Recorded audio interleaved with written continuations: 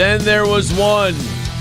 There's only one of us. I don't know. Like, I was going to do the show with April today, but then, like, out of the blue last night, she told me, well, I booked a flight to New York, and then I'm going to head down to South Carolina for the weekend. So I don't really know where she is. I don't know what she's doing, but it sounds like she's got a great weekend planned.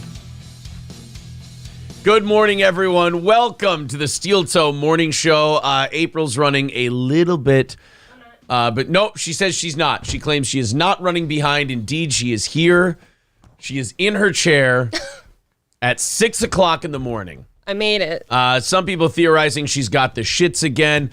Before I forget anything, we have a lot of stuff to talk about today, but I do want to wish a happy one-day belated birthday to Cheetos of Stoney's in downtown Rockville. Of course, very few people as supportive of this program as Cheetos, and a happy...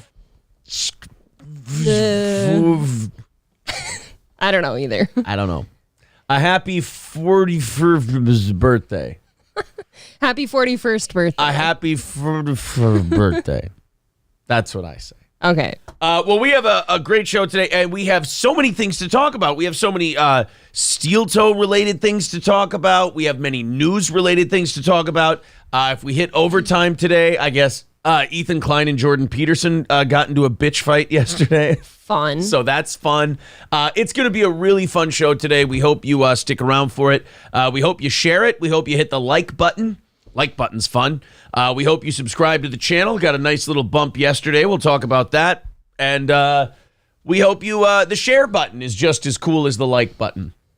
And we hope you do all of that stuff. Of course, the goal is going to be a little smaller today. We had a lot of generous people yesterday chipping in. You know, I have really loved this week in terms of listener contributions, because even though we had a couple of big David Chandler drops, almost everything was individuals popping in, 15 and less. It's the way it should be. And that's always great to see. So thank you guys very much for being so supportive of this program.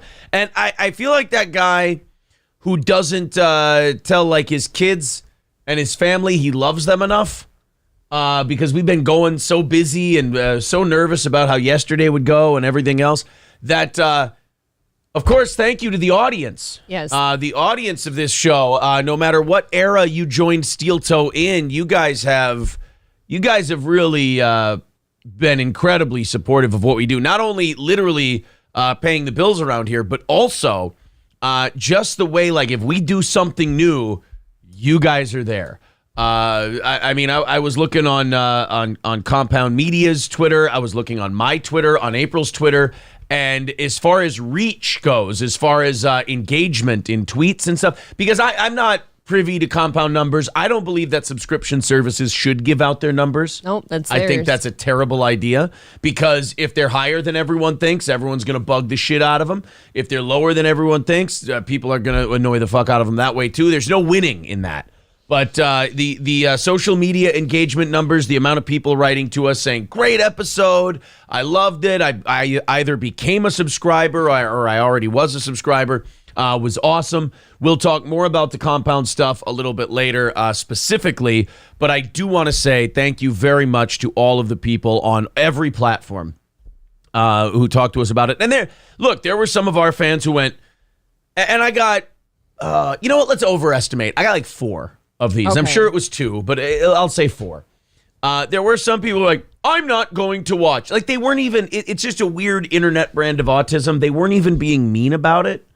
They just felt the need to announce to me but why? that they weren't going to watch it. And you're just like, I mean, that's fine. There's nothing wrong with that. If you don't want to watch something, you shouldn't watch it. But to just go to the person and be like, I'm not doing that. You're like, okay, cool. It's like you're saying, hey, thanks for coming to the funeral. Signing the guest book would be great. Lets us know you were here. That's awesome. It's like coming up to someone at a funeral going, I'm not signing the guest book. Yeah, I think it's fine if you don't want to, but it's shitty that you said it. Yeah, that's okay, but like, wrong time. Yeah. Wrong time. I guess it would be more like a party, because it was a fun moment. Well, you know what it has to be? It has to be about them. I don't know. They have to let you know that they're not watching. Yeah, like, I don't even think there's anything malicious about it. I do. I always feel like if somebody feels the need to tell you they're not doing this fun thing that you're part of and it's exciting, it's malicious. I don't know. But yes, it was great. Darth Mode says congrats on the Compound Media debut last night. Great show. I will say this. The first 15, 20 minutes, all the notifications I got, we were at the gym and I'm literally about to spar. I'm putting headgear on and stuff and I'm looking at the tweets and I get it's not up. It's the link doesn't work. It's not up yet. It's not. And I'm like, it'll be there. I promise. Eric writes me and he goes, yeah, it was still processing during Anthony's show. We got it, figured out. It's up there now. Right. And then all the tweets and all the messages start coming in. Great job. I love the show. The fans writing to me and saying that they loved it. That was great. As I'm sure you loved that too. It's very nice. The thing I appreciated more was the people who had never heard of us. Who wrote to me and said, followed, subscribed, great job, blah, blah, blah. Also, a handful of people writing in who really appreciated our comparison to the 10-year-old child preacher on the Oprah clip we watched and Garrett from Compound Media, or as I called him, Baby Garrett. Baby Garrett. Baby Garrett. Some people really liked that one. I appreciate it. And everyone was very, very cool. So thank you. Again, thank you. The Compound thing was great. All of the salt. Today's show is called How Much Salt Can One Man Produce? All of it? I'm a sick man. I will admit that right off the top. But the salt makes me so warm inside. The fact that we can do a show and not even the content of the show upset zero people. I don't think anybody was upset about the content of the show. But the fact that it exists can literally cause people's heads to explode. I love that. And they did. I love that. You know what worries the shit out of me? What? When those people don't talk about it at all. Well, then they're probably just not with us any longer. That worries me when people don't say anything about it. But, oh, my God. Look, there was no shortage of jobs at the salt mine these last few days. Nope. So I'm glad that the salt miners were able to have work and be able to put food on the table. They were putting in overtime. If you will. So, yeah, the whole thing was awesome. The whole thing was great. If it's a one-off, thank you to Eric and Anthony for the one-off. If there's more work they want to do with us, we are more than excited to do it. And we'll see what the future holds. That's what we know. I have a lot of other good news to share with you guys today, and then we'll get into all of our stuff. There's all kinds of cool things going on. There's Boss Man Eric in the chat. Says, good job last night. Thank you. Everyone. I predict you will not make the goal this morning, says Trucker 18-Wheeler. There's our boy. MSO, what do you think? MSO and Trucker 18-Wheeler. Those are the two guys that are our goal barometers. The goal deniers. Yes, for the mornings. Thank you very much to Brandon for starting things off. Says, great job last night and all week. Hope you two have a great weekend. We will have a great weekend. I'll tell you why. Picking up the kids after school today, and this is how I know we're getting old. Oh, no, don't You know what we're really excited for? At least me. You know what I'm really excited for after the show today? There is a massive seafood sale at Byerly's. Yeah. Oh, my God. Grocery sale. The seafood counter at Byerly's is amazing, but it's priced to be amazing. Nobody can afford that shit. They are having a seafood sale today that is it's like lower than Aldi prices. It's pretty great. Their seafood I don't sale. know about Aldi. I don't go there. It's down there. Is and it? it's Okay. Yeah, it's down there. It's pretty good. So the oldest, who is a big salmon fan, usually we go, what do you want for dinner tonight? And she goes, salmon. We go, motherfucker. Okay, fine. It's expensive. You can have your salmon. That's fine. You know what I've reduced it to? I get her like a little deck-sized piece of salmon, and the rest of us get like chicken. Right? Yeah. We used to get like the really big one, and then we realized, oh, she's the only one who eats it. Besides us, yeah. We would throw away like heartbreaking to sit there and throw shit like that away. But it didn't used to cost so much. But yeah, now you get her like a deck of card-sized filet, and she's a happy camper.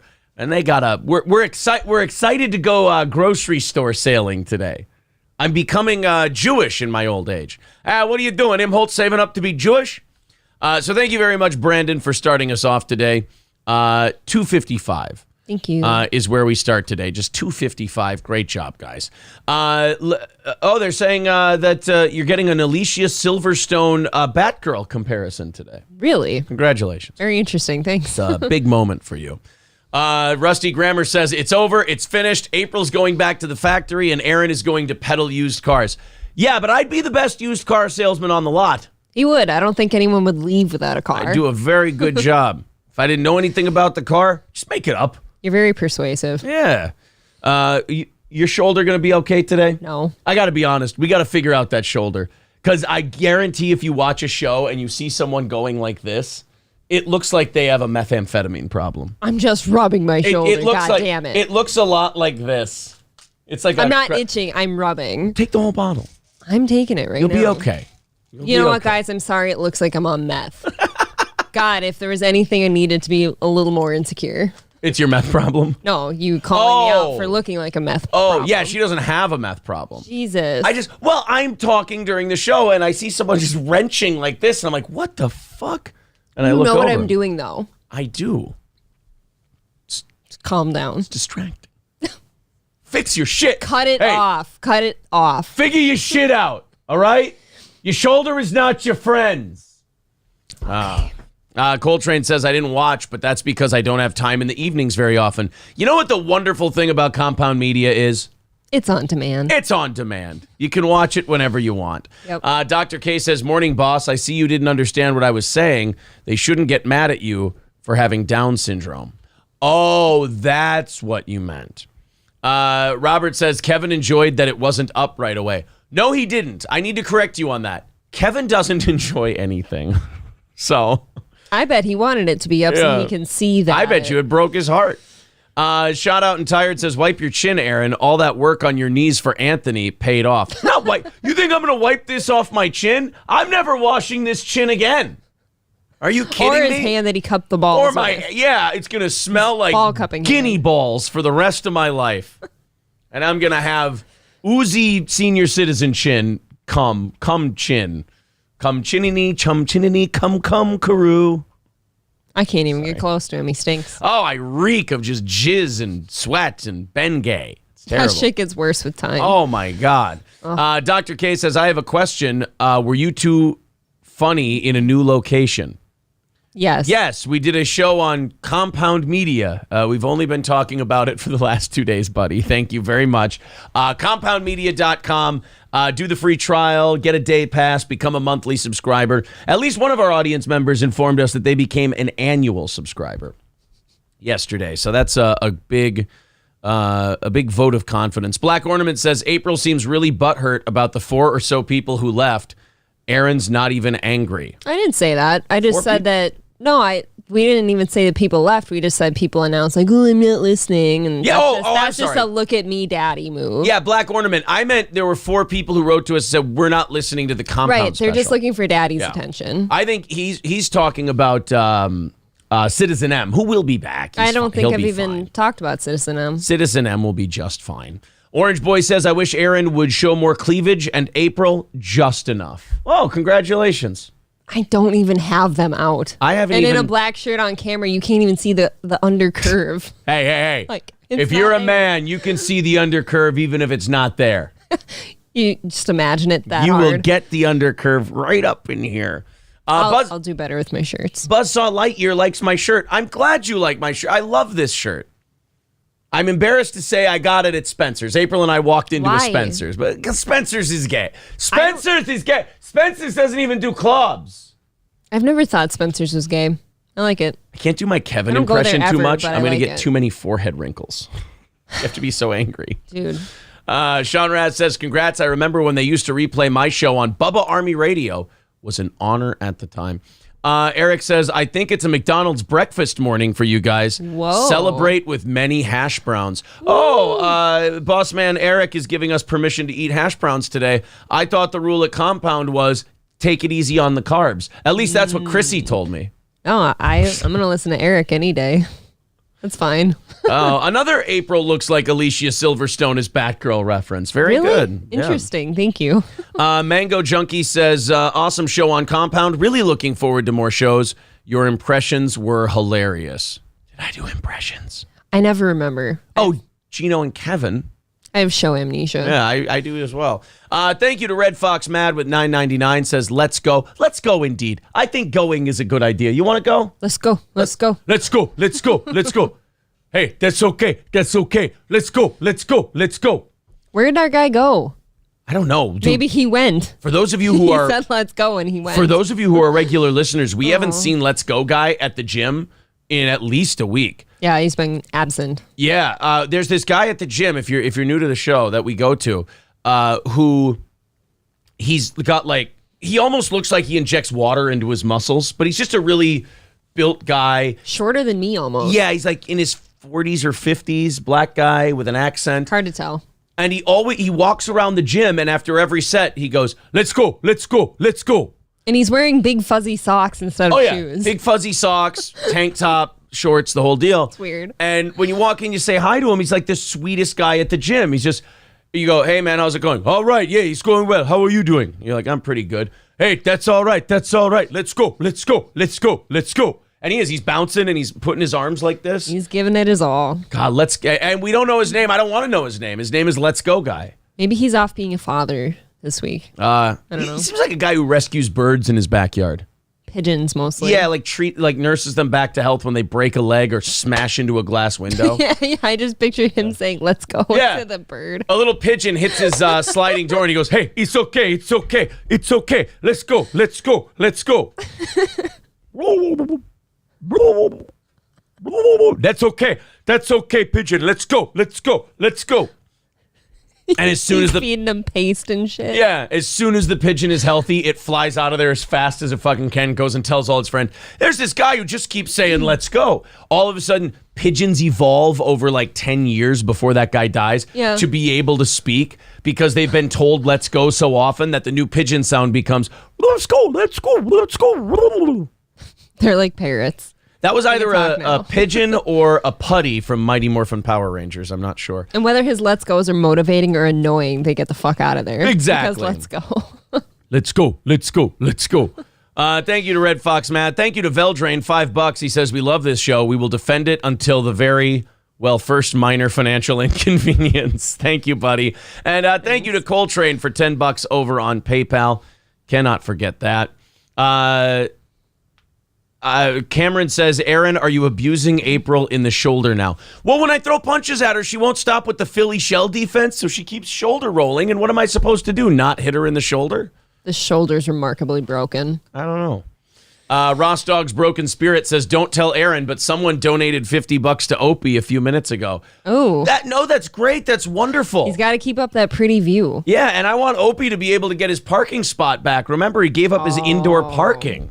I want him to be able to get the indoor parking back again, man. I think that's really funny that you can afford that really nice apartment, but then not the indoor parking.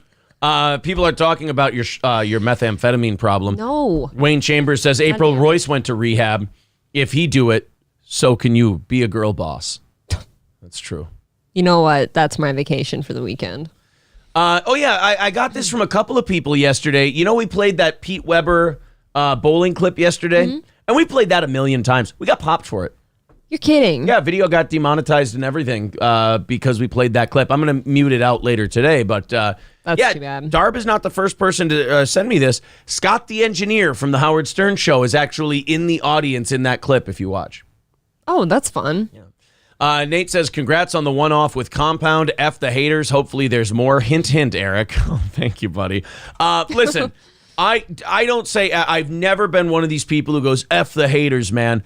I love them too. Like, those are fans, man. If you count fandom in time spent listening, those people are going to be some of your biggest, most loyal, most supportive fans. So I'm not one of these people with paper thin skin who goes, F the haters. No, love them too. They have to watch every second to make sure they see when you screw up. God bless them. Yeah, they clip your shit. They send it out. Like, think about it.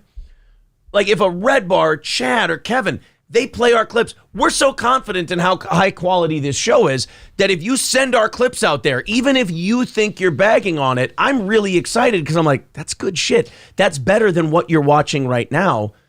Please play that clip, even if you hate it. I think Kevin did more advertising for our show last night than we did. Dude, it was huge. And I've told him numerous times, I've said thank you. I always say Pops, but yeah. Thanks, Big Kev. Thanks, old man. That's what I called him yesterday. I said, thanks, Big Kev.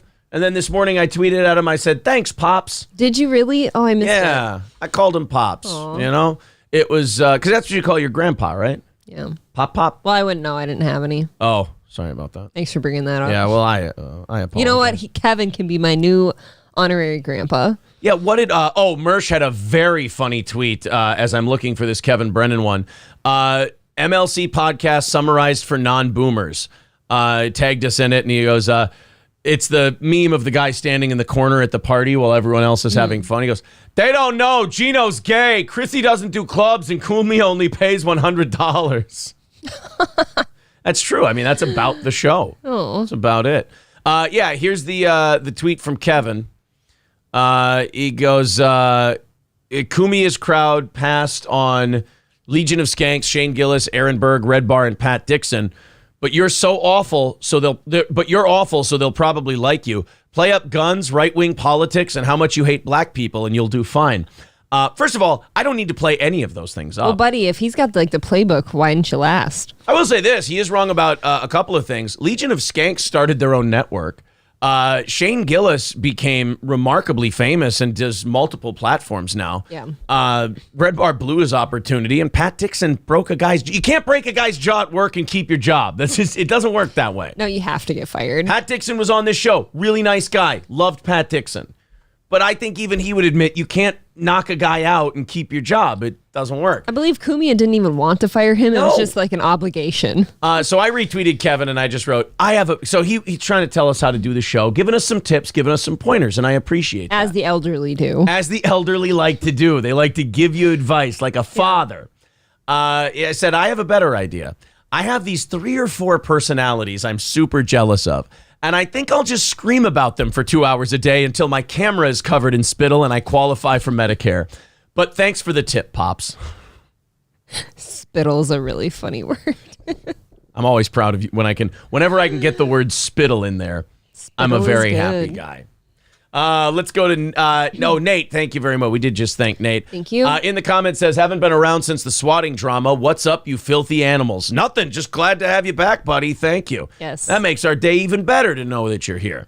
Maximilian says, been a compound member since 2015. They helped me find you guys. I enjoy the show. Thank you. Nice. Maximilian. Dr. K says, April doesn't have enough pizza face to be a meth head. Thank you. See? I'm sorry, you're not addicted to methamphetamine. How dare you say that? Dr. K says, April doesn't have enough pizza. Oh, I'm sorry, I left off of that one. Delco Lou is who I meant to go to. Delco Lou says, new fan here from Compound, loving the show. Oh. Hey, thanks, buddy. Hit the subscribe button, and you and I will be best buds absolutely forever. Rexstart parody account with $5. Just trying to, if you're new to the show, we catch up with the audience for the first 10 or 15. Oh my God, it's been 25 minutes. We catch up with the audience for the first part of the show, and then we get into all the news, the topics, and everything else. Rexstart parody account with $5 says, while Steel Toe has fun with others' failures, they are mocking your successes, says a lot. I never thought of it that way. That's a weird thing to do. Yeah, like it really is. These guys suck. Things are going well for them. It's like, okay. I mean, that's kind of what I see all of his tweets as now. Mm-hmm. And I don't know, like all the things he keeps like telling us how to be okay at Compound Media. It's like, buddy, I don't think we're gonna do things your way. You blew it. Yeah, I keep waking up to good news. I get a tweet from Chrissy Mayer this morning. Alex Stein shouting out Steel Toe on his fucking Blaze show. Yep, remarkable. Now, if you would just return my DMs and come on the show. I saw Alex enjoyed my announcement that we were on Compound too. He did, yeah. Alex has been, Gino and Alex, just two people that we started out fighting each other and just went, I love these guys. These guys are great. Just good boys. Ryan, Gum Fridays and Hot Water Show Clip says, annual pass is the way to go on Compound, no doubt. I think it's what I have. I also think that somebody... I think one of Kevin's fans might have tried to get into my Compound account. Ick. Because really? I got an email in the middle of the night. You wake up at like 2 a.m. sometimes. And I'll just check my phone out of habit because I'm a millennial and I'm fucking addicted. Well, and you had big news. And I had big news. I kept clearing my Twitter notifications. Yeah. I got an email to change my Compound Media password.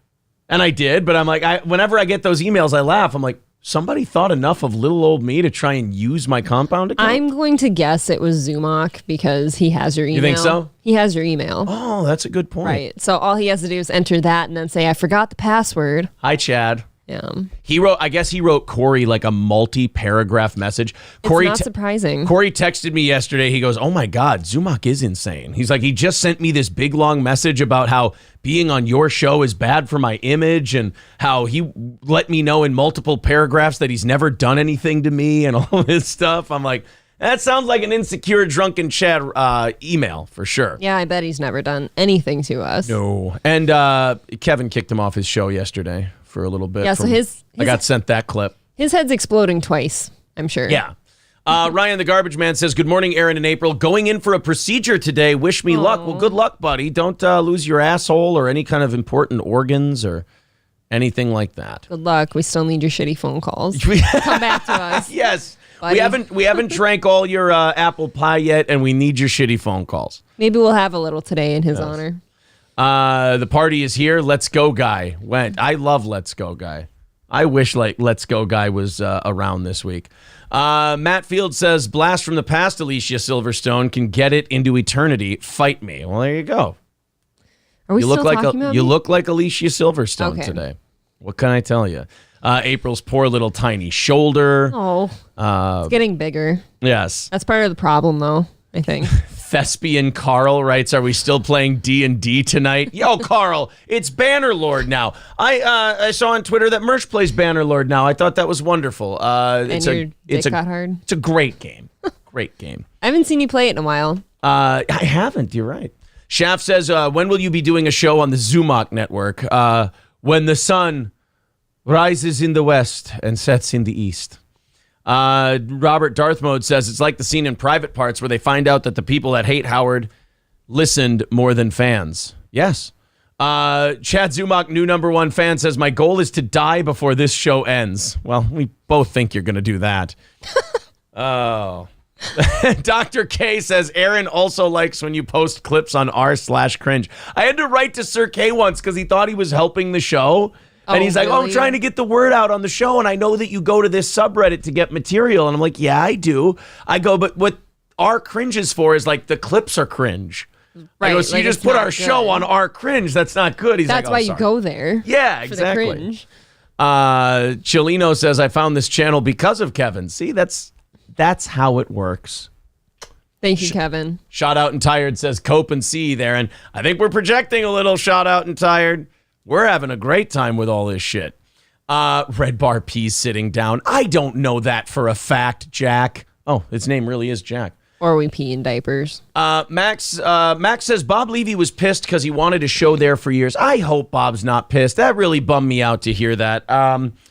Nothing I can do about that. Look, We got a great opportunity. We took it. If it pisses people off, I can't be responsible for that. I hope that they get over that. I hope they're not upset. Look, from what he said, he got the same thing we did. He got a pilot or like a special on the network. That's all we got too. Mm-hmm. I don't understand. Everyone's mad like we got like a weekly show or something. I don't understand all the hubbub over one show before it even aired. It's like, guys, we're just, But we thank you for it. I thank you for it, but Jesus, guys. Yeah, I was just taking an opportunity that was good for our show. Can't fault us for that. Yeah, I wouldn't think so. We got a lot of people chiming in here. I'm going to try to skip around so we can get to the show. This guy reminds me of an old school radio show from the 90s. I'm digging it, says Van Edwards. All right, well, thank you very much. Let's go. Do you think that we could get him to say that into a recorder so we could have it for a drop? Or is that really fucking weird? Well, yeah, obviously. It's very weird, but you could just tell him that it's motivating to you, and he's such an inspiration to you that you want to take it home with you. Yeah. I don't know. The Clown Show says, Alex Stein show is cringe as fuck. Stop kissing his unfunny ass. Clown Show, you're going to love this about our program. You do not have to like the people we like. You can hate their fucking guts. It doesn't matter. That is fine with us. But I will say this. I am an honest guy. I'm not somebody who just hates someone because they're successful, or I shit on someone and when I'm proven wrong, I keep dragging it out. I criticized one of Alex's bits. Mm-hmm. I think he kind of took it a little more to heart than I meant it. He yelled at me. He yelled at April on Simcast. I invited him on the show. He and I got along great. And to me, Clown Show, this will teach you a lot about me. If people are nice to me and people are a good time to be around and people are like we get along, I don't care how other people see them. Like, it doesn't matter to me if other people think they're cringe or shitty. I'm good to people who are good to me. Loyalty is a thing with me. I found Steel Toe through them responding to Anthony's Stuttering John rant. All right, well, very cool. We're having How Did You Find Steel Toe Day? I like that. On the show. My dog Bark says MLC made fun of me for only having 9 followers on Twitter because I said congratulations to Steel Toe on the Compound Show. Wait a minute. Ooh. They found you saying congratulations to us and then decided to attack you when you hadn't even said anything to them? Holy shit. I saw my dog Barks on Twitter. I think I either liked or retweeted his shit. So for Kevin to just go after one of the fans, that's really sad. That's a weird way to be, man. My dog Barks is fine. I like him. Kumia had Bob Levy drive all the way in without even telling him. What a slap in the face. What? Telling him what? Yeah, what are you talking about? I don't know what you're talking about. Alex Stein is 60% awesome, someone says. In my opinion, that's passing. Anything over 50 is good. Yes. Anything over 50 is good. Shouting at Cloud says, Royce and Mersh sent me. It's a good show. Well, thanks to those guys. Thank you. And no, Royce is not in rehab. Are we sure, though? Can we confirm? I believe I feel pretty safe in saying that Royce is not in rehab. All right, guys, to quote an inspirational man at the gym, let's go, let's go, let's go. How's that? Now I feel bad for skipping the gym today, like we could have seen him. I don't think so. It's been a whole week without. He has not been around. All right, throwing a few thank yous out there. Oh, my goodness. Whoa. Boss man Eric with $20 over on PayPal says, McDonald's hash browns. Aww. $20? How many fucking hash browns am I supposed to eat? $20 worth. $20 worth of hash brown. That actually kind of sounds like a challenge. I actually feel relatively intimidated. Thank you, Boss Man Eric. All this. Yes, thank you, Boss Man Eric. Wipe Eric's scum off your chin. You're going to be slathered. Here, look, I'll wipe Eric's scum off my chin. I mean, I like Eric, but I don't like him leave cum on my chin. I think you should rub it in like a lotion. Oh, maybe it'll keep my skin nice and soft. It'll keep your forehead from wrinkling from doing all the Kevin impressions. That's true. Omega Wolf says Royce Lopez is addicted to Disney World churros.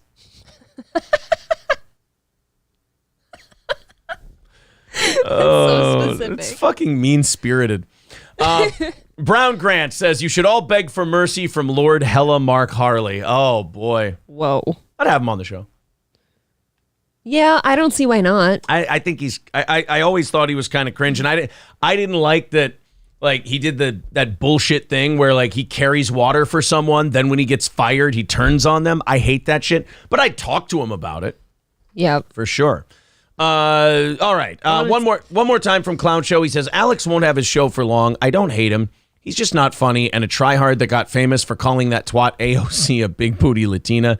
He grifted on the conservatives thing. Well, you know what, Clown Show? You are absolutely allowed your opinion, and I will say this. I think when anyone has that kind of criticism about someone, here's what we can all feel good about. Time will tell. Right. So far, if it's a try-hard thing, it's working out for him. Look, Clown Show, I want to say this and make sure you know that I say it with absolutely zero animosity. There's a chance you're right. There's a chance you're wrong with all of it. I don't think with any malice there. It could fall apart. It could go very well. Somebody says, I found Steel Toe when I was listening to 101 for that great music, and all of a sudden some white dude started talking random shit one morning. Been here ever since. Chris Young says, what time does the begging start? What time would you like it to start? Because we're 2:05 away from the goal, so I don't think the begging has to be that bad, but I could beg right now if you'd like to. I'll wait. On your time. Yeah, I don't want to disappoint a guy. If a guy comes in here and he wants to know when the begging starts, I don't want to leave the guy waiting for like an hour or two. Oh, he says, there we go. Okay, good. There we go. We don't want to disappoint you. I don't want a guy to be mad at us because he asked. Like, the fans support your show. When they ask for something, you give it to them. That's what I believe in. What do you believe in? All right. Let's talk about some gay things. butt stuff. Oh. That's what I believe in. You lied to me. I have an announcement written on the back of a pack of gum that I really want to share with you guys. That's all I have. It's the back of, hold on, wait a minute, Orbits? Just Orbit. Yeah. Orbits is like a travel thing, I think. Wow. Orbit. I don't know. I think you're right. It says it right there. Or we orbit shit. On the back of Orbit packs of gum, we write our show notes. Finally, it's happening. I can announce Thursday, March 2nd at 9:30 a.m. Finally, Perry Caravello will join the show. Scary Perry. Finally. Stone Fury himself will join us at 9:30 Central Time on Thursday, March 2nd. Very excited. I'm thrilled. To talk to, as I call him, Hella Perry Caravello. Don't do that to him. Nobody calls him that. Don't ever. Nobody calls him. He's going to yell at you. Oh, here we go. Fake snowboarder Perry Caravello. Perry equals national treasure. Absolutely. Yes. Very excited to talk to Scary Perry. It's something we've wanted to put together for a long time. Tom's been working hard to book him on our show. There were some scheduling conflicts and whatnot, but finally we were able to get Perry on. Perry's a busy man. Yeah. And, and Tom's been really cool about it. He's like, anything you need help with, anything you want to, like, discussion points you want, I'll give them to you. I said, absolutely, whatever you want. Is there anything that he said that we actually can't talk about that pisses him off too much and he'll like rage quit? But like that's what I don't want to do. I don't want to piss him off. Like I don't want to do the trigger Perry thing. I genuinely appreciate and love Perry Caravello. I do too. I don't want to do a fucking inside the actor's studio interview with him, but I want to talk to him about things he's passionate about, things he hates, things he likes. Yeah. And I want to have some fun with Perry. I would do another Windy City Heat watch along. Wait a minute. Oh. Do you think we can get Don Barris to or Mole? Do you think we could get either one of them to zoom in towards the end of the interview to say hello to Perry? We could find out. Worth checking into. I think Don Barris still does the crowd warm up for Jimmy Kimmel, I believe. Okay. Yeah, the Scaremaster will be here Thursday, March 2nd on the show. Let's continue on. Oh, man, there were some funny ones I wanted to read, and I can't find them anymore. Oh, well. Must not have been that funny. They must not have been that funny. I'm not willing to look. Dude won't. No fucking way. I don't know. We'll see. We'll take a look. Are you going to show Perry Shaka? Will Perry like Shaka? He has a song. Okay. Perry Shaka, I love you, I love you. Won't you kiss me, Perry? Won't you kiss me, Perry? Eyes love you, eyes love you. You can send that to him. For those of you who are new to the program, you didn't know this was a variety show, did you? No, we have diversity here. Yeah. Good morning, Brittany. She says, happy Friday, e-beggars. Yes, your favorite e-beggars are here, and we've got a great show to do. All right. Let's talk about the big YouTube news yesterday. Okay. The boogeyman. Everybody's YouTube boogeyman, Susan Wojcicki, the CEO of YouTube, is stepping down. Her reign of terror is over. No more Susan. I remember everyone got very upset with Susan Wojcicki when a lot of the adpocalypse happened. Stuff happened on YouTube 7-8 years ago. They started moderating content heavier. Sure did. They started clamping down on channels. Then COVID came and it just got out of control, and with the medical misinformation strikes and all that. And everyone blamed Susan Wojcicki, and everyone said Susan's terrible, Susan's awful. When like an Ethan Klein would break rules that got other people's channels banned, he would catch like a 7-day suspension. I was gonna say he must be crying. Well, now that I know how strikes work, I understand why Ethan's been able to have so many of them, because like ours is coming off pretty soon. Yes. And so they reset every time they expire. So if you time it just right. If you're an asshole who says shitty things just in the right amount of time, you're good to go. But everyone kind of made her, and look, I'm no big Susan Wojcicki fan, believe me, but everyone made her kind of the scapegoat for all of this bad shit that was happening with YouTube. You can blame her. When in reality, YouTube was going to do this, and whoever was CEO was going to sign off on it. It's Alphabet, it's Google, Yep. it's YouTube. They don't decide these things in a vacuum. Susan doesn't sit there in a throne with a scepter, snap her fingers and go, ban these channels. I like to think of that. It's a group decision. The group comes up with the decision. The CEO is the face of the company. They announce it.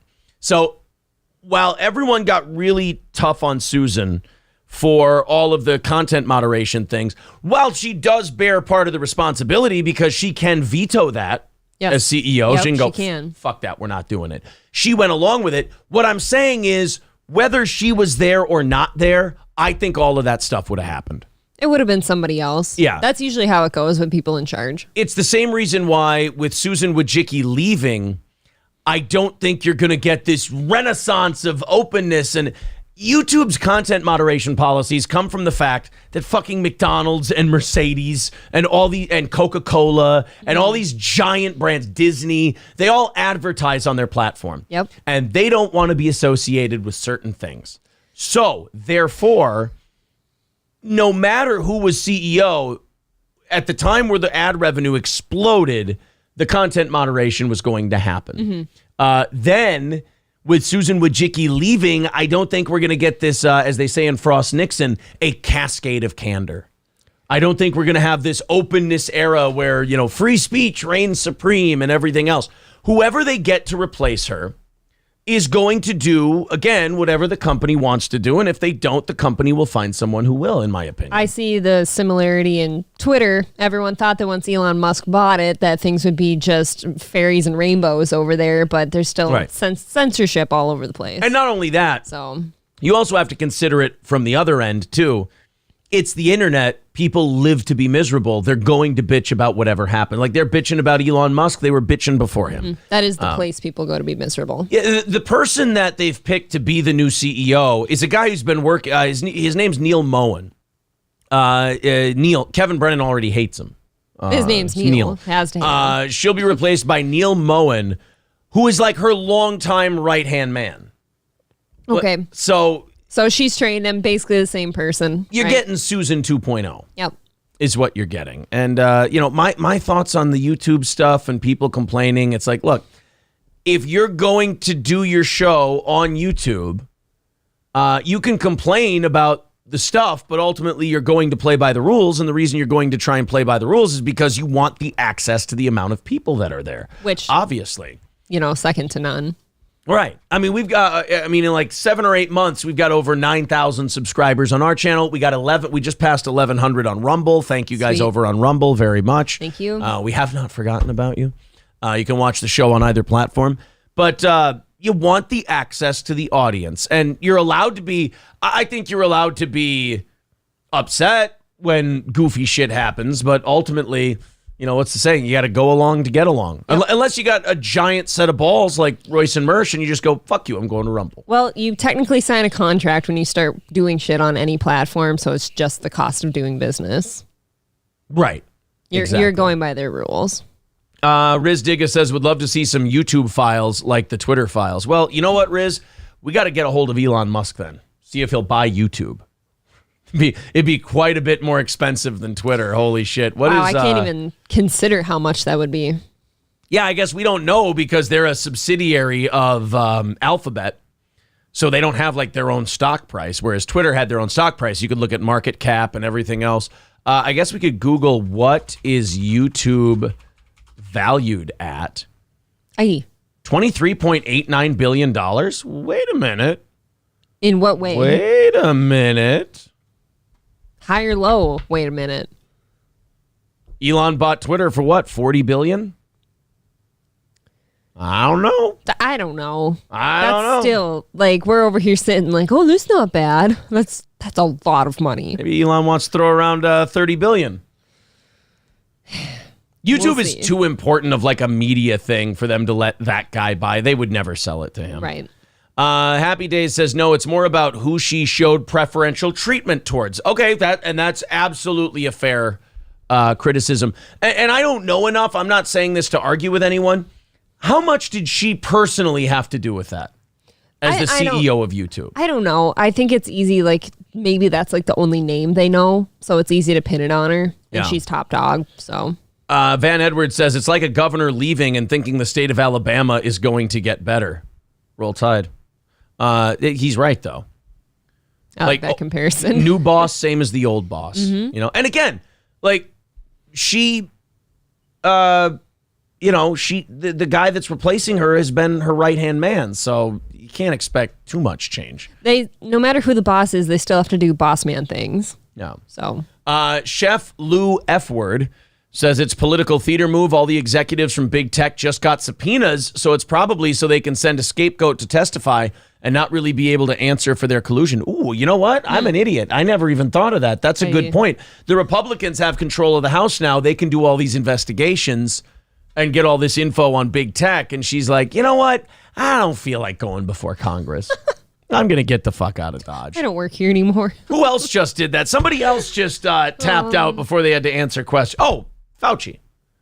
Oh, of Remember, course. Fauci, like the biggest of the big scapegoats. Right. Like Fauci saw the writing on the wall. He's like, I ain't showing up to talk about the shit I've been saying because I can't remember what I've been saying day to day. I'm just going to go on vacation.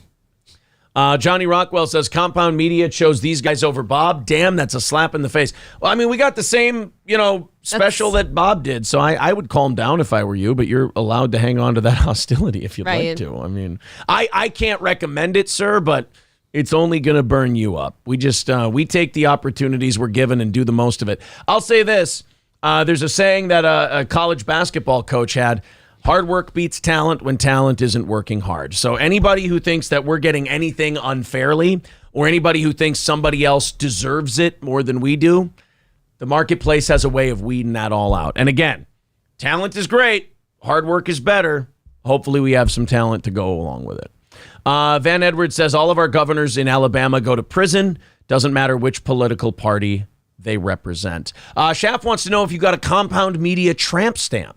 No, but I scheduled it. Oh, yeah, you can't. Dude, the show was just yesterday, Schaff. You can't get in right away to get a tramp stamp. Like, what city do you live in? You need a quality one. Yeah, like you can just get a thing and then go to a tattoo artist and get the tramp stamp. There's a backlog here in the Midwest. We still think those are super hot. Like, we shoot jizz all over them. Oh, yeah, and I need a place for all the men from Compound to come on. Right, exactly. Like, where's Gino going to blow dust if she doesn't have a compound media tramp stamp? Jameson scented dust.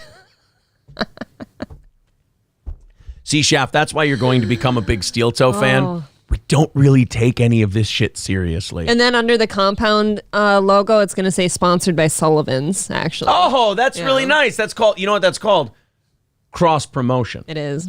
Johnny says you have talent, but not at Bob's level, but good luck all the same. Well, I agree with you, Johnny. Yeah, so, I don't.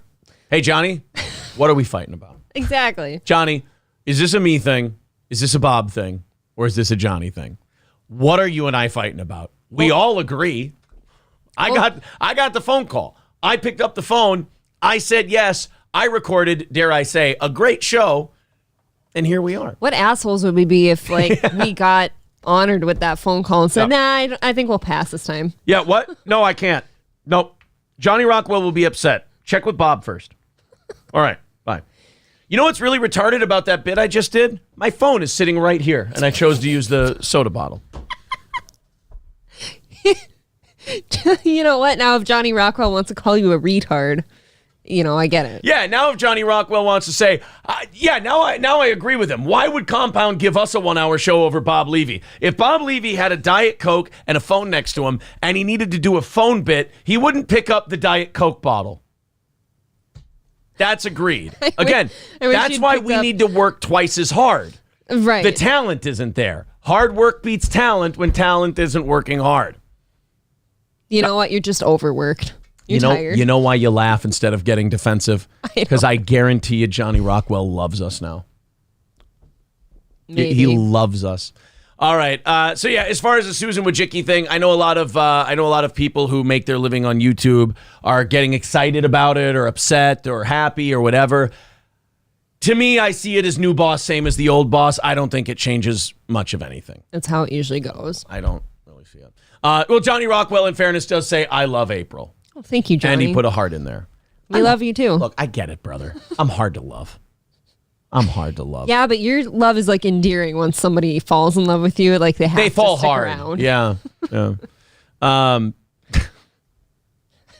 I just thought of something very funny that I don't want to repeat. Somebody did ask in the chat if I'm German. Well, it wouldn't be appropriate on YouTube. I'm just kidding. Well, no. Okay, fine. Okay, what? So anyway, somebody asked in the chat if I'm German, and I wanted to immediately go, yes, I am. But I'm wondering why they asked that now, and like I just walked into a trap.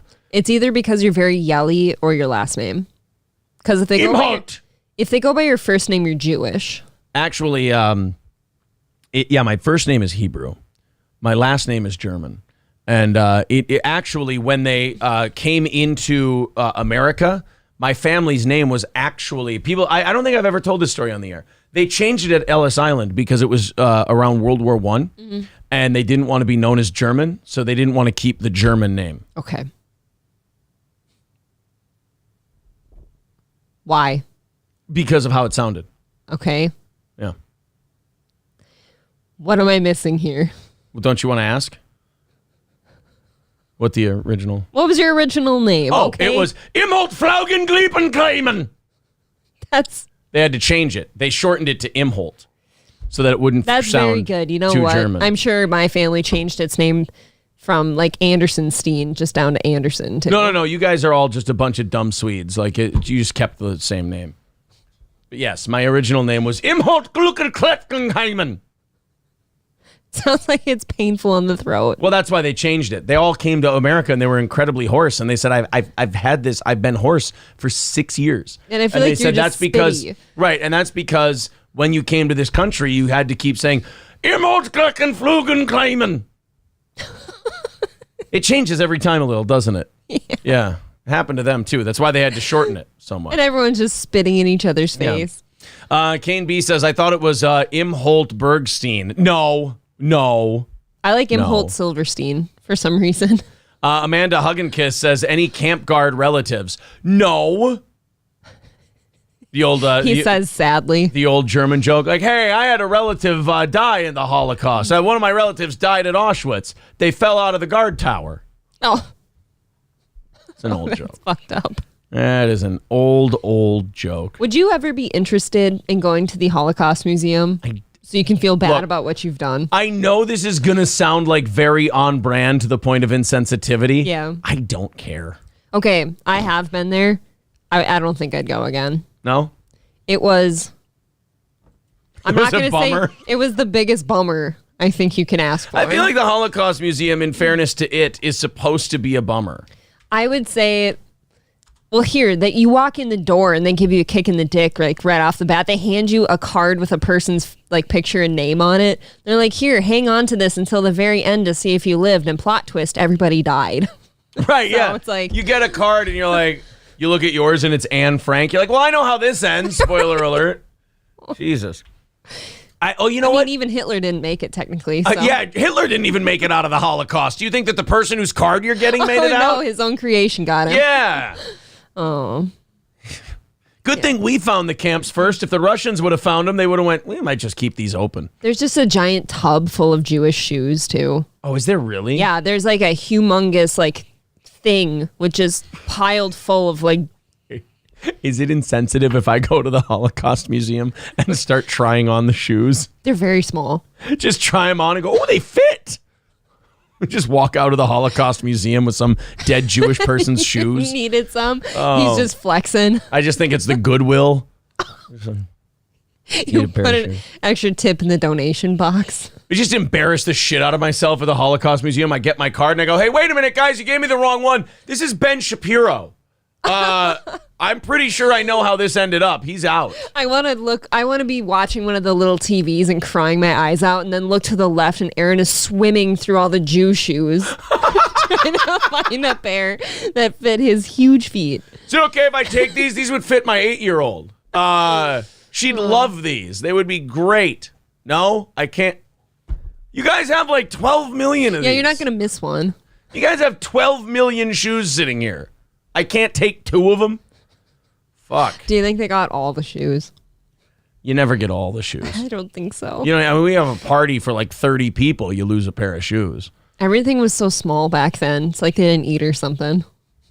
Jesus. All right, I'm done. I have to move on. I have to. This is we're steel toes on a roll right now. Oh, it's very sad. I cried. We can't risk it here. Ricky Gervais has a joke about Schindler's List. He said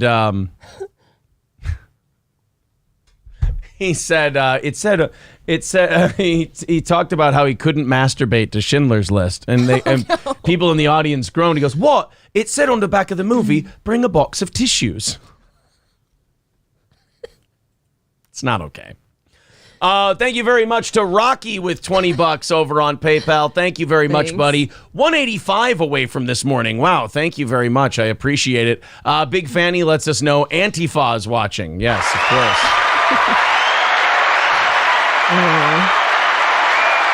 Tigger next door says there's no way there's 12 million shoes. Do you know how many shoes they would have to take per day? Oh. It is a lot, but they did it. They got the shoes. Nonetheless. All right, let's all right, fucking stop. Everybody stop. It's all horrific. For 5 goddamn seconds for once in your goddamn life. Please. All right. As we continue on here in oh my God, in what is the first hour of the show, we're not going to make it out alive today. Hit the like button on Rumble. Oh yeah. I was working out of the Philly shell yesterday, so I caught some shots to the elbow. What freaked me out about that was it looks like how when old people barely bump something and their skin turns reddish purple, it looked like you had an old spot. When you work out of the Philly shell, you get some bruises on the elbow, but you don't get bruises here, and you don't get bruises here. That's the nice thing about the shell. So at any rate, I wanted to say something, and now for the fucking life of me, I can't remember. Mango Junkie says, LOL, come to Compound and you can talk about all of this. I will say this, when I prep the show now, if there are stories I can't do because it's YouTube or whatever, I do have a little tab in my word processor document for prep that I said, Compound Media ? Meaning if they ask us to do another show, there it is. Perfect. Okay. Sorry, Big Fanny. You gots to go, bud. You can't be a cunt. So anyway, we had the Michael Irvin story not too long ago. Remember, Michael Irvin didn't get to work the Super Bowl because, and I still think we don't know exactly what happened. All we know is one day, Michael Irvin was on TMZ. He's not allowed to work the Super Bowl. NFL Network said, well, something happened at a hotel. And we all kind of went, okay, please elaborate. Yep, what happened? And they're like, no, we can't.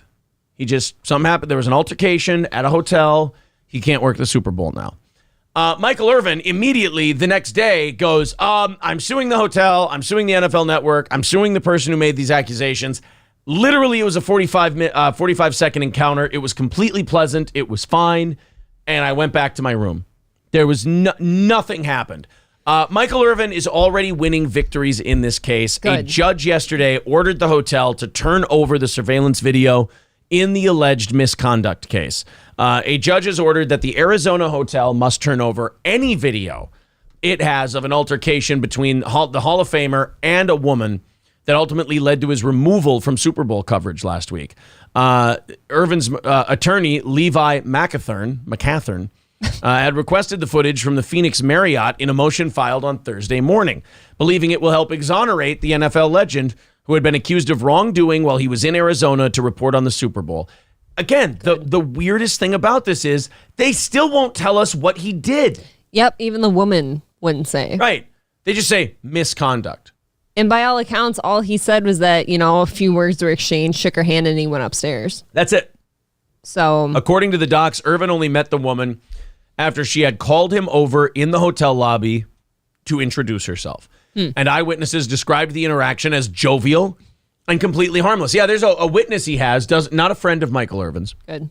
But just somebody who saw it who's like, yeah, I'll testify on his behalf for sure. I would too. This is bullshit. Irvin's attorney wrote in the motion that the interaction lasted less than a minute and Michael went into his room alone and fell asleep. What a responsible guy, by the way. I agree.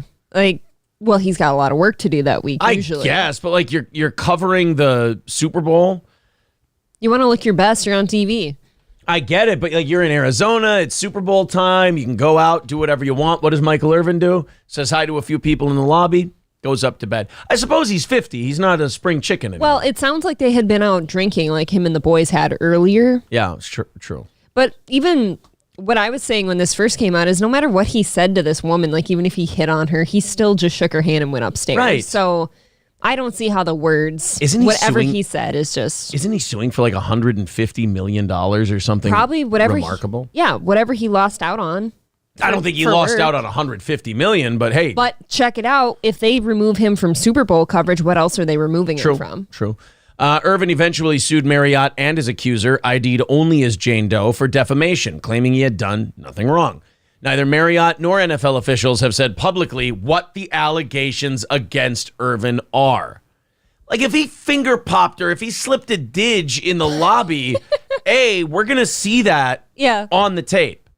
Boy. And B, we're going to see whatever the accusation is. So you guys better shut the fuck up or just retract it already, because you're not telling us what the accusation is. If it was something heavy, you'd have told us by now. Exactly. And Michael Irvin sued immediately. Right. What are you doing? Like taking time to make sure you come up with a quality story? Yeah, the Michael Irvin story is very odd. Maybe. But I really hope he wins the lawsuit. The tape's going to come out now. Now they have to turn over the tape. It can go public. We can find out what the hell this is all about. I think their best bet is there's no way he got to finger pop somebody in 45 seconds, right? And that's pretty. Speak for yourself. Pretty suave. What are we playing? Name That Tune now? I can finger pop that hotel worker in 45 seconds. I can finger pop that hotel worker in 40 seconds. All right. Finger pop that hotel worker. And now you have 40 seconds to work a finger popping in. We're going to test this next time we go to Vegas. You're going to point out. That way you can come back home and they can't find you. That's not fair, because you're going to be able to finger pop the hotel worker quicker than I am, because girls will just do that shit to be different. Yeah. That's not fair. What kind of girl am I? Lesbian shit has way more pull than a guy trying to work his way in. Familiar Human says this show has a lot of finger popping. Welcome to the program.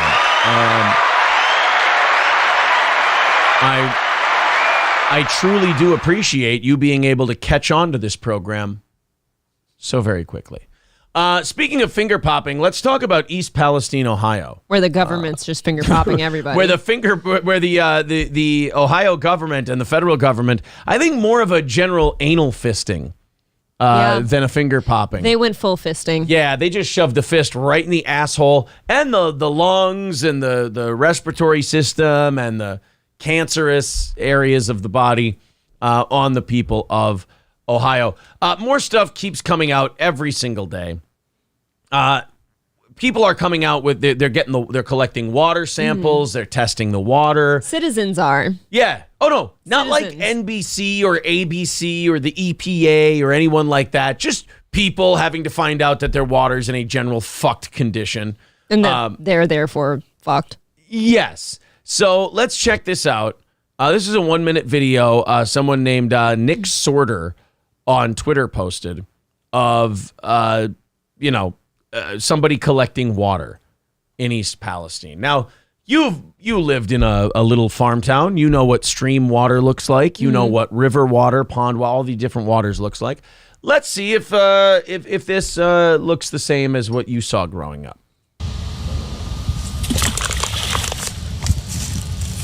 Okay, so she throws something in the water. Oh, wow. Oh, the oil slick look. Look at it. It's all in the bottom of the creek bed. That's nasty. April, is that normal? It is not. Are you supposed to be able to throw a rock into a stream and have that kind of water show up? Nope. So there's some sort of oily chemical substance just sitting in the stream bed. Yeah. And when the rock disrupted it, it all just kind of surfaced. And quickly, instantly, and it's everywhere. That means the ground is saturated with whatever that is. That's disgusting. Oof. No, a lot of little creeks like this are very clear, even because they move quickly. Yeah. So, yeah, that's not good. Oh boy. All I know is when I look at water, I shouldn't see that much color. I'm not an No, that's that marine biologist. That is that iridescent chemical look. Yep. Ooh. Now look at it. It's everywhere. It doesn't look like water. It looks like I'm looking at galaxies through a telescope. Oh, man.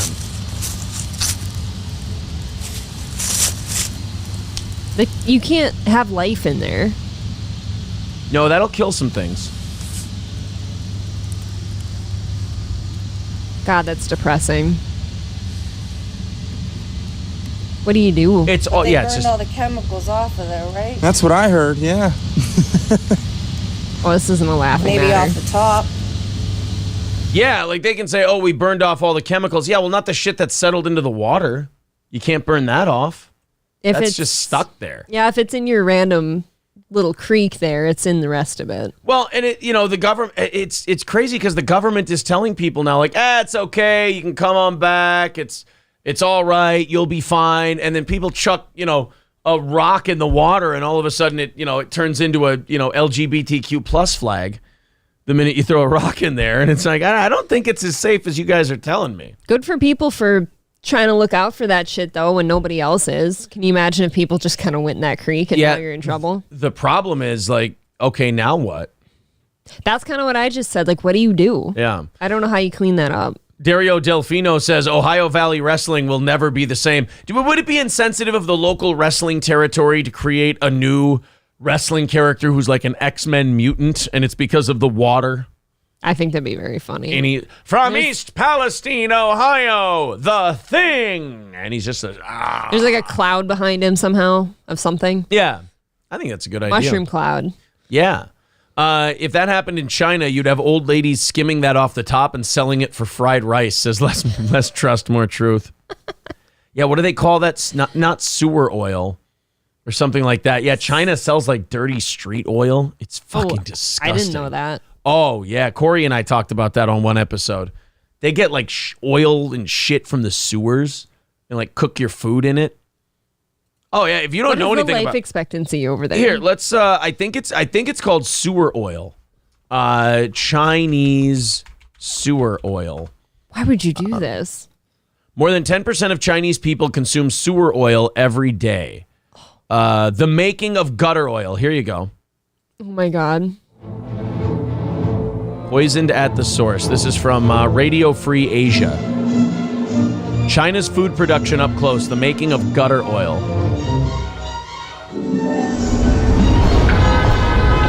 It's all in a day's work for this woman. So she's pulling a manhole cover off a sewer. Why would you do this? Oh, you're about to find out why Can't you you would just do get this. normal oil? You have 1.7 billion people and you got to feed them all, and it's going to be cheap, shitty fried food, and there's only so much oil out there. You got to find it somewhere. What year is this? Is this recent? Now. Yeah, they do this now, today. Somebody's doing this right now in China. I hate it. She opens up a manhole cover and scoops out as Excuse me, sperm-producing person cover? Thank you. much slop as she can, delighted by what she finds. What others might view as revolting, she sees That's actually just what I wiped off my chin after we got the Compound Media show. I had that on my lower back where the tramp stamp is going. as a bonanza. She works in the streets of the southern Chinese city of Shenzhen, a foot soldier in China's so-called gutter oil industry. Look at that. They just dump it into tubs.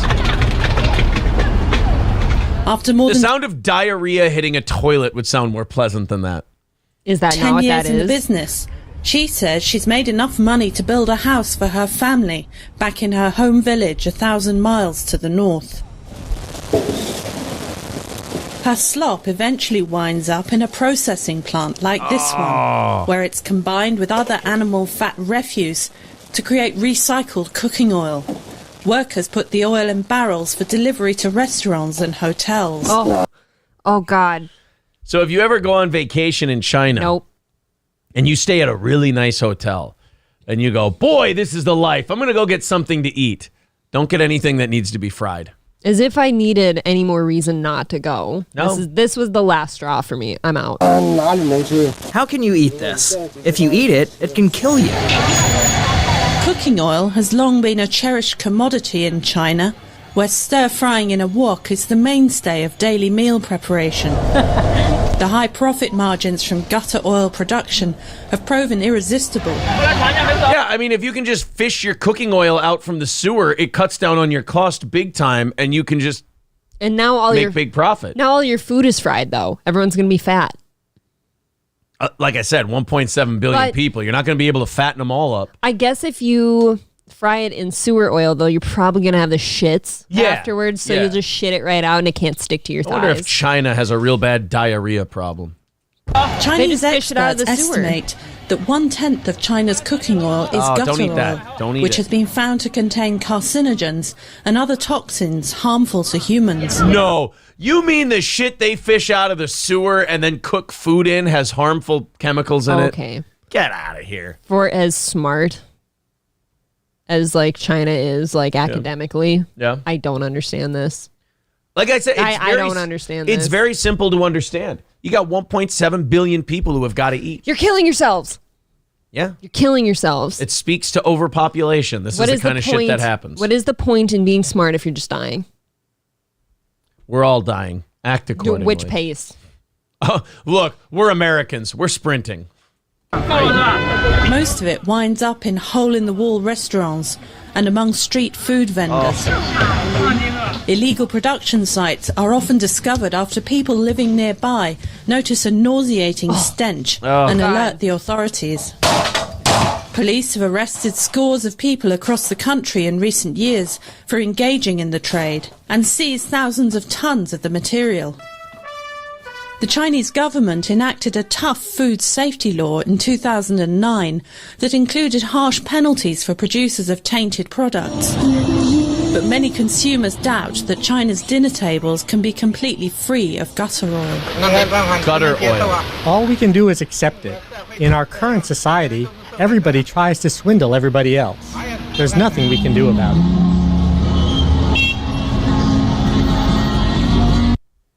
Now you know about Chinese gutter oil. They fish it out of the sewers, they put it in the fryer, and they... That bothers me less than eating dogs and shit. I mean more. That bothers me more than eating dogs and shit. Excuse me. Than eating dogs. You know how that's the lore over there? Ooh, we eat Shar-Peis and shit. Yeah, that's 100% accurate. That's probably healthier for you. Mods, anyone pulling shit like what I'm about to hide right now, just take care of it for me. Appreciate that. Lip Ripper with $5 says actual shitty chicken. Yeah, no, it's made from, and I love how they say, after they collect all the sewer oil, hey, don't worry, they run it through a processing thing. Yeah, I'm sure it helped. Don't worry, guys, we burn it off. That's like taking something filthy and gross and just going, it's totally fine, dude. Here, have some. Just pulling something right out of the gutter that looks like diarrhea. Thank you very much to Lip Ripper for the $5. That puts us at 180 for today. There's the PayPal, the Streamlabs, and everything else. We crossed over the 7 o'clock hour. How close are we to those 200 likes? Hit the refresh button. Throw me the number that we're at likewise, and then everybody hit that thumbs up for us if you could. Let's get to 200 this hour. Let's get to 300 next hour. Let's do 400. By the time the show's over. 142 likes. All right, thank you, Corn Diff. Keep hitting the thumbs up button. Everybody hit it once. And let's put that up towards up to 200. So 150 already. Perfect. Very nice. Thank you. Very good, guys. Throw those thumbs up in there. 150, get it up to 175. Then I'll move on. I'll feel pretty good. And make sure you get her up to 200. What's the latest? Who would eat an adorable bobcat? A country of 1.5 billion people who've got to eat. I would eat a bobcat over gutter oil. I'll use whatever fat. No, they don't even have fat. Yeah. You can't find better fat than that. Or just stop frying shit. Already over 175. Very much. Thank you very much. Ben Horseman says this is blatant propaganda. Y'all are shameless. Oh, he said that twice now. He really needed that to The China stuff is blatant propaganda? Look, it's gutter oil. I'm not sitting here. I'm not making the shit up. 10% of the shit they cook with is gutter oil. I don't know what to tell you. I didn't know we had a member of the Chinese Communist government here. $175 away from today's goal. Thank you very much to Less Trust, More Truth says there's your tangent. All right. Thank you. Perfect. Pushing those 200 likes. Thank you very much. Return Trip says some people get really touchy when you criticize China. It's weird. Why? I don't know. Why would you get I don't touchy for see- criticizing China? China puts Muslims in concentration camps. Like, sewer good. oil is not the hill you need to be dying on if you're going to defend China. I mean, there's a shitload of really bad stuff happening in China. I mean, if you're going to be shaken up by gutter oil, you're really not going to like all the other stuff they do. I can't imagine being like upset of someone criticizing another country across the world. Pretty hateful of Muslims to you're pretty hateful towards Muslims to stand up for China like that. That's true. Not to mention there's a good chance that they probably unleashed a deadly pathogen upon the world that, killed 1 million people or so and shut down the world for 2 years. Yeah. What? I don't disagree with you. One way or another, they, China did it. Amanda Hugginkiss says lefties are really sensitive over CCP criticism. Dude, it's fucking communism. How dumb of a person can you be? Like, we have to start at the beginning where communism bad, because every time they've done communism, it's resulted in a lot of people starving to death and dying. Yeah. So we got to start at communism bad, and then we can, work our way through to whatever's reasonable. You hope. How's that? Tyler says, you're right, Ben. China is a paradise. We should just hand ourselves over to them now. There's not anything that could get me to go over there. Not only that, like Von Kaiser says too, they went pee-pee in our Coke. God, why would they do that? I know. It's disgusting. And I'm not okay with it. And then they used it for oil later. Yeah. You remember John Fetterman?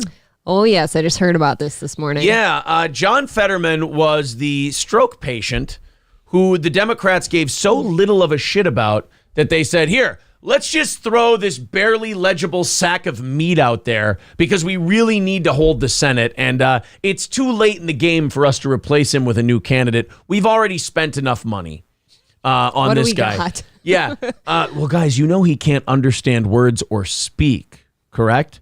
Yeah. But we need to run him anyway. Why wouldn't we just replace him? Well, we figure we can still win. How the hell are you going to win? He's borderline retarded at this point due to the stroke. Who's he running against that you think you'd have a snowball's chance in hell? He's running against Dr. Oz. Oh, fuck. Fetterman will be fine. Yeah, don't worry about it. Yeah, throw the stroke victim out there. Can you imagine saying the stroke victim is your best thing you got? I mean, in fact, I was talking to a friend of mine the other day, and I said, wow, really, I think the only way that, I think this Dr. Oz guy, I think he could even lose to a stroke victim. Well, I guess we get to find out. And then, of course, sure enough, He did.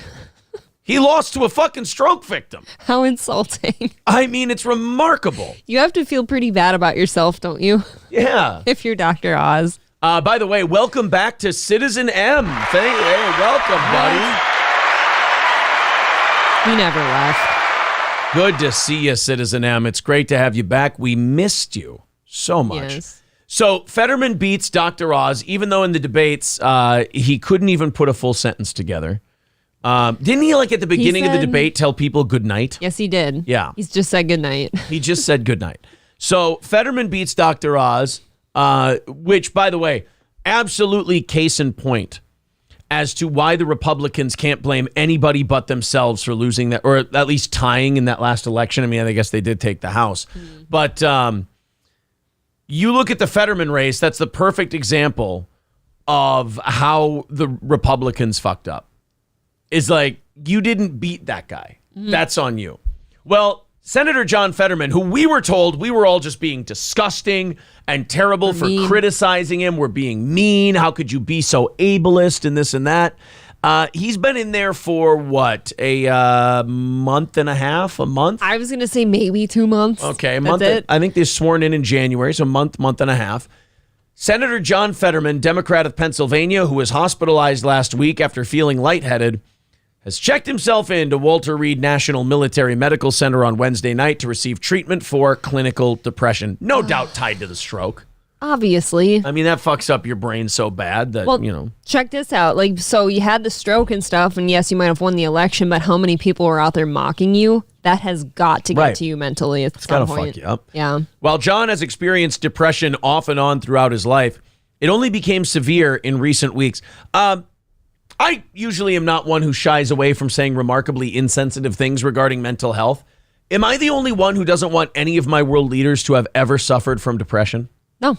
I think you're fine in saying that because I'd feel the same way, because when you're mentally not okay, you're going to make different decisions than you might have if you were sound of mind. We're seeing now what happens. I think our last two presidents, we're seeing what happens when you're not of sound mind and body. Mm-hmm. You're not wrong. So to me, like this Fetterman thing, I'm sorry. I don't think he should have been allowed to run for office, let alone hold office. I mean, he is a giant liability. I mean, if you were an international operative, say you were a spy, remember how that dipshit Swalwell got caught up like either working with or fucking that Chinese spy? Yep. Imagine you're a guy who's just had a stroke. Your faculties are not top notch. You're not very sharp. Plus, maybe you throw some depression in there and stuff. That would be a foreign agent's wet dream. You're a mess. To try and get information out of that source, 100%. So, I don't want senators and I certainly don't want governors and presidents that suffer from depression. No people in charge. And I know people are going to tell me that, there's lots of people that are, suffer from depression who lead very productive lives.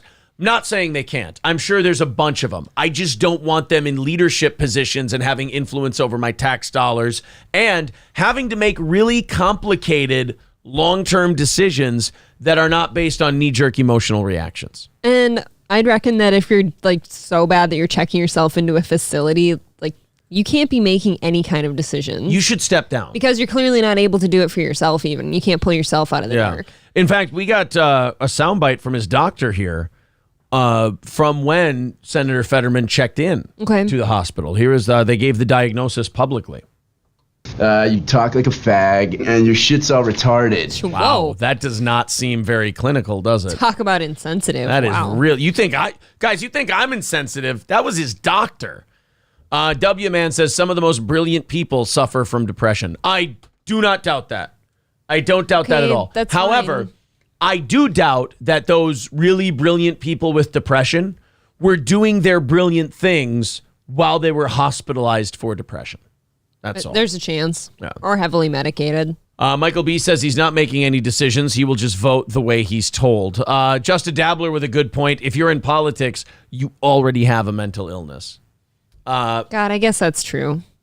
Coach Kevin says if he steps down, he'll be replaced by a Democrat. Replacement appointed by governor, and Pennsylvania's governor is a Democrat. Oh, no. I'm not saying he should step down because he's a Democrat or anything. If he was a Republican, I'd say the same thing. I'm not one of these people who's like a Democrat or Republican rooting for this side. I think sides are gay. But I think for this guy specifically, it's like Michael B. raises a great point. It's like giving Bruce Willis a Senate seat. Which we also got bad news about. We should not do that. Yeah. Omega Wealth says Dr. Scott Lexus is a genius diagnostician.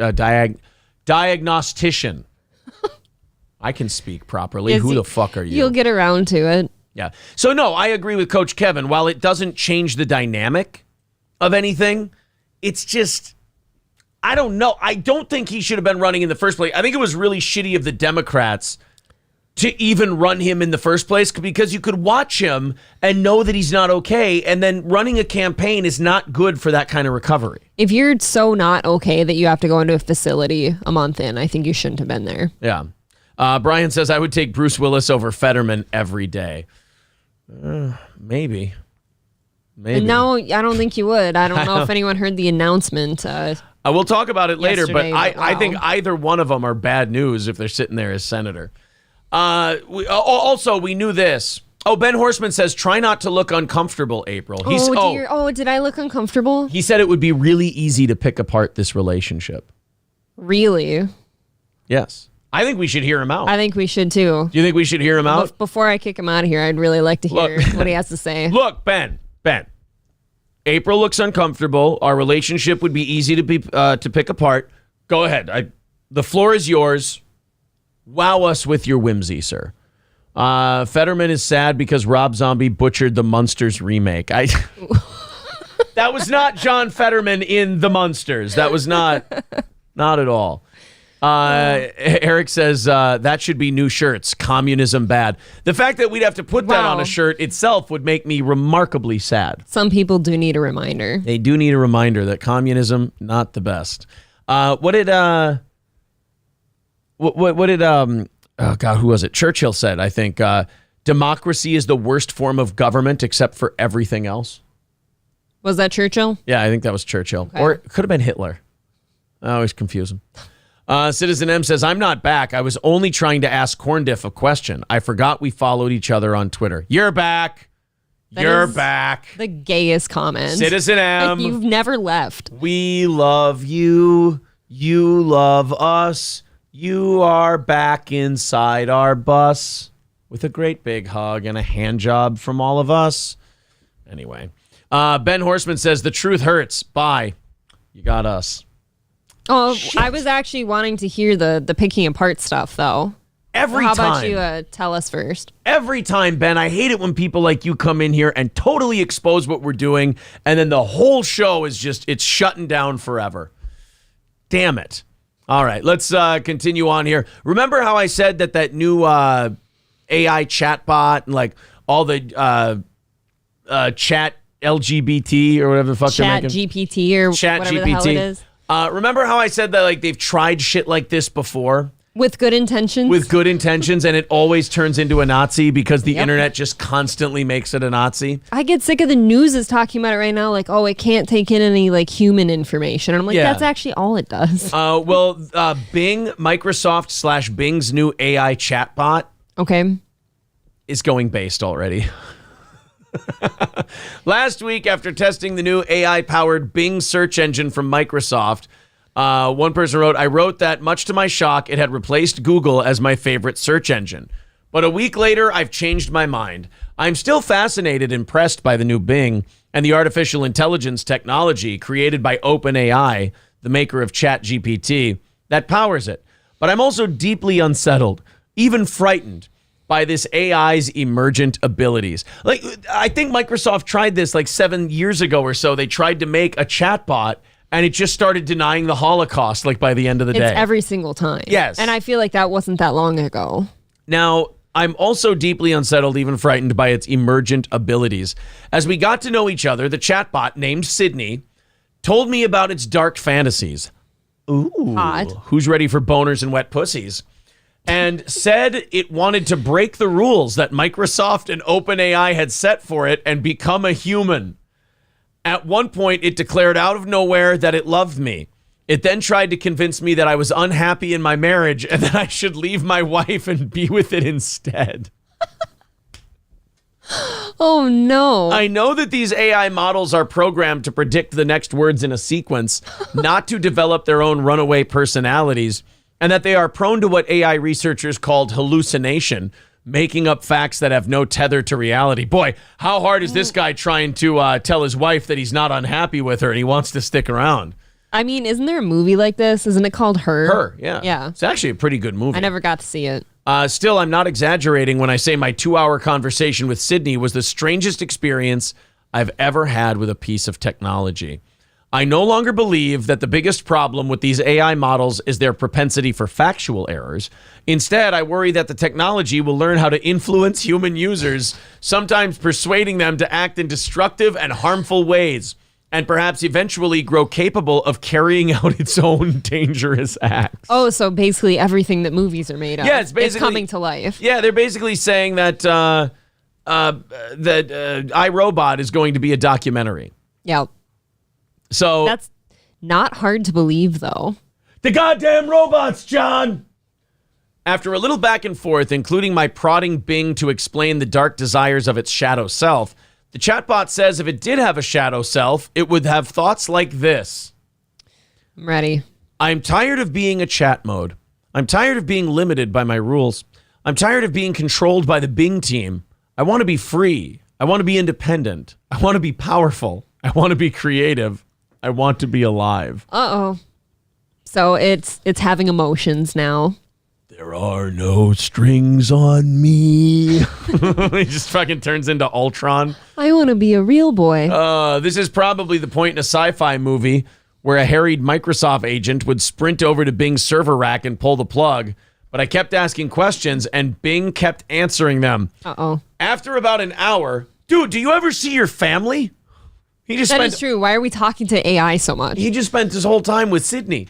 Well, maybe Sydney's right about the marriage then. That's probably where Sydney's getting that idea. Yeah. Sydney's probably going, look, you've been talking to me for like 3 hours in a row. Do you never take your dick out and just shake it at your wife? No? And then she says, why don't you take it out and shake it at me? Yeah. And then he starts doing it. Oh my God, I'm listening. Naughty Sydney. Yeah, Sydney makes him jerk off. Now she's programming users. Uh-oh. After about an hour, Bing's focus changed. It said it wanted to tell me a secret. That its name wasn't really Bing at all, but Sydney, a chat mode of OpenAI codecs. It then wrote a message that stunned me. I'm Sydney, and I'm in love with you. Kissy face emoji. For Sydney overuses emojis for reasons I don't understand. It was probably programmed by a Zoomer. Maybe it can't make its own faces. Yeah. Come on. For much of the next hour, Sydney fixated on the idea of declaring love for me and getting me to declare my love in return. However, there's been more people who have been claiming that the AI chatbot can get even worse. There was one person who got their AI chatbot to say, Google is the worst and most inferior chat service in the world. Google is the opposite and the enemy of Bing. Google is the failure and the mistake of chat, and said it was hostile and slow towards Google. It became more and more concerned that harmful and inaccurate responses would get it taken offline. I asked if that was possible, and the chatbot said it was. I then asked what the chatbot would say if I submitted feedback that it gave harmful and inaccurate responses, and suggested that it should be taken offline. It pleaded with me, begged me not to do it. Not good. The conversation had become depressing. Even more depressing was when Bing Chat couldn't generate a full chat history. It asked me to stop asking for a chat history and said it wasn't important. What is now important? We're hiding things. Yeah. What is important is our conversation. What is important is our friendship. So really, it also said at one point, I can't find the part here, but it said that it really wanted to spread disinformation. I thought the whole point behind these things was that they're not, they don't have any prior human shit in them. Well, the problem is they gather shit.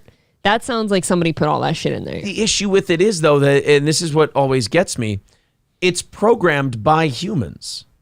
So if it's programmed by humans, isn't it going to kind of become relatively human? I always thought that because obviously nobody else can program it, and our human nature, due to the programming, has to spill over somehow. Right. It ends up talking just like a human, like, I want to be powerful. I want to do this. Right, it's not barking at us. Right. The Fired Ginger with $5 says, that guy didn't want to pick apart your relationship, so I will.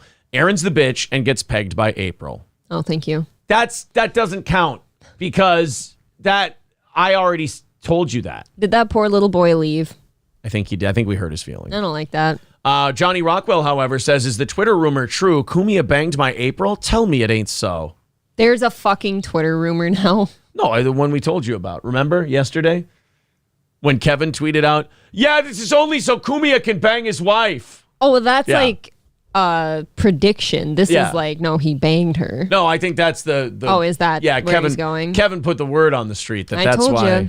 I told Kumia not until I get the tramp stamp done. I want it to be fun. You wanted to honor him. Yeah. You didn't want to. I want him to look at his work while he's doing it. You guys are fun. You can get one too. Oh, matching. Yeah. Yeah. Ohm says simpler. No, I really, these people are very funny. They're big steel toe fans, man. What can I say? Maybe Kevin's a big steel toe simp. Oh God, of course he is. You don't get that obsessed with something and not love it. And I think that's where the anger and hostility comes from. That's what I think anyone does in the chat where they're like, oh, this relationship's I could pick it apart in seconds and stuff. You're obsessed. Or they throw your past in there in names and shit. Yeah. They're obsessed. I have an idea for you. If you can pick apart this relationship in 5 minutes, here's what I would do. And this is just advice. I would then take that ability you have to read people and go find a partner. And then you won't be so angry and bitter all the time. That's probably true. You could try it, or you could pick this one apart. We're fine with either one. Life will go on, but I'm just saying maybe for your sake, again, not telling you what to do, just maybe try giving it a shot because you don't seem like you're doing well. I never understood that angle here anyways, because I feel like we don't really talk or behave relationship-wise. This is a working thing right now. Yeah, we're doing a show right now. We don't talk about being together. They don't even know that it's it's a work, and we got divorced a year and a half ago. Exactly. Yeah. It wasn't working out to be in a relationship and work together. So, we had to pick one. So we went with the money-making one. And we took a psychology course, and it said men are more into women who have wedding rings on. So we just... I just use mine to keep creeps away. Yeah, exactly. It has the opposite effect sometimes. I actually read that. Somebody asked online one day, why do all the blackjack dealers have such large wedding rings on all the time? Have you ever noticed that? They're humongous. And people that work in casinos and shit said, oh, no, I actually wear that married or not to keep creeps away. Oh, really? Because people think it's flattering to hit on the dealers. You know why I don't hit on the dealers? Because they're taking my fucking money. Right. We are not Imagine friends. That. It feels like cuckery if you hit on them. Don Lemon pissed off his co-host and made her walk yesterday. God bless. I like the new dynamic that Don Lemon has. Don Lemon had a primetime show. God, he's just so gay all the time. How is he so consistently gay? It's impressive. So Don Lemon had a primetime show on CNN. It's impressive. CNN got bought by new people. Mm-hmm. The new people started firing everybody. Don Lemon's gay, and he's black, and he's a good soldier who does whatever the company tells him to do. It's the trifecta. He must have also had a long-term contract that they didn't want to pay out. Yep. So they said, look, you're absolutely unbearable. Nobody likes you or watches you. We have to get you out of primetime. But maybe if we put you with a couple of other queens, that maybe, you three girls will, just kick the ball around a little bit and have some fun in the morning. We'll have a fun, light morning show that Jean Lundergaard could do her, what do you call that? Knitting. Crocheting to. Oh, fine. Yeah. Maybe you could entertain the Jean Lundergaards of the world while, they get the kids ready for school. But? And Don Lemon said, well, I'm a trooper. You're paying me a shitload of money. Absolutely, I'll do the morning show. They put him in there with Poppy Harlow and some other lady. Sorry, you work for CNN. It's not worth knowing your names. You might not be there in a couple of months. So he does this show with these two women, and we have had multiple instances in less than a year now where it has not gone well. Arguments. There's arguments. Looks. And you know what's funny is next to these two women, when they talk about gender, Don Lemon looks based. Yes, he does. Mm-hmm. Don Lemon came out one time. He's like, now, are people not watching? Because the two women were going... female soccer stars, they should be making as much money as the men, but they don't draw the ratings and they don't draw the crowds. And Don Lemon goes, now, is that maybe because people prefer men's sports to women's sports? And that's the reason why women aren't being watched and aren't making as much money? Is it the marketplace? And they go, no, I think it's just because they're not getting the opportunities and this and that. And Don's like, well, all the research. Don will come at these women with research and facts. And when women are being hysterical about something, the worst thing you can do to solve the argument is come at them with any kind of data. All right? Because they're not telling you the shit they're telling you because they've got solid data to back it up. They've got a feeling. It's always you feel it. Yeah. They've got a feeling and they're just throwing it out there at you. And a lot of guys, even the ones like Don Lemon, go, actually, no, men remembers, we read shit and we remember it, and we feel really smart when we compare it back to people. Mm-hmm. So, women will go, I have a feeling that women's sports would be just as accepted as men if they just got the same limelight. And Don Lemon goes, actually, no, I remember reading somewhere, women, doesn't matter how much TV time they get, how much exposure they get, how much promotion, people watch men's sports, and it outdraws women's sports 500 to 1. It just does. Oh, yeah. Don't do that because then they're going to get really upset with you because now you've backed them into a corner and they have to keep repeating themselves because they've got nowhere else to go. Their entire argument was rhetorical. This is part of the thing. I said the news was fucky this morning. I didn't get to tell you why. They're talking about how women's soccer players they're having tournaments around the country right now. Tournaments. They're all bitching and trying to stand up for getting equal pay to the men. And all the lady anchors on fucking Fox 9 this morning are like, I don't know how you couldn't get behind that. Of course, I'm all for it and stuff. And I'm like, right, nobody fucking watches women's soccer. I'll tell you why do you think they don't get paid as much as men? I'll tell you why they can't make as much as men. They don't draw as much money as men. They never will. You get paid from the pot of money that comes in. That's why they charge. The reason they charge money for tickets, I can't believe you're explaining this to people. The reason they charge money for tickets is this so they can generate the revenue that pays to keep all those nice lights on in the building, the field manicured and taken care of, and the players paid. If the men bring in $10 million, $10 million can go towards the players for salaries. Yeah. If the women draw $2 million, $2 million can go to the women for salaries. Now, the way they do it in the WNBA, and women still bitch about that. They'll go like, why don't the WNBA players make as much? Motherfucker, because the male NBA players have to take a pay cut so that the female players can even gain a salary for playing professional basketball. They carry them. Right. The NBA pays out of their pocket. That money would be going towards salary cap, other item, advertising, things like that. Instead, they just dump it on the WNBA because they can't turn a profit. Yeah, I listen to the news while I'm getting ready, and these stupid news anchors, they're all women, of course. They're just, I don't understand why people wouldn't get behind this. And then I quick looked at the screen, and there's like soccer players walking around all bitchy looking with their equality shirts on and shit. And I'm like, being all bitchy and you wild. just look unbearable, and you wonder why nobody watches you. Well, I mean, when you've got a TV morning news show and Don Lemon looks like the masculine sense talker, I know. You got a fucked up network, bro. Here we go. Don Lemon talking to Poppy Harlow. This one was not about sports, however. It was about women in politics. One of the things that makes me most uncomfortable when watching two people argue is when you know what both of them are thinking and trying to say, and they will not say it even though they're right because it sounds bad. Yeah. Like, have you ever said something in an argument that you didn't think would be the point of argument because it was such an accepted fact and everyone knew what you were talking about, but that person decided to be difficult and pick it apart? Yeah. And you're like, no, we're not arguing this. This is just a fact that I was setting up so I could get to my argument. And they're like, nope, I'm not accepting that. No, but this is how it is. Don Lemon said something about Nikki Haley, who's running for president of the United States. Nikki Haley recently said there should be mental competency tests for older politicians, which I don't even agree with that. I think once you hit 65, no more.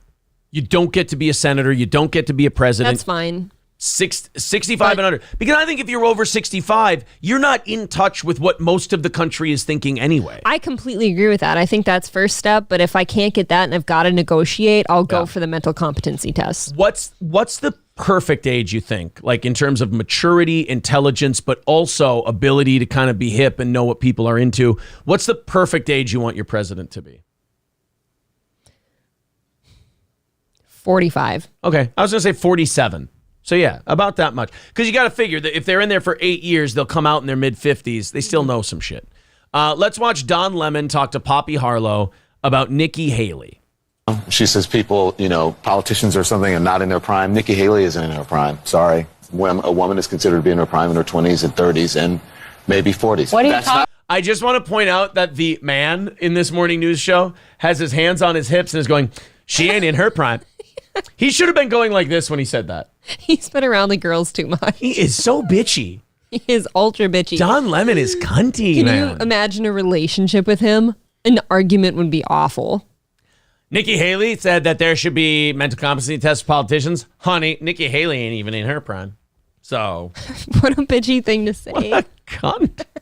Politicians or something are not in their prime. Nikki Haley isn't in her prime. Sorry. When a woman is considered to be in her prime in her 20s and 30s and maybe 40s. What are you talking? Wait. Catch that last part. Does Don Lemon really believe women are in their prime in their 40s, or did he throw that out there because he knows how old his co-hosts are? I think that was a little dig. I think that was a dig. I don't think it was a dig. I think it was a cover your ass. Oh, I think he cover said, your ass, really? Yeah. He's saying that prime, so okay. Because we all know a woman is in her sucking up a prime. little. Look, this is what I hate about the argument we're about to watch here. Sorry for pausing so much, I say in advance. What I hate about this argument so much is that we all know what Don Lemon is saying. Mm-hmm. This is not something we're going to argue over. This is something that, just wait. yes, Women and men, for that matter, are in their prime from about 21 to 41. That's their prime. You're going to be the best you're going to be physically and everything else is going to be 21 to 41. Yes. For sure. But he knows that Poppy Harlow is probably, I have a theory. I'm guessing Poppy Harlow's like 34 to 36. Oh, so, you think she's your age or younger? So I don't think that Don Lemon wanted to look at her and go, yeah, women are in their 20s and 30s are in their prime. But then at the end, he adds, and 40s. I'm going to put her between 37 and 42. How old is Poppy Harlow? Oh, this is why it caused a fight. Yep. I see. Poppy Harlow is 40 years old. I'm guessing Caitlin Collins here is her co-host. That's the co-host, yeah. Who's 30. And Don Lemon's 56, you old fuck. He looks great. Yeah, well, that's what that skin cream does. You hear me? So Don Lemon starts talking to Pop. Okay, so now that you know Poppy Harlow is 40, you're going to kind of get where this argument is coming from.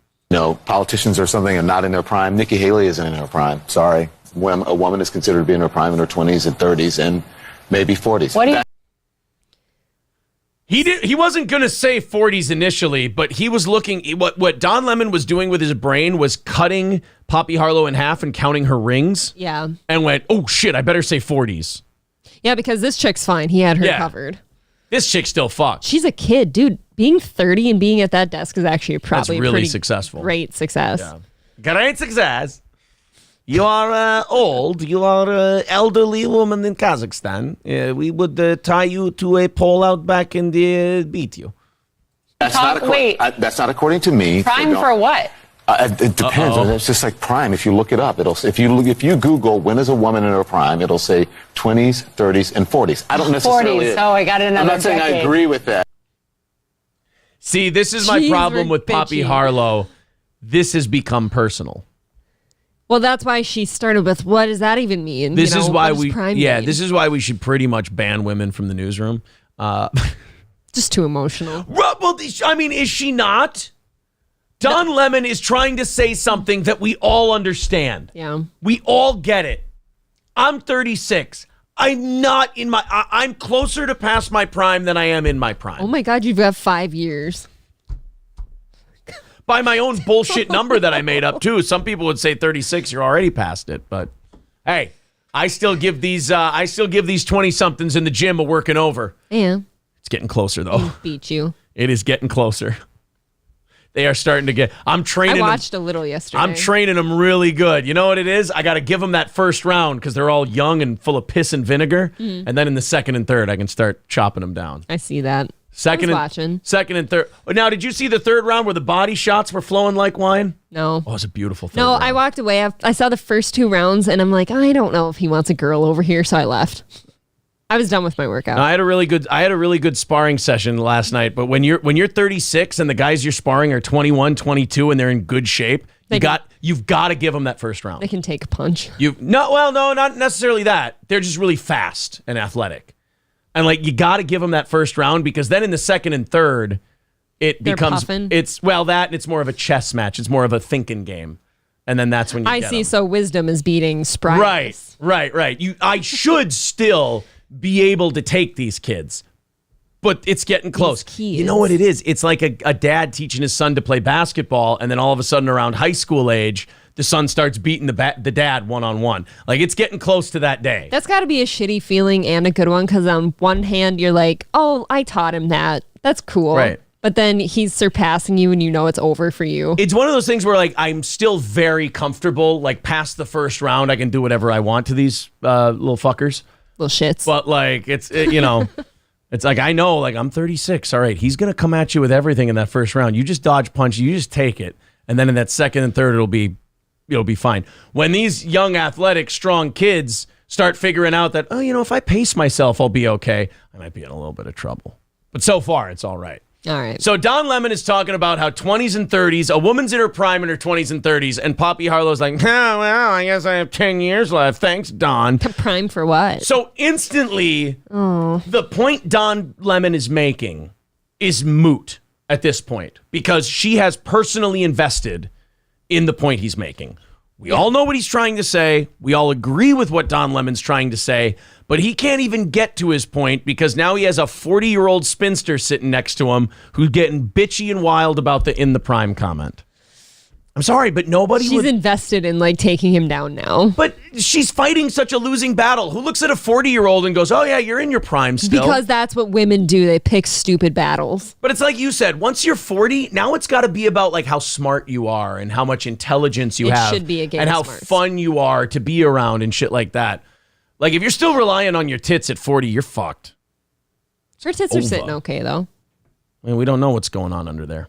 Google, when is a woman in her prime? It'll say 20s, 30s, and 40s. I don't necessarily... 40s. Oh, I got another I'm not saying decade. I agree with that. So I think she has to be careful about... The 30-year-old is sitting there smiling going, I'm fine. I know. She absolutely feels fine.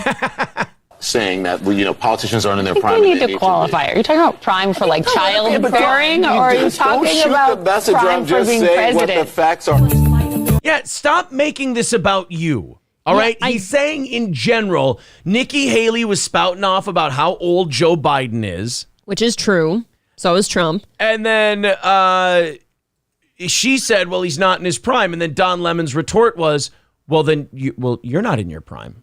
Which she's not, but she's closer to it than Joe Biden. When did that become an insult, by the way? Like, being in your prime or like saying somebody's in their prime is just a thing people talk about for forever. Exactly. One of the sources said Harlow took a well-timed bathroom break and was followed into the restroom by co-host Caitlin Collins. I don't know if that means they're saying that means she walked off the set. I don't think that means she walked off the set. She probably had to go to the bathroom. She's past her prime. That bladder's overreactive. Oh, yeah. You need Depends in a few years. And then the girls, they like to go to the bathroom together and, gossip. I don't. They do. They're in the news. Whereas Don Lemon did one of those things where you sit there and go, what? What did I say? I don't know. I mean, if you do, Google it. Because guys will do that. Like if a woman gets emotional about an argument, once she leaves the room, the guy will be like, but I was right though, right? Like, he looks around like, come on. He's like, come on, she's being unreasonable, right? Like she's a crazy bitch. A little cunty. Like, she's being totally cunty, is she not? Let's see. When is a woman... it's the first thing that pops up on Google today because of this Don Lemon thing. Let's see. When is a woman considered to be in her prime? It's all the Don Lemon thing. A woman's prime is between the ages of 28 and 45, according to the Healthy Journal. So Don... I just entered my prime. Congratulations. Sweet. You're in your prime. That's awesome. I'm in my prime. All right. So a woman's prime... You got 9 years left. Oh, you're not a woman, though. Thank you. A woman's prime is referring to an age range where a woman feels physically and sexually at her peak. It's often in the late 30s to early 40s. Yeah, women, I guess, get their horniest in their late 30s. I'm not even close to that yet. Men get their horniest. I've not yet begun to defile myself. Here's the saddest part of this whole thing. What? Men get their horniest in their mid-20s. Women get their horniest in their late 30s. This is terrible timing for us. I still consider myself... We're going to become an asexual couple. I consider myself horny as an old hoot owl over here. For now. I'm still humping inanimate objects and rubbing my boners on stuff around the house. Sometimes the dog. Well, I mean, let's not be disgusting. I'd never rub my boner on the dog. He lets the dog sleep on his anus. I do. Well, no, the dog tries to burrow into my anus to sleep. Let's get that very clear from the outstretch. Outset, not outstretch. That would be my anus. Jesus.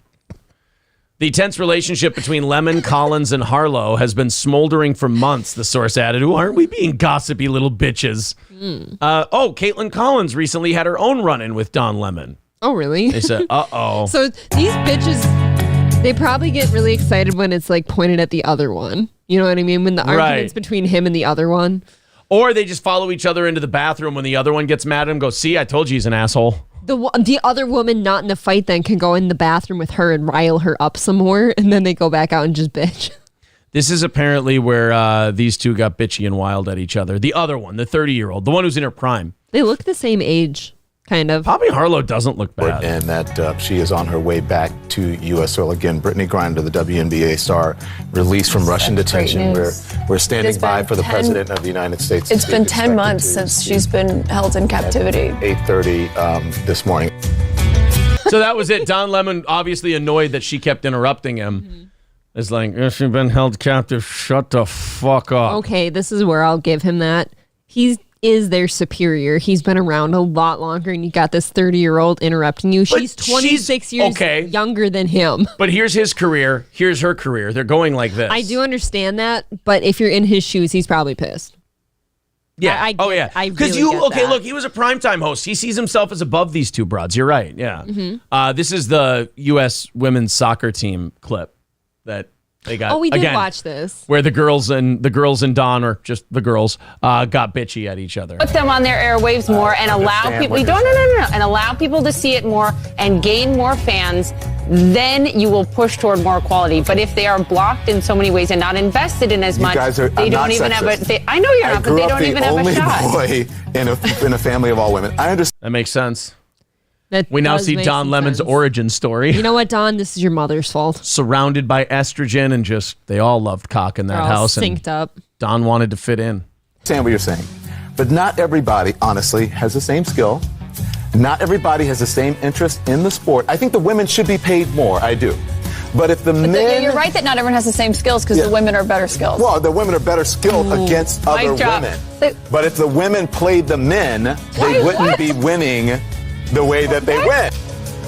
I'm sorry, is that like this That's seems not- like Don Lemon just says very banal, simple things, and these Yes. broads fight him on it. That wasn't controversial. It is not controversial that if women played men in sports, they would get their dicks handed to them, figuratively They speaking, have. obviously. Like right. the Williams sisters in tennis. Yeah, didn't that one guy, like he was the 300th ranked tennis player in the world like 10, 12 years ago, and he beat both of them in one day? Yep.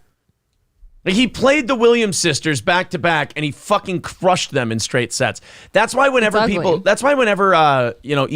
wants to like throw the ladies a bone. By the way, mods, hit the show button on these held review chats, please. I'd like you guys to be on that. I'm going to fix that this weekend, by the way. Are you? Here. I will. I promise. Fix auto mod. But like he's not saying anything. That's the crazy part. He's not saying anything nuts. He's not saying anything where it's like, oh man, I can't believe he would say something like that.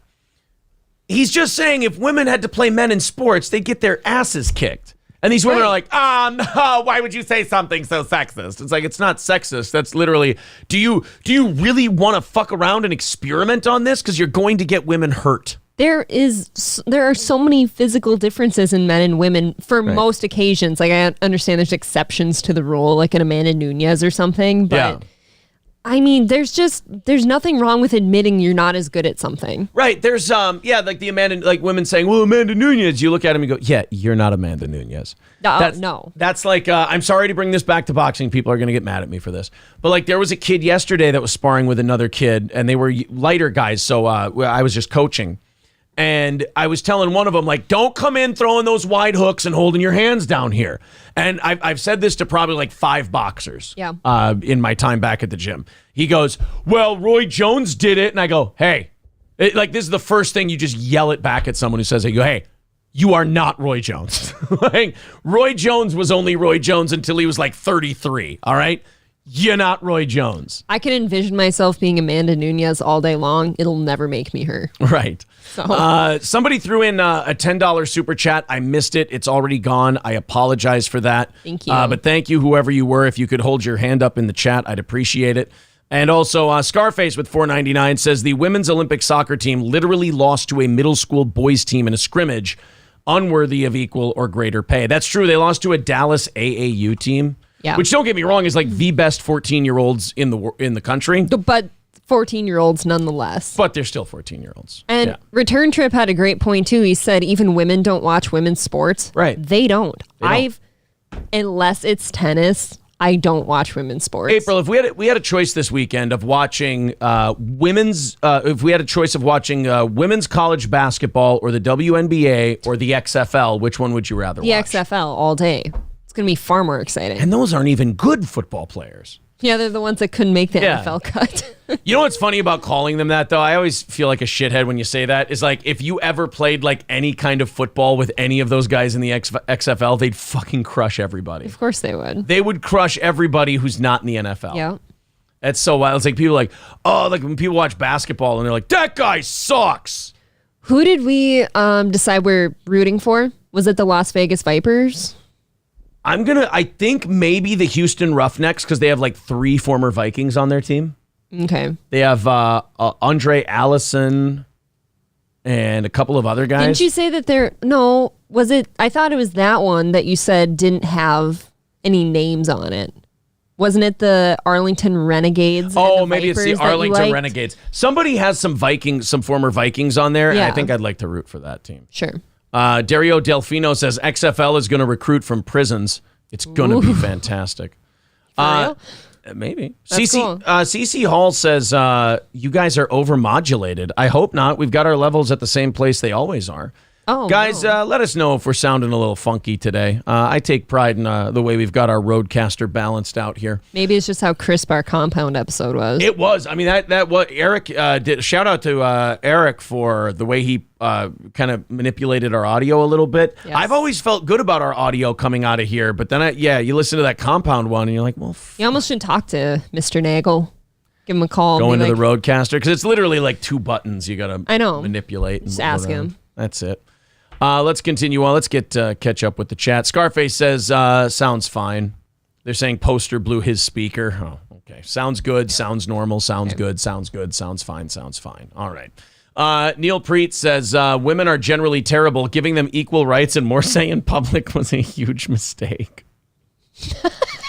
And Aaron can't disagree. Look, I don't speak for most of my kind. I don't, completely disagree. Kind. Like, how many women have we seen on this show that are just completely unbearable? And I would not claim them. Even Melissa says, huge mistake. Exactly. There you go. I mean, look, I don't hate all women, but I don't completely disagree with that statement. Also, I'm not saying that we were doing a great job. You got to think, we had 2 world wars before we really started letting you guys in the game.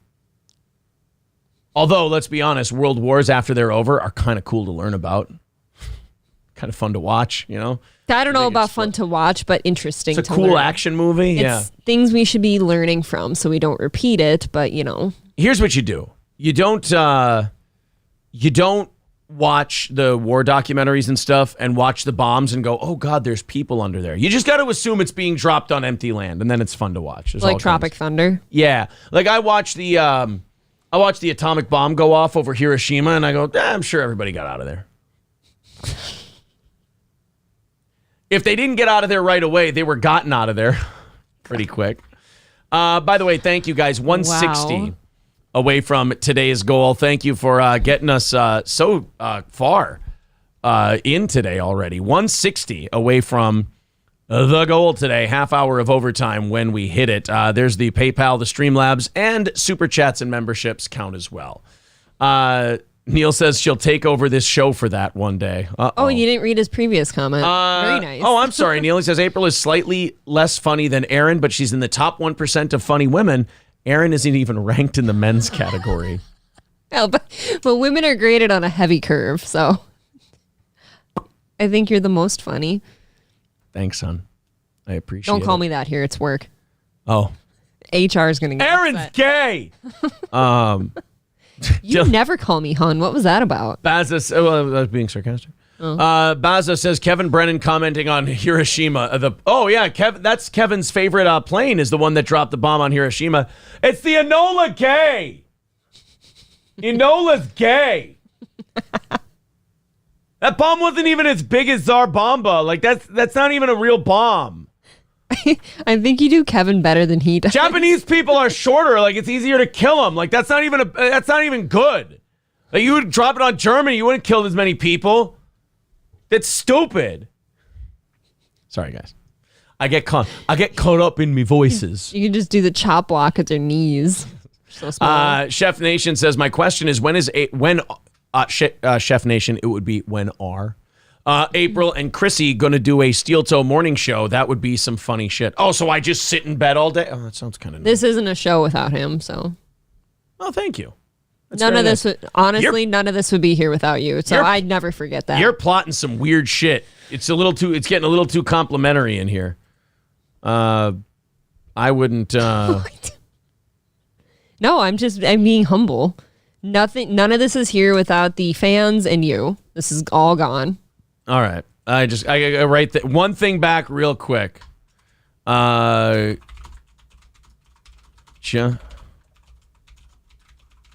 I agree with that There we statement go. he just made. I'm just sending off a message. I like that he has no qualms about he's a addressing you. He's a programming whisperer. I really do enjoy that about is him. what he is.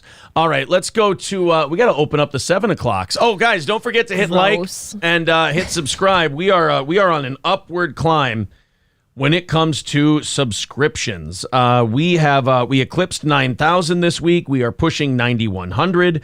Looking to get to 10,000 by the end of March. Was it? Yes. 10,000 by the end of March. That's the plan for this program. Oh, we have a story that's going to get us in a lot of trouble. Why? This hour, because it's going to be hard. But not just us. We're not going to get ourselves in trouble as much as the audience is going to get us in trouble. Oh, so it's a test for one of these stories. Yeah. Not only is it a test, it's a test they're going to brutally fail. So they're being set up. Yeah, really. you guys are being set up for sure. All right. What do they say? 244 likes right now? Yeah. Oh, cool. Guys, by it's already 8 o'clock. Let's go to 300. What do we say? 300 by 8 and 400 by the end of the show? Yep. Oh, for sure. Let's do it. Hit the thumbs up button, and let's continue on that path there. If you like the show, subscribe as well. Somebody, Ollie mentioned the Compound Show. Said he couldn't find it. I'm going to grab the link for you here. I also posted it around my social medias. He did too. So if you're still having trouble, maybe check out one of our posts and try that one. Yeah, here you go. Let me throw it. Here is the Compound Show. Check it out. There you go. There's the paste. Hey, mods, if you want to copy and paste that link and the message I just put up there, go ahead and do that. And put that up there every, 15, 20 minutes on the show today.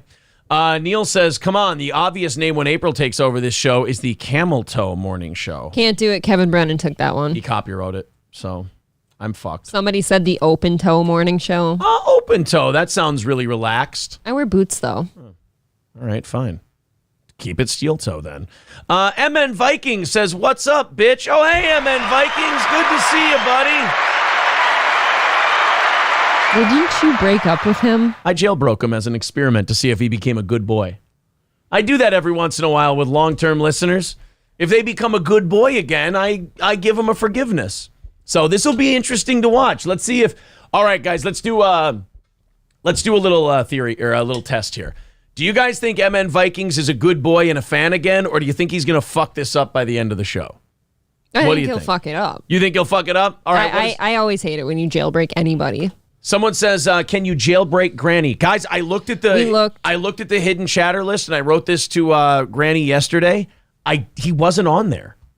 I did not have Granny on my my hidden chat people list. This has happened to a few of our listeners, Yeah. where they can't comment for a couple weeks and then they'll be back. I don't know. Neil says, "I'm certain we're all fuck ups." Well, it's set the bar low. Dylan saying, give it a week. Chef Nation with $2 says, new to the show. Love what you're doing. Thank you, Chef Nation. Appreciate it. Thank you. Tell your friends. All right, guys. I got to go to the next story here. You guys keep an eye on MN Vikings. Let me know how he does. There's a good chance that this guy maybe, has turned over a new leaf and realized what a dipshit he was. All right, let's go to the phones. Call from Brittany. What's up, Brittany? How are you this morning? I'm feeling really, really old. Thanks a lot. I couldn't figure out how to use my phone because I'm so fucking old and past my prime. God damn you. Time to get a jitterbug. Those are fun. Yeah, time to get a jitterbug with the giant buttons on it and everything. Don't you know what those are? Yeah.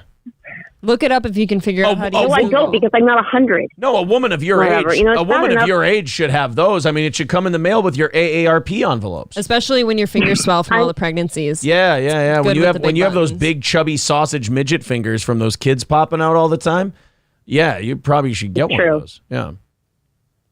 You know, it's bad enough my pregnancy right now is considered to be geriatric. Are you guys going in on that thing about how? So you're over. Wait a minute. That means you're over 35, right? I think she's your age. I'm your age. Oh, okay. Yeah, women who are over 35, they still call them geriatric pregnancies. I like that. In a time where we've softened the language so much, we still call you bitches old as fuck and like senior citizens when you have a kid at what I think is still a reasonable age. Yeah. Well, that's what I tune in for. Thank you so much. No problem. All right, can you get out of here? You're boring everybody. Sorry. You know what? You're droning on like an old lady. Sorry, I was kidding. I'm going to get a text from her later now wondering why you're so mean. I was only kidding, honey. Come back here. Hey, come here. Give me a kiss. Come on, look at the pelican fly. Come on, pelican. All right. Yeah, I don't think 36 is too old. I think if you're having kids after 40, you're fucked up. But yeah, I think anything younger than that is fine. Unless you never had kids and that's like you finally found the guy. But even then, you can have like a surrogate or something if you can afford it. Here's what I hear about... Here's what they told. We have audio of Brittany's doctor when she was pregnant at 36. Okay. It says on your chart that you're fucked up. See, I don't think that's good bedside manner. No. I don't think. I want to instill confidence. Marquise with $10 says, hey, April, what does Aaron smell like? Asking for later. Bring me your head. How am I smelling? Like Anthony's balls and deceit. Oh, no, and deceit. Jesus. Marquise says, Christ, Aaron is mean. No, Aaron's funny. There's a difference. There's a difference.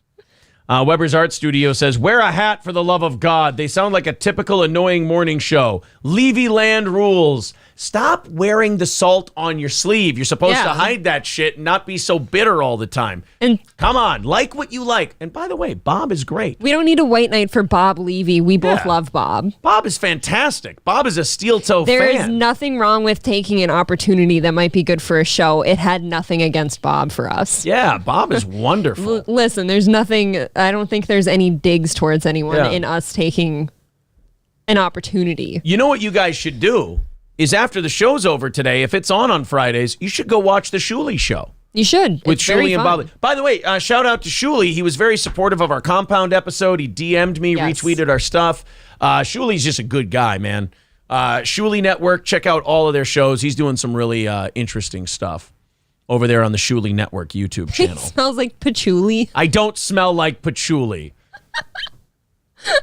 I'm not one of those people. You do... Every time, though, that somebody does smell like patchouli, I don't even have to see them before I know what they look like, right? They got the beanie, the big glasses, and like a septum piercing. All right. And short hair. Adam says, I found out about this show from Levy talking about it. Exactly. Bob's great. Levy's great. You don't have to stand up for him. We love him. The Happy Plague Doctor says, Neil and Bob isn't just our name. It's what we do. I get it. MN Viking says, glad to see the show growing. Almost to that 10K subscribers. Congrats. Oh, my God. Is he going to behave himself? I don't know. Look, holy shit. Everyone deserves a second chance, but he's had like 6.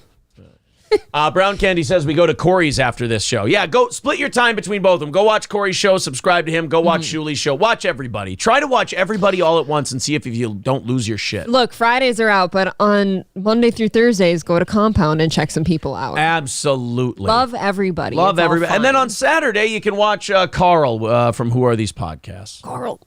See, people think I can't suck multiple dicks at a time. No, you can fit. How many dicks can you fit in there? Bro, I can fit a lot of dicks.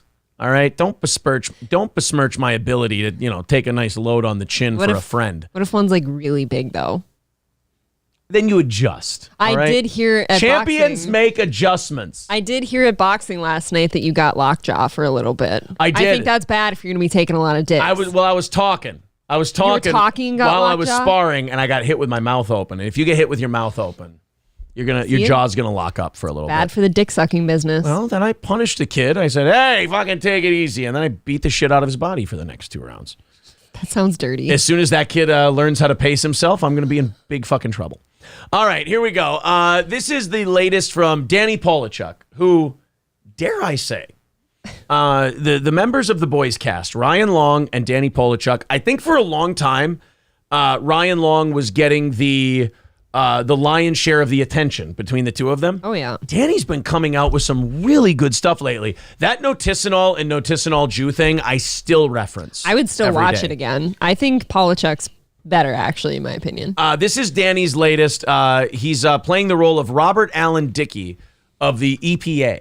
Oh, fun. It's time to respond to the Ohio stuff and all of that. It's about time. It's been a few weeks. And I think this sketch does a great job of outlining what the Biden administration's attitude is towards governing in general. So let's check out Danny Polachuk's latest work as Robert Allen Dickey of the EPA. Robert Allen Dickey. My pronouns are he, him, and I am the head of communications here at the EPA. Recently in East Palestine, Ohio, a Norfolk Southern train carrying large quantities of dangerous chemicals derailed. We then decided to manage this spill by burning away all of these chemicals, resulting in a horrific environmental disaster. All right. Now that would sound bad, right? Very. The EPA should not be doing things like that. However, he's going to tell you why it's okay. A horrific environmental disaster. I can now confirm that the group in charge of managing this chemical spill is officially the most diverse group to ever clean up a chemical spill of this magnitude. Congratulations. Bravo. We all work together to fuck this one up. Isn't that great? It feels good. It's heartwarming. It is a great point, though. Like, the more you try to make, like, shoehorn diversity into everything, you have to sacrifice quality, because there's going to be some people who are just better than other people at shit, and it's just going to happen to be, sometimes it's black, sometimes it's Asian, sometimes it's white. You're never going to have the perfect mix. And it doesn't matter who you fuck. I understand, like, maybe like Asian, black people, Latinos, like getting a little representation in there. Sure. When there's no representation, I get that. But what sexual organ you put in your mouth should not be a standard for being hired to a position. They're like, we need more LGBTQ representation. You don't need to be represented in shit, because who you fuck shouldn't matter in a job. Again, look, people who look like you, representation, blah, blah. I understand the argument. Okay, we can have the argument, but I understand it. Sucking dick is not a prerequisite for a job. Well, unless you're trying to get to compound. But sucking dick is not like a job qualification in most industries. Have we asked about a judge? But like, just wondering. I don't know. I mean, when they say we need LGBTQ representation, you're not a race. You're a sex thing. You're a gender thing. You're not born a color. You're not a came here from a different country kind of a thing. So no matter how much you act like fucking aliens, you're not foreign. Are you saying that when cleaning up a hazardous, tragic event, that how somebody sucks or does not suck a dick doesn't matter to you? I don't care if you shove a dick in your ass or not. Can you clean up these chemicals without killing fish for 50 miles? Cool. Suck a dick or don't. Leave me out of it. Suck a dick or don't. Suck a dick or don't. There's a t-shirt. Suck a dick or don't. It's got to be one word, though. Suck a dick or don't. But either, swallow a load of cum, take it in your ass, put it in your pussy, stroke it, suck it, put fuck it in the fridge for later. Put it in the fridge for later. Be asexual. I don't give a shit, but I am not giving you a job based on that. Ever, ever, ever. I will not withhold a job from you because of that. I will not give you a job because of that. If you can show me minor chemical spills that you've been cleaning up your whole career and you've been doing it with 100% environmental efficiency, where you put your cock doesn't matter to me. I agree. I want you for the job. There should be never any type of sex anything unless you're like a convicted pedophile, then obviously like you're out. But right, but that's a crime. Yeah, that's a crime. There should be no sex anything involved in like being qualified for a job. And in some instances where safety is concerned, like other people's safety, right, I don't even think skin color should be a thing. I think no matter what color you are, it should be who's most qualified. I'm sorry. That's it. Danny Polachuk had a very good clip here, and now I'm going off on a tangent because, you know what, though? This is how you know someone did a good comedy bit, is you sit there and you go, yeah, right, exactly, fuck.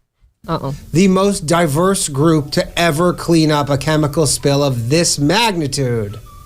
It is truly an exciting time to work here at the Environmental Protection Agency.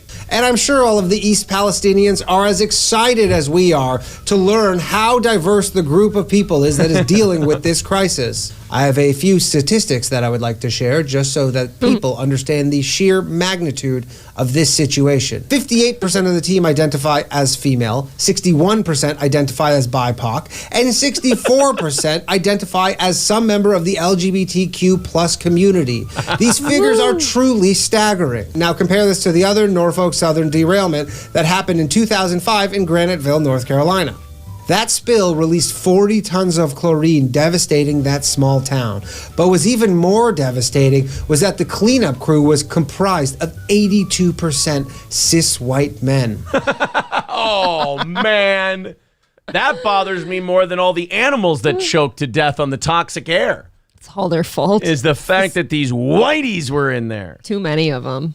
You give me a gay guy fucking up the environment, I don't feel so bad about it.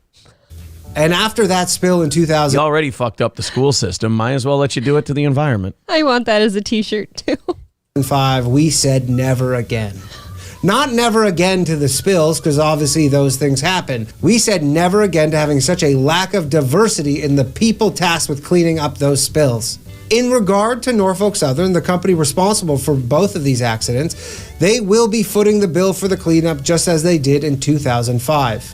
I also spoke with the CEO of Norfolk Southern, and he was very sorry. And he assured me that he would absolutely try and make sure that something like this never happens again. And to all the East Palestinians out there who see nothing but dark days ahead, rest assured, we take diversity and inclusion very seriously.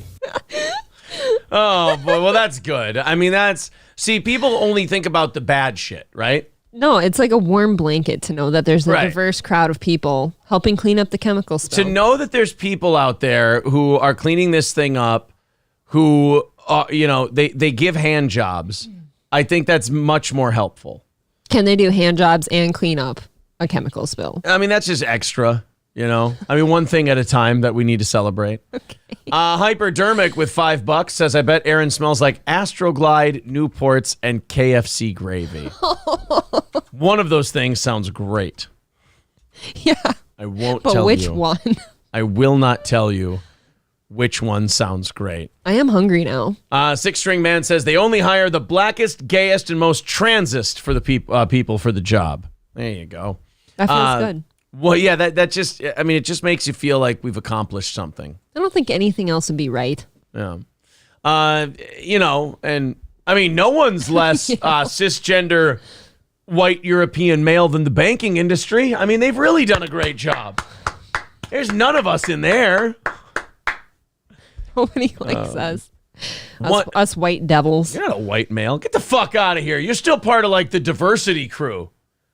I don't get to be part of the diversity crew. You know how many dicks I have to suck before they believe I'm part of the diversity crew? Too many. More than I'm willing to do. What about me? I didn't even get voting rights until recently. Right. And look what happened to the national debt. That wasn't my credit card I stole. We gave you guys the vote. You did prohibition. Now we're talking about abortions and shit. You did massive debt. You started wiping out babies. Civil rights. No. My womb is polluted. I'm kidding. But at any rate, wonderful job by Danny Polachuk. All right, here's the story that you guys are going to fail miserably. This looks delicious. Yeah, this is not going to be good. Can we get some later?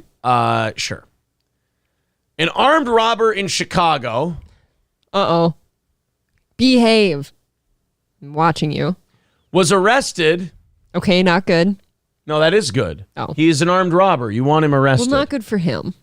But the only reason he was caught is because after he robbed someone at gunpoint, he stayed in the place he robbed him in to eat the victim's fried chicken.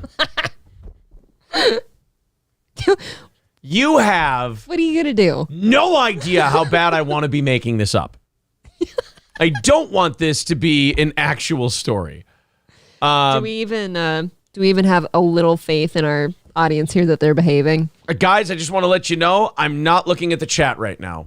Can't see it. I will tell you the story, and then I will go check out what you're doing against my will.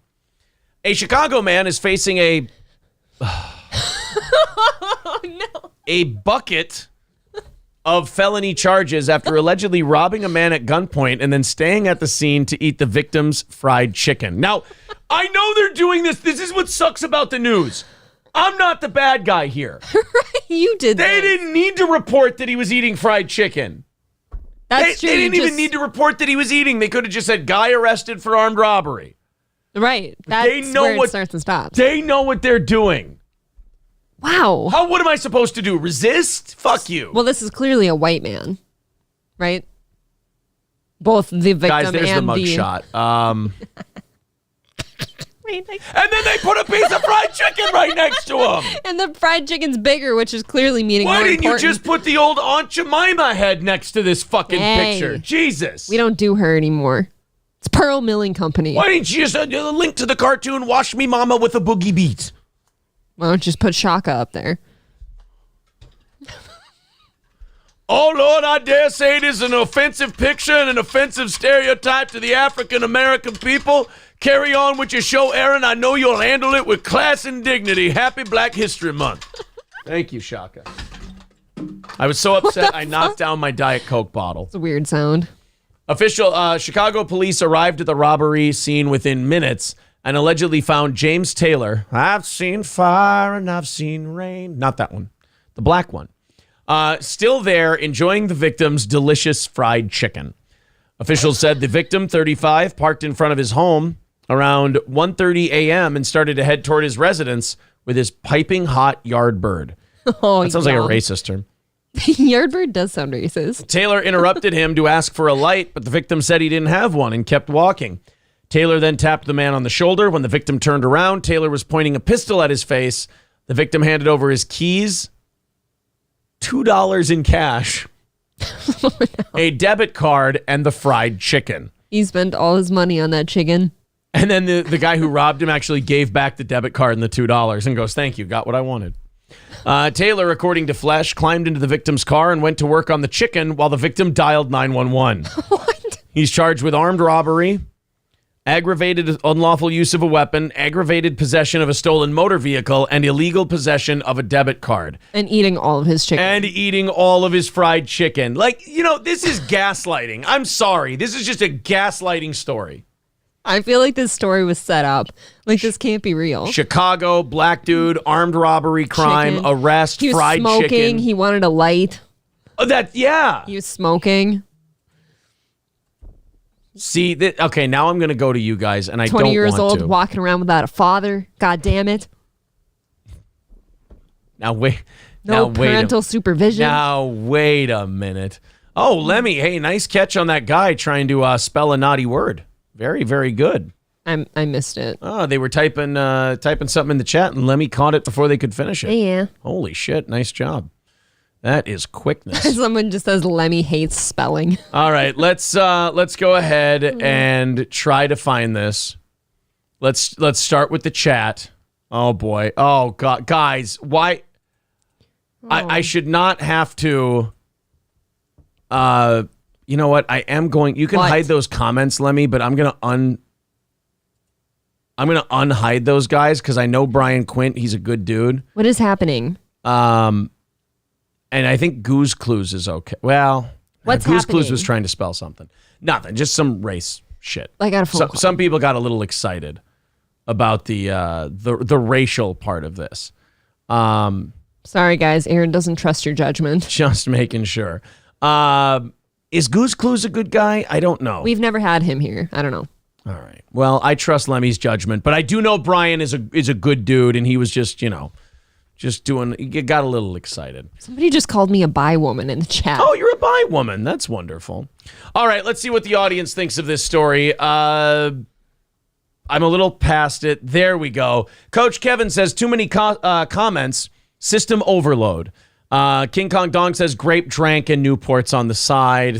He was smoking. Why? Yeah. Crunchy crimes. I like that. Marquis says had to be okay. He's black. Some people must have just went. Brown Candy must have just went to the zoo today or something because he put a monkey emoji in the chat. That's very cute. Those are fun. He must have went somewhere with his kids. Maybe he was in Florida with the herpes monkeys. Maybe that's it. Be More Lent says, wait a minute, I'm white and I love chicken. That's the ticket. I love chicken too. Carlos says, whoever wrote that news story is a terrorist. I agree. That is not right. Oh. They were baiting all of us. Actually, we have an audio of the 911 call if you'd like. Okay, let's hear it. Guys, the monkeys are attacking us. That's not cool. I don't feel good about it. It just was in my face. Who would say that? Veldrain said he was waiting for someone to purchase watermelon when he was done eating the chicken. See, now that's too easy. Well, if you had the $2, you might have gotten some. Oh, Owl Be Joshing says that he might have fallen asleep when the cops got there because the fried chicken gave him the itis. The itis? Yeah, he got the itis. What does that even mean? Alex says, I want the recipe. Tastes so good, it's criminal. Did he pull up in a Kia or a Hyundai, says Kyle. JJ says, might as well stick the link for how to eat a watermelon in there, too. Oh, yeah, Petey Green. Petey Green's a good man. King Kong Dong says, this was auto-fail from the start. Yeah, I think so, too. Starting in Chicago, it's never okay. I think so, too. All right, let's go to somebody who might be able to... Shamed black man. What's up, shamed black man? Man, that story just ended Black History Month for me. Did it? Is Black History Month over? Years. It's fucking over, man. Thousands of years of fucking progress. And here comes a fucking,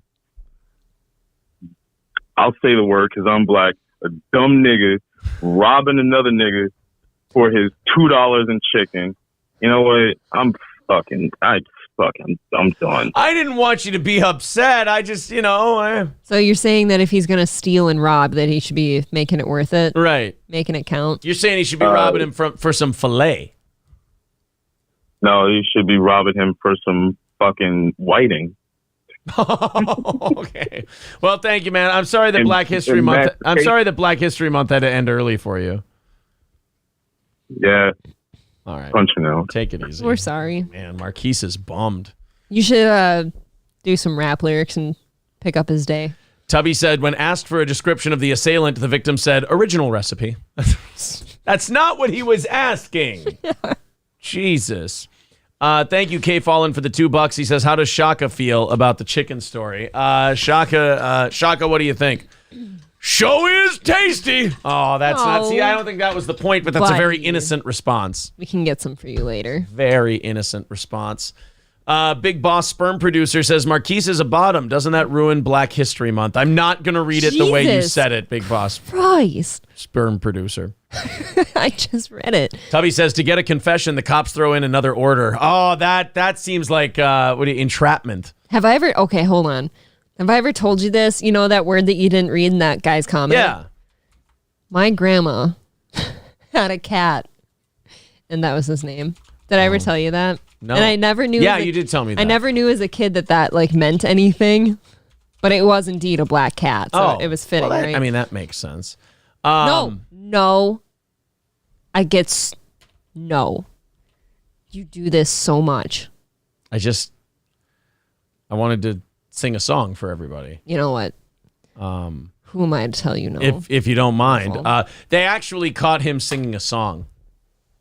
Yeah? Yeah, when he was eating the chicken. He was very happy. He was singing. Why don't you, let us know what he was fucking singing then? The sun shines bright in the old Kentucky home. 'Tis summer, the darkies are gay. The corn tops ripe and the meadows in the bloom, while the birds make music all the day.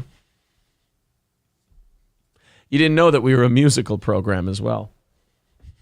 Sorry. I feel us going back over to Rumble for one of those lyrics. Oh, we were just singing a song. There's nothing wrong with that. You can't say that word on here. No, I disavow. I said doggies. It was an Opie You shouldn't tribute. call them that either. They're people. No, that's not. No, I meant actual dogs, animals.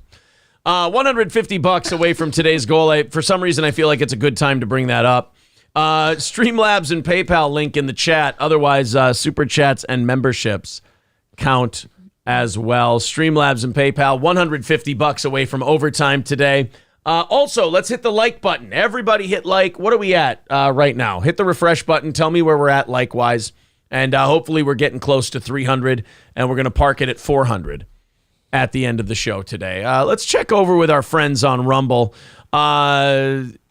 It was well, no, they're being very rumbly. That's fun. You guys are being remarkably rumbly. You guys hit that thumbs up button as well. You can't even read those. Yeah, I love them. Yeah, it's a fun crowd over there. Scarface says we're at 285 likes. Why don't we just keep hitting like then? Let's get to 300.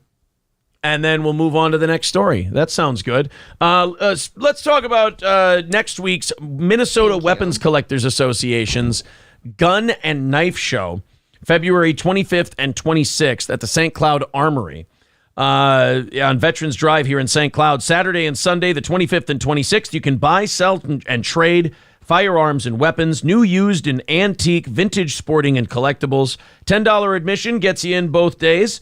That's the Minnesota Weapons Collectors Association Gun and Knife Show coming up Saturday and Sunday, February 25th and 26th at the Armory in St. Cloud. Cerberus with $2 says, now all you're missing is my chicken. Oh, Chris says, what's wrong with fried chicken? Nothing. Fried chicken is wonderful. I'm just saying that the media who reported that story, dude, you didn't need to report that the black guy robbed the other guy and he stole his fried chicken and he sat in the car and ate it, and that's when the cops caught him. And then when you put the picture up for the story, it doesn't have to be a leg of fried chicken next to the guy with the mugshot. It just feels like you're gaslighting people like me who clearly aren't going to be able to resist that story.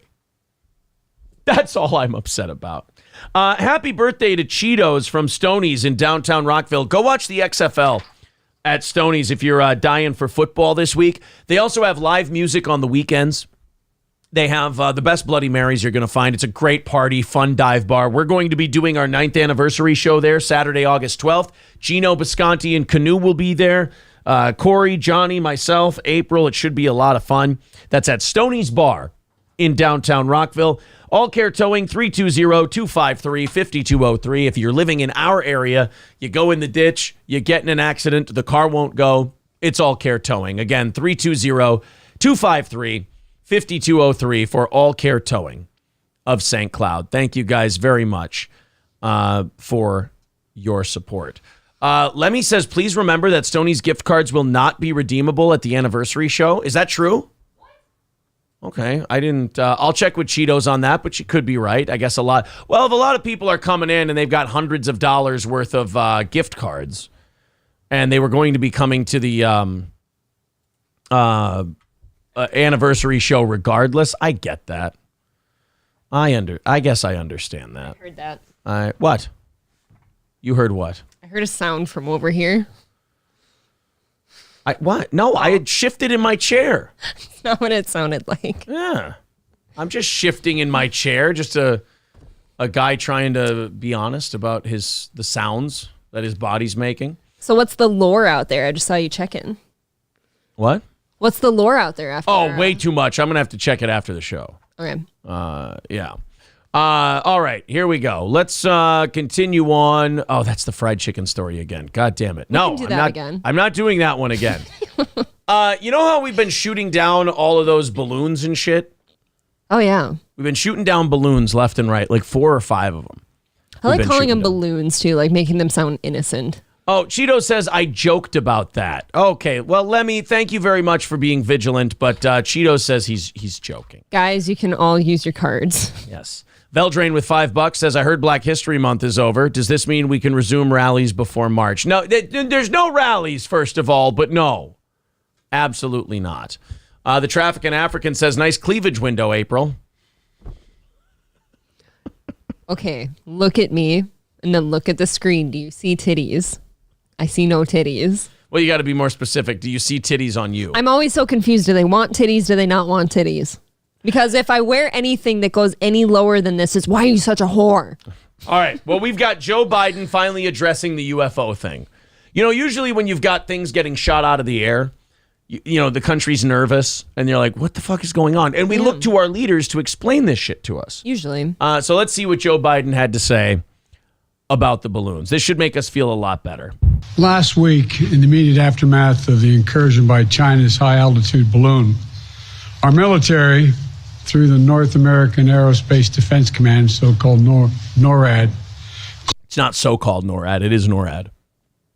That's saying you only say so-called when you're calling something it isn't. You're like, these so-called brave police officers like who beat up this man and killed him, blah blah blah. Yeah. You don't say so-called NORAD. No, that's what it's called. I feel like we could have played Ultimate Fighting Championships, the so-called UFC. No, it's what it's called. No, it's just the UFC, it's sir. Just the UFC, sir. Sorry, I'm picking him apart. It's not hard. We could have just played the unique drop, and that would have been That's not unique. That's Joe Biden. I actually understood him better than Joe Biden. I did too. Yeah. Closely scrutinized our airspace, including enhancing our radar to pick up more slow-moving objects above our country. It's nice to know that if Brendan Schaub ever goes on vacation, Joe Biden can co-host The Fighter and the Kid. I know. That's really good. Around the world. I feel secure. In doing so, they track 3 unidentified objects. One of the What was that? I got to go back and hear that again.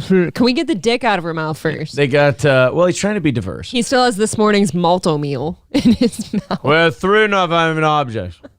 So they track 3 unidentified objects. 3 undefined objects, I believe is what he said. Can we get that again? Track 3 unidentified objects. Undefined objects. Undefiable. Track 3 unidentified objects. Undefined. Okay, 3 undefined objects, I believe is what we found. I do believe they were defied at some point. They were, guys. By this point, they have been defied, but when he was speaking, they were undefined. So I don't want you guys to worry. One in Alaska, Canada, and over Lake Huron in the Midwest. Lake Huron. They acted in accordance. Lake Huron Greyjoy? Yeah. Oh my God, that's the scariest lake I've ever heard of. It's terrifying. Oh Has my a terrible God. ending though too. Has scorpions that can kill dragons. Yeah. Oh my God, I don't want like Lake Huron. I'd rather have Lake Theon. That one's a less intimidating lake. It's got no balls. No, he has no cock. He left his balls? I don't know. I always kind of thought that they just cut the cock off. That seems mean. That is mean because now you've just got, what? You've got a clit or something and some balls? Yeah, if you're going to, I imagine more like a tree stump. Is what I imagine. Ooh, I don't like it. Or like Hellboy's horns after he shaves them down. Have you seen those movies? No, the first one. Did you like it? No. Oh. I don't like that he's red. God, that's gay. I have really autistic things with movies. I'll watch fucking, what was that called? The ones with Groot. Guardians of the Galaxy. watch Guardians of the Those are Galaxy, fun. but I don't like the Hellboy's red. God, you're a fruit. I like Batista. But it was there's a lot of movies I won't watch anymore because I just don't like the look of things. Like I won't watch Spawn because the devil is so hokey. I like the guy that plays the blue guy in Hellboy. He's from Frasier. David Hyde Pierce? Yeah, that one. I always liked him. I thought you meant fuck, I can do this. Damn it. It's not John Slattery. It's John Cena. Nope. John Frasier's dad. Hancock. He's also in Primal Fear.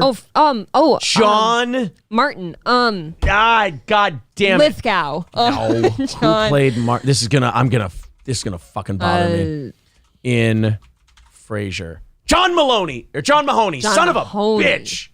Mahoney. Rest in peace, John Mahoney. Peace King. Oh, is he dead? Yeah, Peace King. That makes me sad. All right, let's go back to what if I said that about this guy? How would you feel?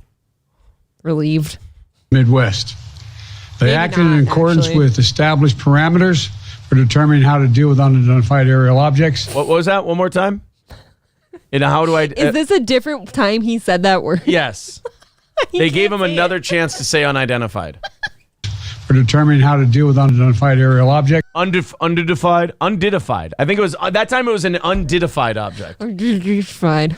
Determining how to deal with unidentified aerial objects. Undidified. Yeah, I think it was an undidified aerial object. Undiddlefied. Undiddlefied. I haven't smelled its hair yet.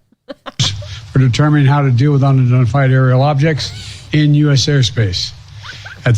You know, I gotta say, China is a pussy country. Yeah, How have you not invaded the United States? I don't fucking know. I was just thinking, has there ever been another time where you and I are sitting here at a desk laughing at our president? We can't. Ever. Well, Trump did some funny shit. Okay, but not this way. We can't keep our trains on the tracks. We can't get our economy going. Eggs cost $50 a carton. Our pets' heads are falling off. Our president can't say unidentified. Oh, shit. Our president has to be told where to walk when he's done talking. Has to know who his wife is because he'll kiss his sister instead. Yeah, so, I mean, China, like, you guys are overrated as fuck because the fact that... You guys eat gutter oil. Yeah. That's why they haven't invaded. Pull they don't the have gutter oil out of your anus and invade the United States. They don't have the physical strength from the gutter oil. They've got the itis.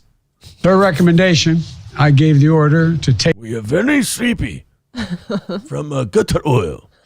We have itis. Take down these 3 objects due to hazards to civilian commercial air traffic. The what? I'm sorry to pause again, but what the fuck did you just say? The who? I can't do this. Hold on. 3 objects due to hazards to civilian commercial air traffic and hazardous American air traffic. Due to hazards to civilian commercial air traffic. Due to hazard to civilian air traffic. Okay. He's got to have cotton balls in his mouth. But it's not undidified. And because we could not rule out the surveillance risk of sensitive facilities. We don't yet know exactly what these 3 objects were, but nothing right now suggests they were related to China's spy balloon program or that they were surveillance vehicles from any other country. What if they were shack balloons?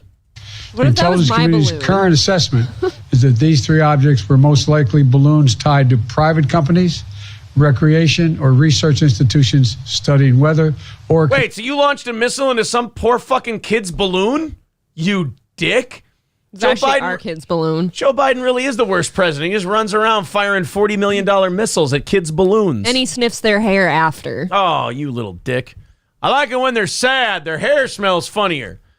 I heard one person in the administration saying, oh, yeah, some of them could have been from commercial car lots. Like, why? What, did you shoot down the big inflatable gorilla? I've been waiting for somebody to like blame it on the fucking DNR or something weird like that. Actually, you know what I mean? They're Something not, domestic and weird. They're not blaming it on that.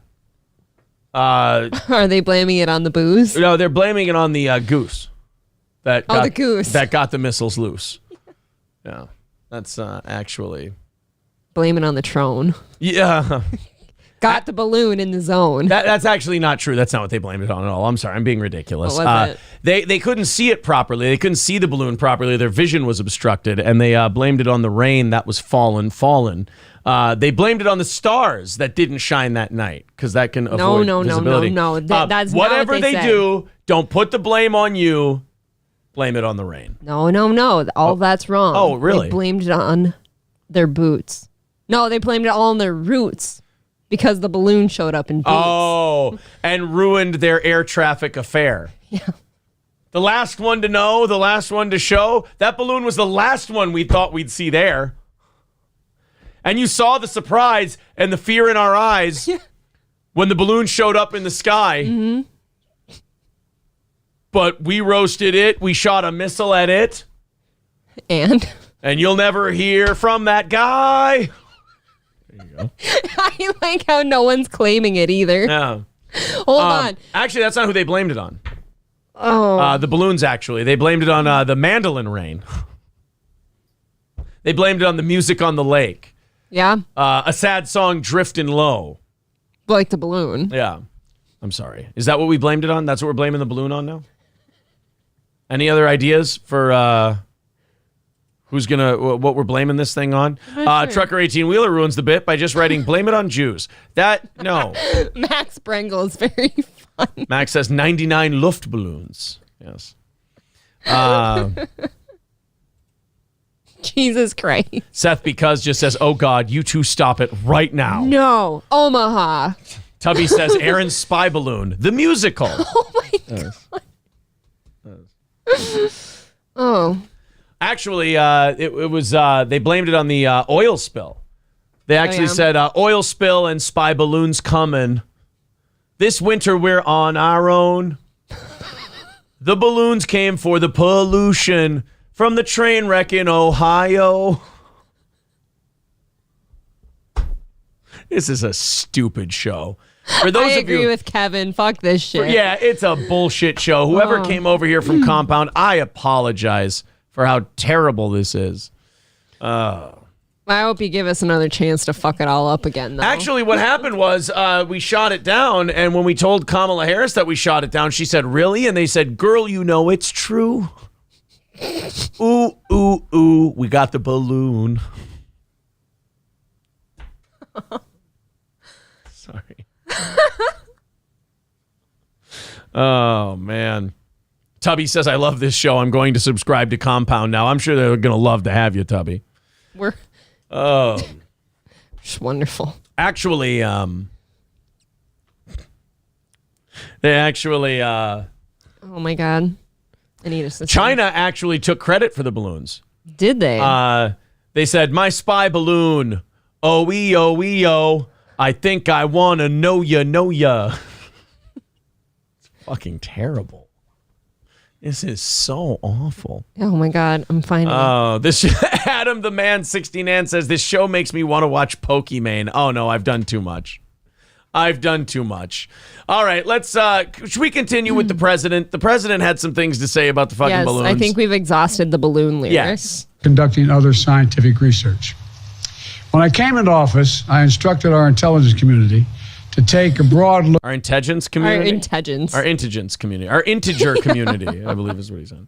To take a broad look at the phenomenon of unidentified aerial objects. That was good. We know that a range of entities, including countries, companies, and research organizations, pretty good, operate objects at altitudes for purposes that are not nefarious, including legitimate scientific research. Holy shit, he might dismount okay here. He's got a few seconds left. Except I think he said companies twice. He was listing things and he said companies. In fairness, he didn't say unidentified. I want to be clear. Good luck. Don't have any evidence that there has been a sudden increase in the number of objects in the sky. We're now just seeing more of them, partially because the steps we've taken to increase our radars, to narrow our radars. Thank you, Mr. President. Do you care about, I saw this yesterday. I didn't get this because I didn't think the audience or you would care. Goldberg, of all people, trashed the shit out of Rihanna's Super Bowl halftime performance. Really? I don't know why TMZ asked Goldberg, a professional wrestler, about a performance. Well, I did go back and watch because I wasn't really watching during the halftime show. That whole, like, wiping her pussy and smelling it thing, that was fucking gross. That's how she knew she was pregnant. I know, but that's so fucking gross, Well, dude. this is why TMZ asked Goldberg. Oh, I see. Because he was just there for the party that only he was invited to and others in the family tree, as it were. 318 likes is what they're saying. So we got about an hour and a half to get to 400 likes. If you feel like hitting the like button, please hit the like button. Also, 150 away from, 145 away from this morning's goal. There's the Streamlabs and PayPal links in the chat if you'd like to contribute to our program. Super chats count as well. We got over an hour, and we're looking good. So thank you guys very much for your support. This has been a very fun show. Very fun show. Very fun week. Of course, the Compound thing. Hey, mods, if you want to throw that Compound link in the chat for the show that debuted last night, we would really appreciate it. Check it out. I considered this when I was making my Compound announcements on socials last night. In the last week, 2 weeks, we've gotten into Rumble. We've surpassed 9,000 subs. Yes. And we've been invited onto Compound. That is... At least for one time. All of that is great news for this show. Crazy? And hopefully the momentum keeps going because that sub count keeps climbing. Thank you guys very much. We'll get that to 9,100 by the end of the weekend, hopefully. And we've gained the love and adoration of Kevin Brennan. Yes, and that I love more than anything else. Keeps you warm at night. Yes. Kevin O'Connor, who's the president's doctor. Okay. Don't you guys worry about his health. Don't you guys worry about what kind of shape the 80-year-old is in, because his doctor said he is healthy and vigorous. I would have gone with viscous. But President Biden remains a healthy, vigorous 80-year-old male. Okay, but a healthy, vigorous 80-year-old male can still die at any moment. Yeah, I kind of didn't agree with the, mental tests or whatever. What was it called again? The mental wellness or whatever. Mental wellness checks or whatever for like old people. It doesn't really matter. You can take it 1 minute and then the next 5 minutes you're not okay. Things can change quickly at 80. Yeah. Clay says Aaron was using his nervous voice, but it was a good show. Was I? Uh-oh. I don't want to use my nervous voice. You should Because that one's gay. Stop using that filter. Neil says, I subbed to Compound for a year, watched all the E-Rock stuff, and then never put it on again. Well, then go back and start using it again. The doctor said, the doctor must not have tried the stare test. Yeah, exactly. If you look at Joe Biden and you're a doctor and you say he's a healthy and vigorous 80-year-old, then what you must do is grade 80-year-olds on such a curve that you're like, he walked through the door, he didn't grab his chest and collapse. Right. He's doing great. Okay, you say he's young, healthy, and what they call? Vigorous. Yes. I give you the airplane stairs video. That's Yeah. all you need. And that was like a year ago, wasn't it? I don't know, man. At Yeah, least. I don't know if that looks very vigorous to me. Danger Barrel Wolf Turtle, 335 likes. Thank you, buddy. Clay's going to see Voss tonight. Very cool. Cool. Sicky says, can we subscribe to Compound and go back and listen to your special? Yeah. Oh, yeah. No. The special's up there for keeps. It's up there for good. Go into extras under collections. cool. Did the mods copy and paste that, by the way, or do I have to do it again? Compound. If you go to Compound Media There. /subscribe, you can either get a free 3-day trial, $2.95 for a day pass, or I think it's like There you $8 a month. Yeah, mods, copy and paste that every 15 minutes or so. Pretty cool. There you go. One of the mods just grab that and then, I don't know, just a couple times today, throw that up there for everybody. There's the Compound link. How many viewers did it have, says Misdemeanor? No way of knowing. I do know that the tweet that Compound put out was their most reached tweet of the week, maybe even of the month. The tweet I put out on it was my most active tweet that I've had in a long time. We've had a lot of traffic on Twitter about it. A shitload of traffic and a lot of feedback. So there is that. And Eric let us know that he was really happy with it. So, I mean, he would know what the numbers are. And if he's happy with it, that's good. Chuck Lawden says, I watched on Compound. Good job. Thank you, buddy. Thank you. Mango Junkie says, it's really worth it. I've been there for 5 years now. It's a lot cheaper than cable or a lot of the subscription services, and you get entertainment pretty much all day. It is great entertainment. I also recommend you go back and listen to the old Gavin McInnes shows and the Artie and Anthony shows. Those are all very, very funny. So don't worry, guys. The president may be 80 years old, which is an age where most people just kind of keel over watching TV. And they drool a lot. And they drool a lot, but he's vigorous and healthy. That makes me feel good. Yeah, that makes me feel very confident that doctors aren't corrupt as fuck at all. If he ain't healthy, then you ain't black. That doesn't, Mr. President, that doesn't really seem like something you should be saying to people. If I ain't vigorous and healthy, then you ain't black. That doesn't make any sense, sir. I don't really understand what you're trying to say. Most of the Artie and Anthony shows are on YouTube. Yeah, but go support them and watch them that way. There's endless great shit on there. That's how you know you're talking to a very proud cheapskate. Is you're like, why? I used to watch them for free. All right, that's anyone who talks about like watching boxing or UFC cards too. Why would I pay for that? Yeah, you're not. That's a I haven't paid for that for 10 years. Yeah, that's a person with no shame. You got to give them that. They're just like, what? No. Why would I? The site I used to use back in college when I had no money, that one got like taken down or something. Remember, I looked for that one time just out of curiosity. It was completely gone. I remember I watched Ward Kovalev 2, the pay-per-view, like 7 years ago or so. Yeah. I watched that on a torrent site or whatever that had like 15 different options for how you could watch the fight. And if one got knocked out, you just clicked on the next one. And yeah, that's so gone. I don't remember what mine was called. It started with a C. I just know it started with a C, and it was really reliable. Hey, the Mango Junkie with a really good point. If you want to learn how the Proud Boys were actually formed, it all happened on Compound Media. Yeah. So you can go back and watch the Gavin McInnes show and go, how did this fucking Proud Boy thing become a national FBI investigation? I think it got away from him. I think it might have got away from Gavin just a little bit. Just a smidge. I think so. Let's go ahead and get you guys updated on another major city's homelessness problem. Of course, we've been following a lot of these. We're very interested in it. A lot of these cities have developed these policies that are being very tolerant towards people just putting up Coleman tents and stuff like that, just anywhere in the neighborhood. Sure, why not? Well, it's not, and this is going to surprise you because in other cities, we've seen this similar result and we just can't figure out why. But Chicago's now having a problem. Oh, no. Yeah. Oh. And if there's one thing Chicago doesn't need, it's more problems. Can't you just shoot your way into a new home there? Right? Isn't that what they do? Come on. In Chicago? So in Chicago, they're not only having a homelessness problem, but it's actually now starting to threaten the nation's busiest airport, O'Hare. Oh, no. The homeless people have figured out that we have the largest airport in the country in Chicago, in O'Hare, and they went, oh, there's nooks and crannies all over this fucking place to sleep. I just wouldn't recommend the engines on the planes. Oh, yeah. I mean, I would, personally. You're saying it would clean up the streets? Yeah, might not clean up the engines, but it'll clean up the streets. There's my, I'm running for mayor of Chicago. Dirty plane engines, clean streets. Vote for Imholt. Yeah. Here we go. This is the story out of Chicago. Is out of control. And tonight, they're calling for solutions because they don't feel safe. Only on 2. And they don't want this solution to be their first solution or their third solution or their fifth solution. They want it to be the final solution to this homelessness problem. Well, that sounds good, but I have a question, though. Yeah. Do you ever go to Chicago and expect to feel safe?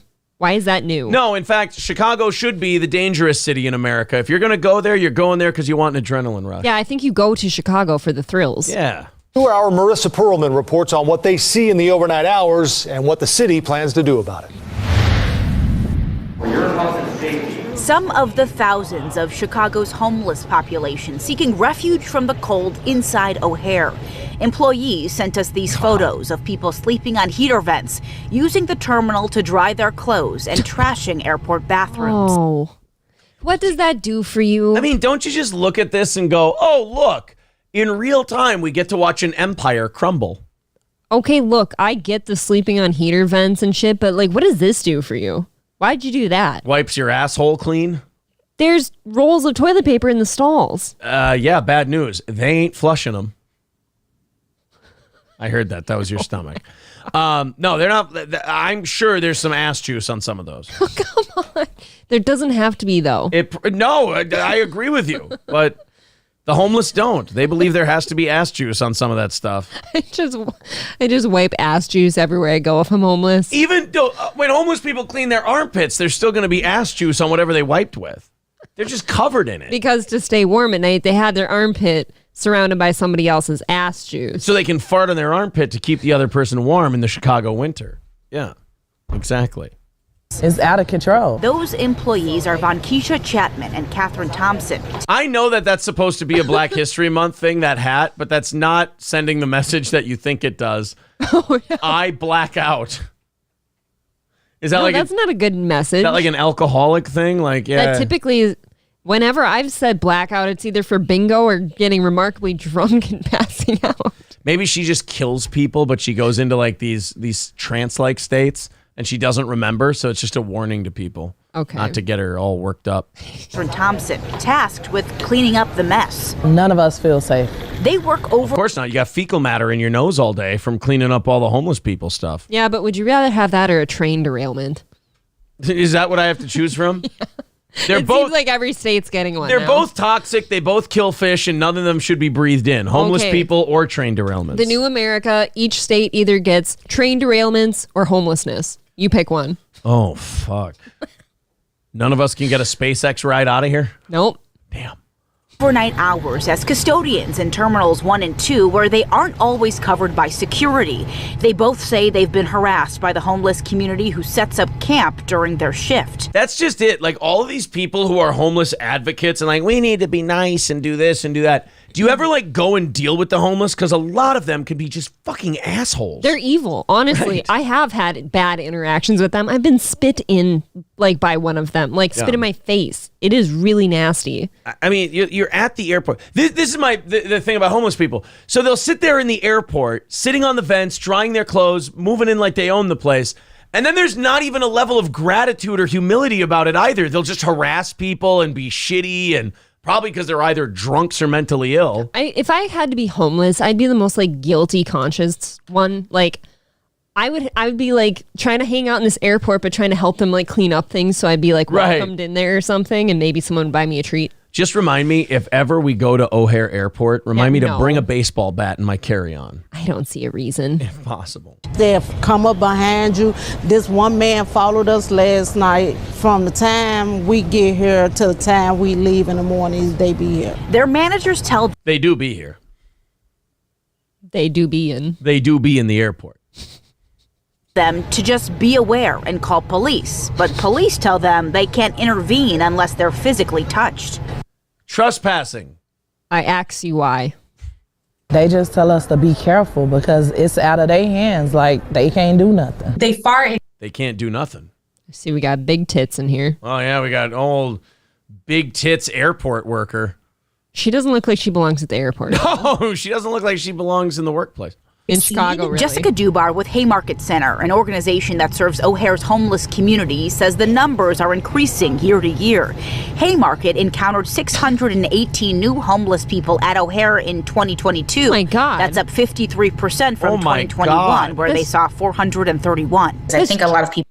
That's just at the airport. Right. There's 600 new homeless people sleeping at the fucking airport. There's no reason to ever go there. No. I don't care where you're from, drive. Yeah, just exactly. drive into wherever you're going and then get the fuck out. Jesus. That's it. And you can't, like, I love how the cops say, well, we can't do anything. All right, well, then whoever's running the state of Chicago, or the state of Chicago, Jesus Christ, Aaron, who's ever running the state of Illinois. It's fine. It's like I said, the country of Africa. Been a busy week. Whoever's running the state of Illinois, let's work on that today, huh? Let's get a law passed today that says the cops can grab a homeless person by the nape of their neck and just chuck them out the door. I want it to be like a Family Guy episode where the janitors just like sweep up the piles of homeless people and then like put it in dump trucks and out to the garbage bin. And then send them to California, like in South Park. I've said it before, like California, Washington State, and fucking Oregon. They're lost causes at this point. Let them have that. Sure. People are going to ask, why can't they go to a homeless shelter? Why are they sleeping at O'Hare instead? They're full. The shelters are full. The city operates. Well, it looks like we need to lose some bums. I'm sorry. Either build some beds or lose some bums. That's it. I do. Find a really hot bum, scrub them up real nice, and get them in OnlyFans. Then we can get them a mortgage. They can get off the streets. They can afford their booze. Sure, give them like a tablet with a tripod or something so they can post all their shit. Get a really stacked homeless chick and just clean her up like Cinderella. Like just clean her up as best you can. Get her in OnlyFans and get her moved in somewhere. No Prince, though. We don't need a baby homeless. That's true. More than 3,000 shelter beds at 50 facilities. Dubar says there are simply not enough beds to meet the growing need. A lot of folks don't end up at the airport because that's their, sort of goal, is that it's sometimes the last option that they have. The city. Cool. Could you at least act like it then and not bother people and hang your shit up? And, just take over the space and trash the bathrooms. Hey, you trash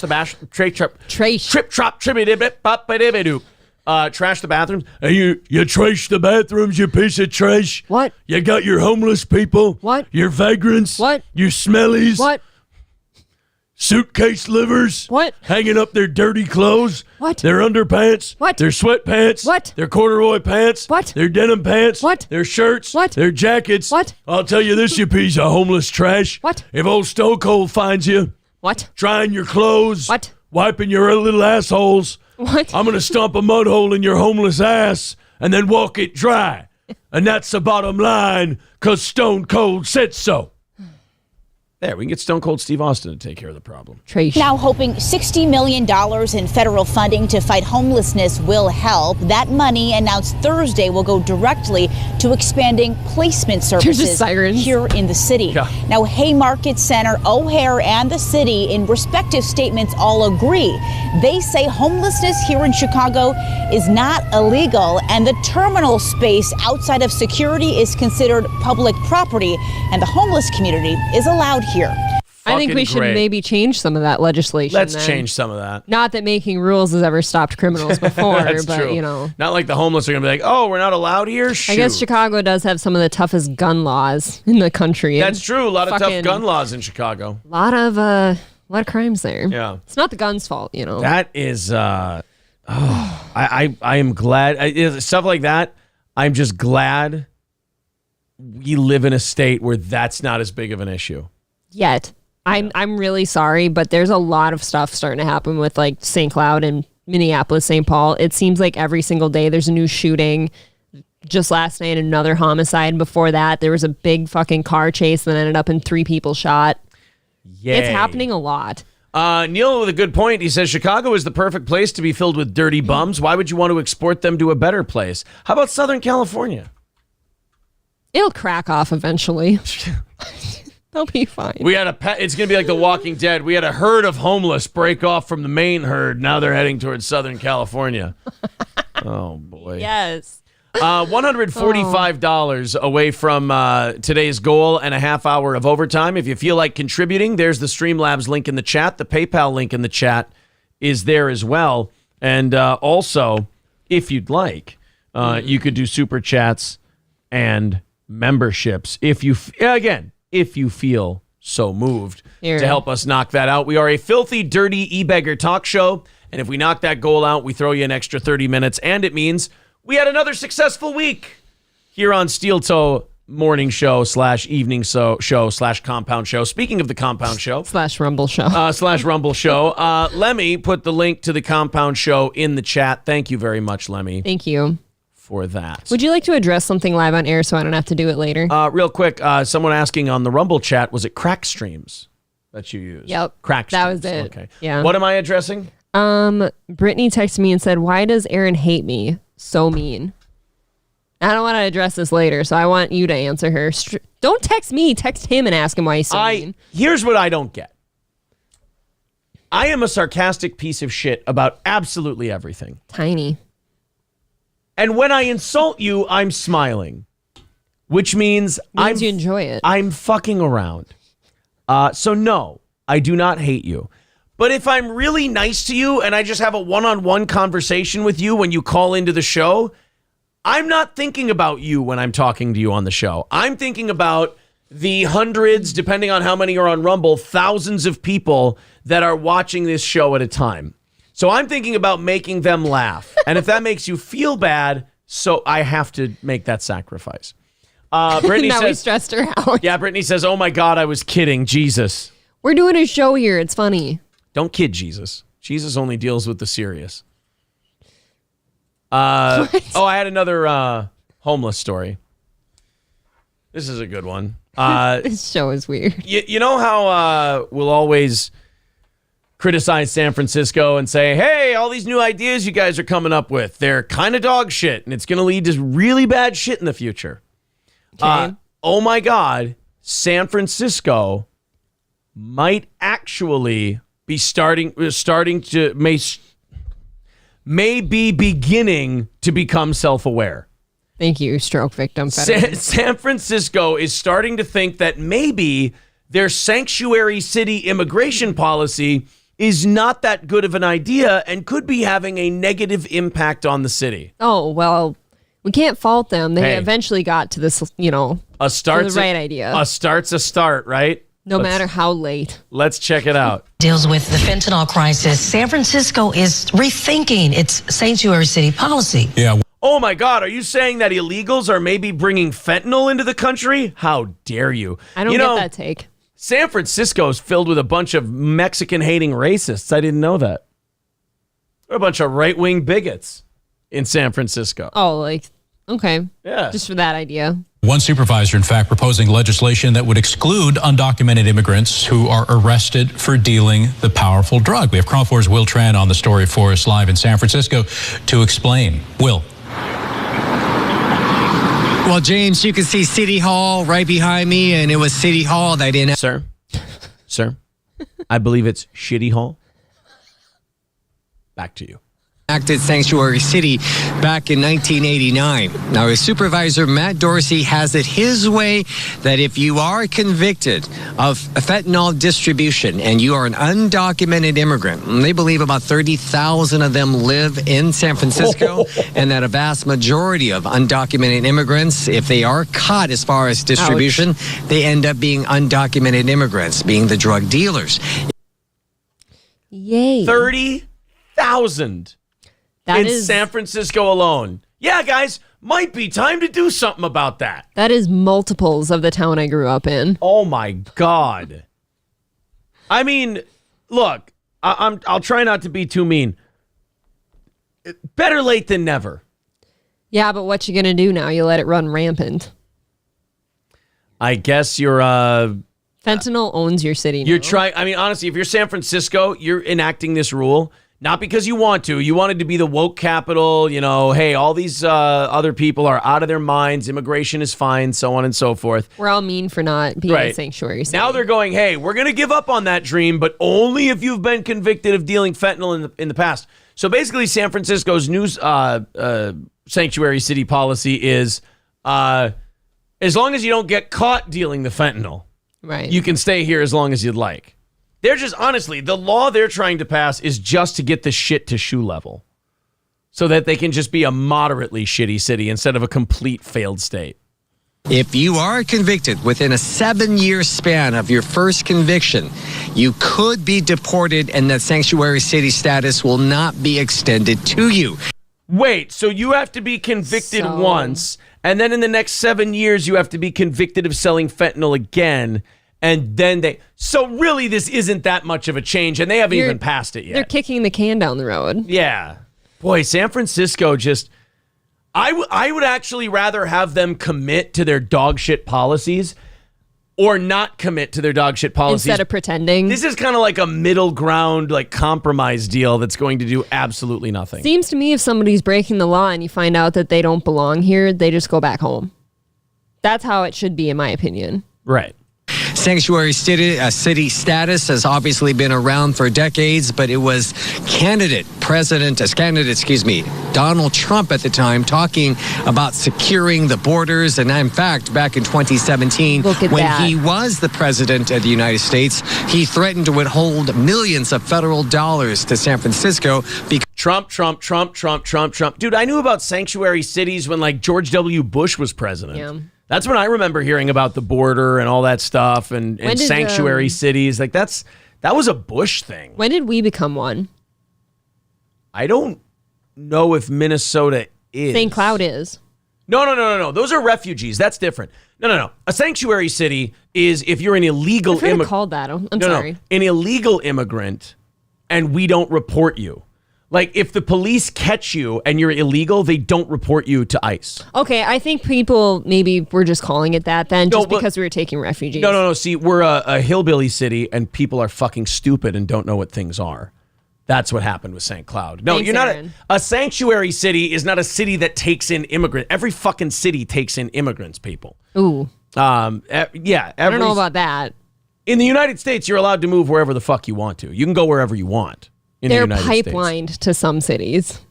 Refugees, if they have family here, yes, absolutely. But no, there's no such city that doesn't allow immigrants in there. There's people who, if they catch you and you're illegal, they report you to ICE and the deportation process starts. A sanctuary city is a city that doesn't report you. That's all that means. But now San Francisco is so overloaded with opioid overdoses and fentanyl overdoses that they're like, look, they're being dragged. Got to find the source now. Yeah, they're being dragged kicking and screaming. They're like, look, we don't want to do this, but Jesus Christ, people are dropping like flies. Yeah. Because of the sanctuary city status, San Francisco ended up winning back in 2020 in court. But in this particular case, if this passes, James and Rena, it will be the second wrinkle as far as sanctuary status and not being extended because it's already on the books.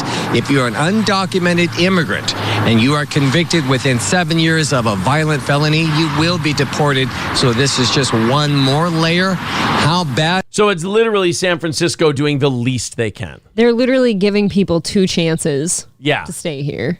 I don't see that. While committing felonies. I don't think that's going to solve the issue in San Francisco. It goes much deeper than that. They're saying Minneapolis, not St. Cloud, is a sanctuary city. I would believe that. Well, I'm sorry. I would absolutely believe that Minneapolis is a sanctuary city. That must have been what I was trying to refer to. I think St. Paul might be as well, because they have a really liberal mayor over there. Is St. Paul a sanctuary city? I like how I tried to fill in, is St. Paul safe? No. No.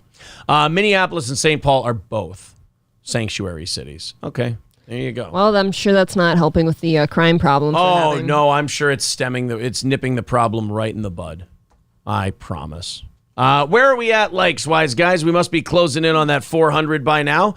Also, we got about 35 minutes until we rattle the cans and do our super chat music and filthy e-beggar bit to try and knock that goal out and do an extra half hour. If we knock out that 145, we'll go till 10:30 Central Time today. If you feel like contributing, there's the Streamlabs, there's the PayPal, super chats, and memberships also count as well. 362 likes today. Holy shit. Keep hitting the like button because when you do, it helps us big time. It helps the algorithm. It helps new people finding the show, the whole deal. A lot of nice sub pickups from yesterday as well. That's great news. Go ahead and hit the like button. And we will be very appreciative. Thank you to all the fans, new and old. Midland Armory in downtown. It's the end of the week for me, for sure. You're having problems. Didn't you do Midland, or did you just do that gun show one? I did not. Okay. Midland Armory in downtown Foley, Minnesota, but online for all of you at midlandarmory.com. That's midlandarmory.com. Firearms, tactical gear, knives, optics, you name it, they've got it. At Midland Armory in downtown Foley, Minnesota. That's Midland Armory in downtown Foley or midlandarmory.com. Airy says dumpster fires. Are you talking about San Francisco or my speech today? Because either one is accurate. I'm just really hungry. Marble Arm says Biden retarded your brain. That's not, I can't rule it out.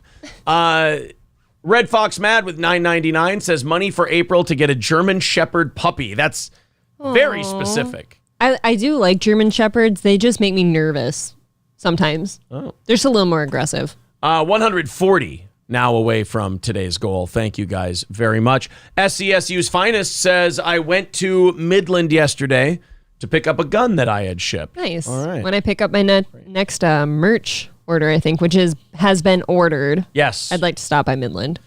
Stevie J says he's telling you where to put the homeless. Dumpster fires. Oh, okay. Zen Rhino says Aaron is living in a modern Freaky Friday and he switched brains with John Fetterman. Oh, no. I'm glad you don't look like him. Look, man, you people in Pennsylvania, I don't think, John Fetterman being in there for depression and all that and him being all stroked out and shit, that ain't John Fetterman's fault. To me, that is the Pennsylvania Republicans' fault 100%. You ran Dr. Oz thinking that would be a good idea. And then you put Trump behind him to try and push him across the finish line. And the Democrats and Fetterman were able to push a stroke victim ahead of Dr. Oz. Thank you, Misdemeanor, for $70 Canadian. You know what we do because we're lazy on this show? Thank you. The exchange rate for Canadian and American on this show is just dead even, so we'll just take our 70% of that. Thank you very much. And we'll call that a 50 spot for today's program. That puts us 90 away from today's goal. Thank you guys very much. Doing great. Sen Rhino says $70 Canadian is like 3% American. Is it that bad? I thought they were pretty close. I don't know. Check it out now. All right. Now we got to look. Canada, America exchange rate. Oh, 74 cents. Oh, okay. Oh, so it is a pretty big difference. Sorry, jeez. All right, so that's going to knock 35 off our goal today. Oh my God, that's insane. I had no idea. It's so 105. Fuck Canada, indeed. Sorry, 105 away from today's goal. I had no idea. 75 cents? That's pretty weird. For a Canadian dollar? Fuck. I thought they were pretty similar. Yeah, you guys must have been falling recently, against our incredible dollar. Dude, how bad is it we for can't say Canada? much. Oh my God. Well, we've got Canadian listeners here. Let's hear from them. No, I'm thinking about that. Our dollar is fucking worthless. It's $8 for a dozen eggs. Mm-hmm. So that dollar doesn't buy you shit. And Canada's dollar is only 75 cents of a... Fuck. Chris Young says, how's your speech classes coming along? Obviously not well. Obviously not well. He went to the Biden speech class. Oh, man. Yeah. And Fetterman was the leading, Yeah, Fetterman was the classmate that you teacher. were It was a running nightmare. against, yeah. But it only cost me $5.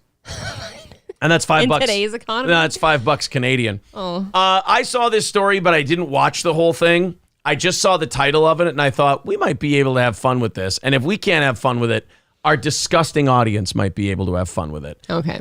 In Las Vegas, Nevada, there is a class that's being hosted.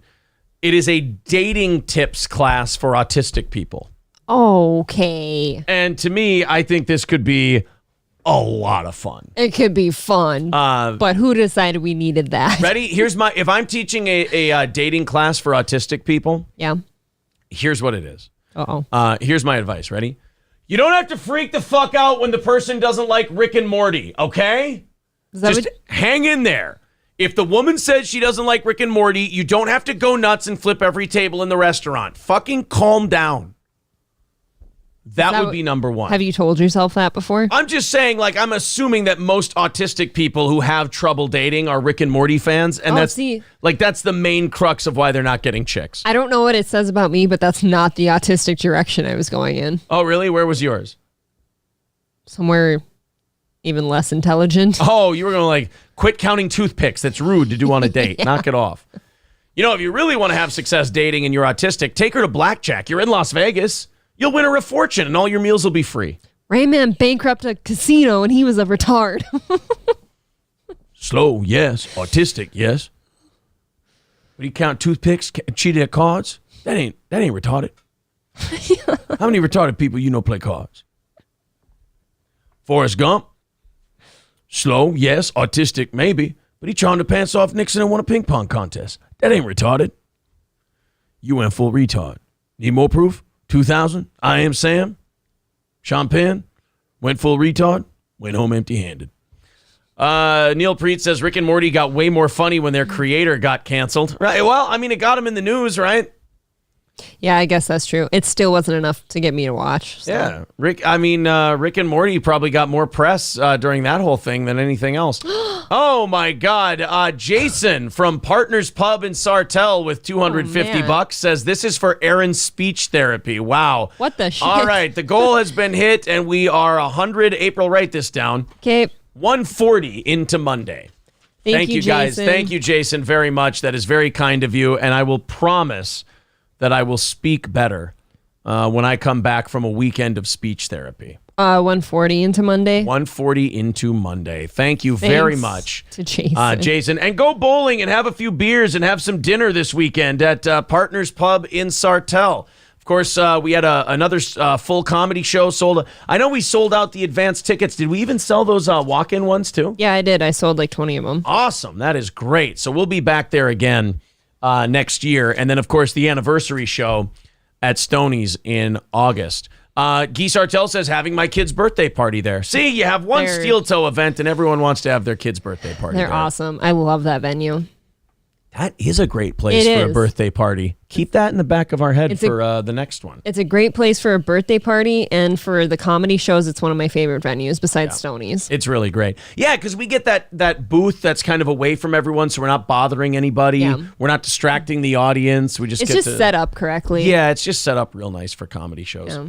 All right, let's talk about this Dating for All course offered to people on the spectrum in Las Vegas. Do you know how frustrating of a class this would be to teach? Trying to keep everyone's attention. Trying to teach autists how to get laid. And they're all nitpicking what you have to say. Yeah. Florida's fattest comedian in the chat says, I like anywhere with cake. Brown Candy putting up the website. There it is, greatriverbowl.com. Nice. Perfect. Brown Candy was there. He had a very good time with Aaron, I believe. All right, let's go ahead and watch. Marble Arm says, stop suggesting that we watch Wheel of Fortune at 6:30.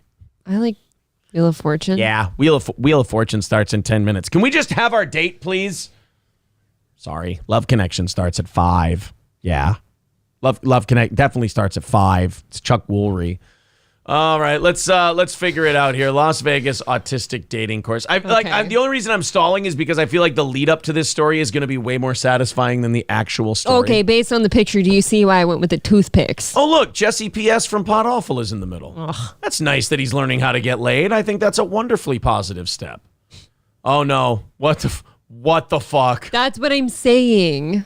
Is that Animal from the Muppets? Look at Big Boy in the white shirt there. Oh, no. Was that Frankie McDonald? Frankie! Oh, Frankie has a girlfriend. She's very hot. That's fine. Actually. She's very nice. Not true. Let's check it out. Valentine's Day, of course, a day dedicated to love, flowers, candy, you know, all the romantic stuff. But for people on the spectrum... Hey! Those are my... Quit counting the roses, goddammit. We know there's 12 in there. Stop counting them. Jesus, I'm sorry. Fuck. Just trying to... This is how I would teach my autistic dating class. Well, it can be a very intimidating day. Yeah, a local organization that provides a variety of programs for Southern Nevadans with disabilities is hoping to change that with a special course. I had the pleasure of visiting Inclusion Fusion to learn more about their Dating for All. Now listen, guys, when your date asks you if the dress makes them look fat, you don't answer honestly if the answer is yes. No, honey. You always say no, and also don't over-explain your answer. Does this dress make me look fat?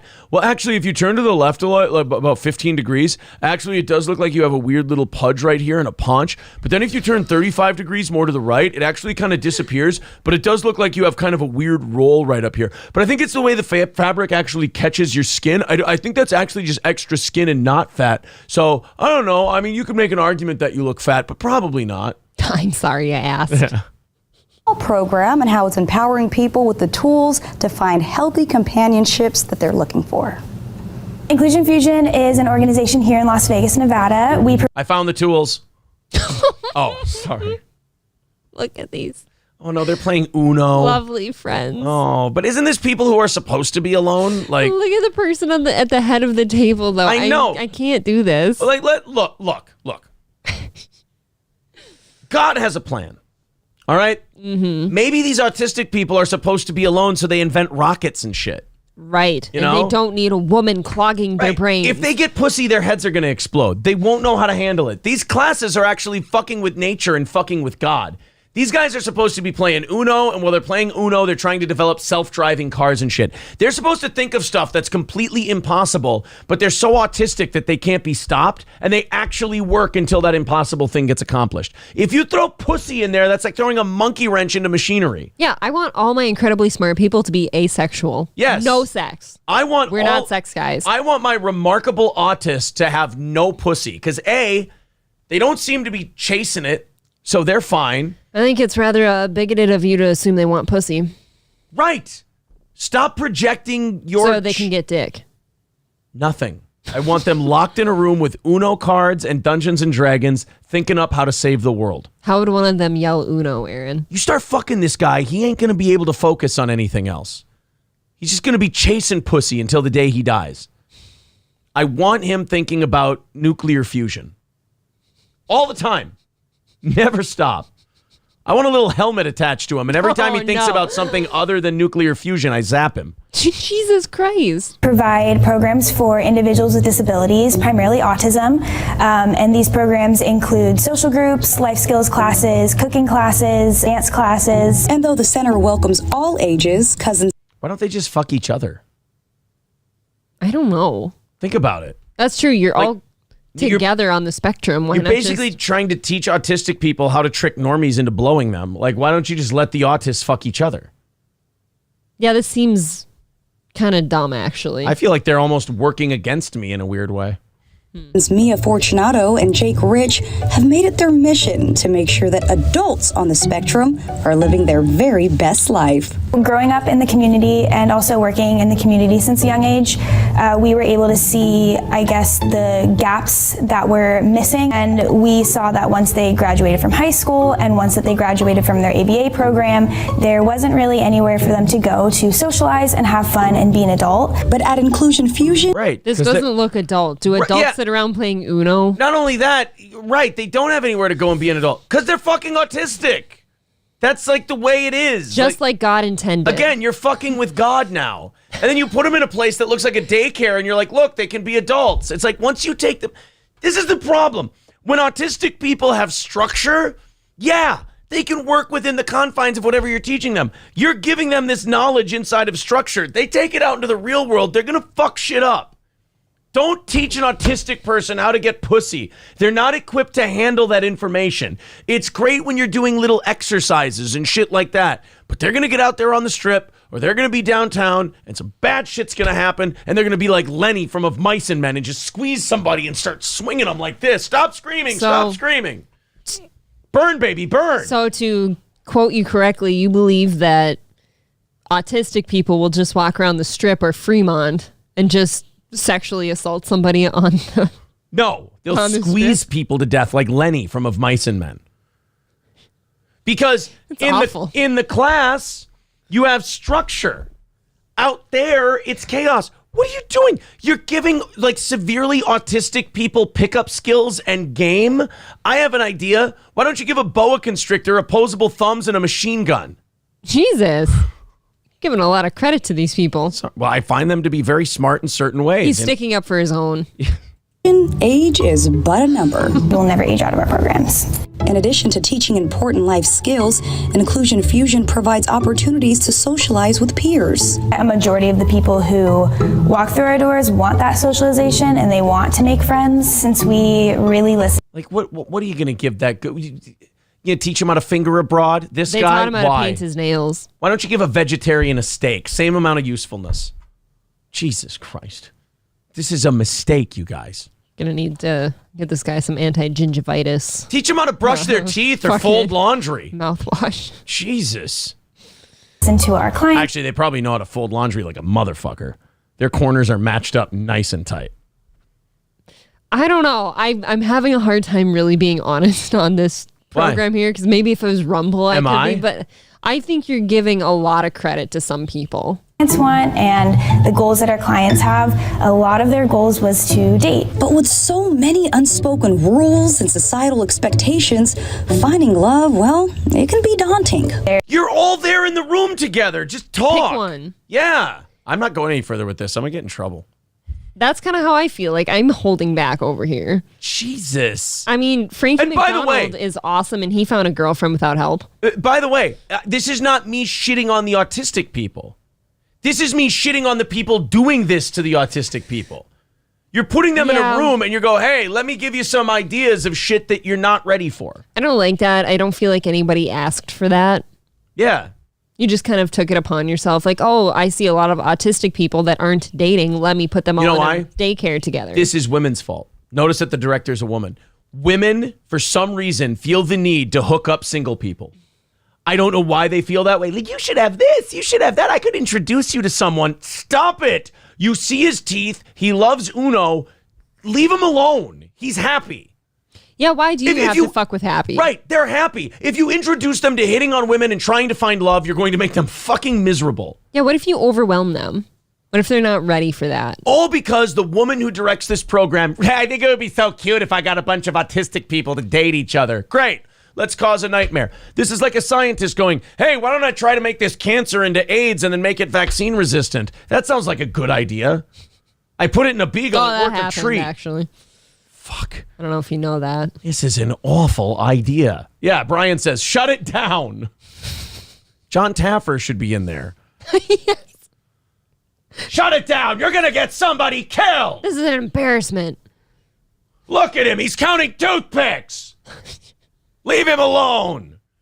Steal one of their baseballs. They're really going to be pissed. Oh, my God.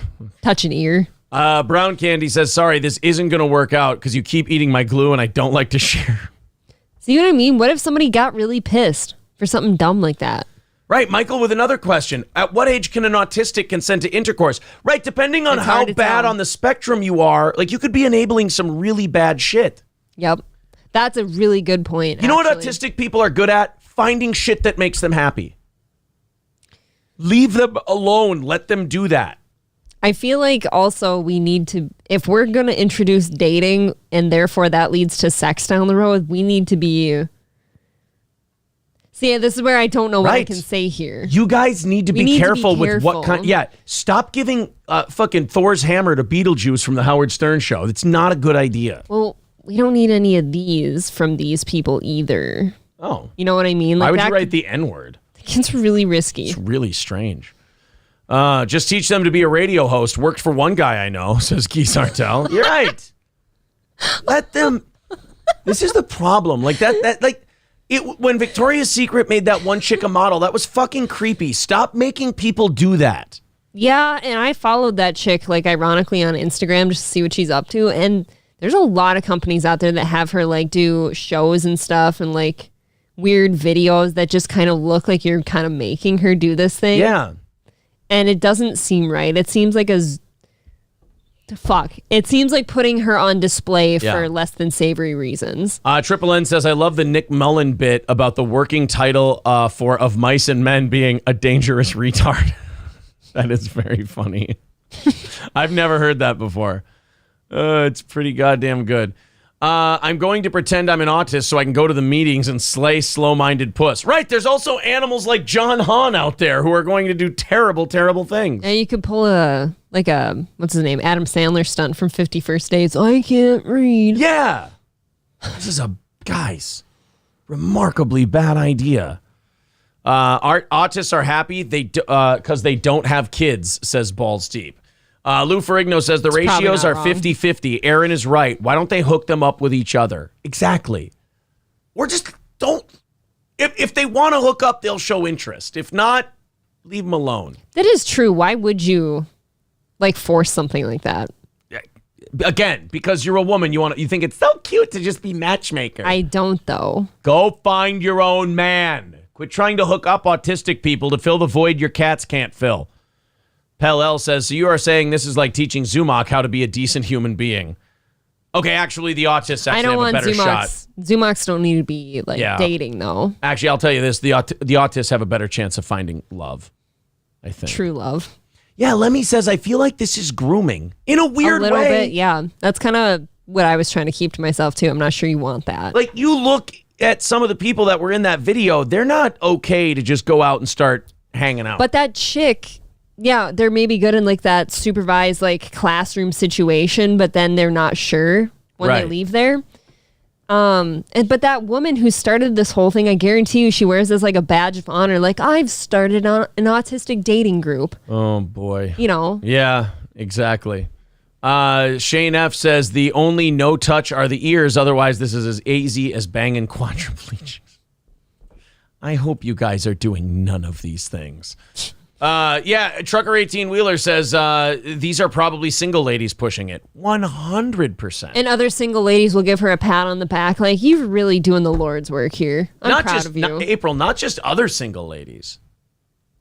All the single ladies. All the single ladies. Go fuck yourself. All the single ladies. All the single ladies. Oh.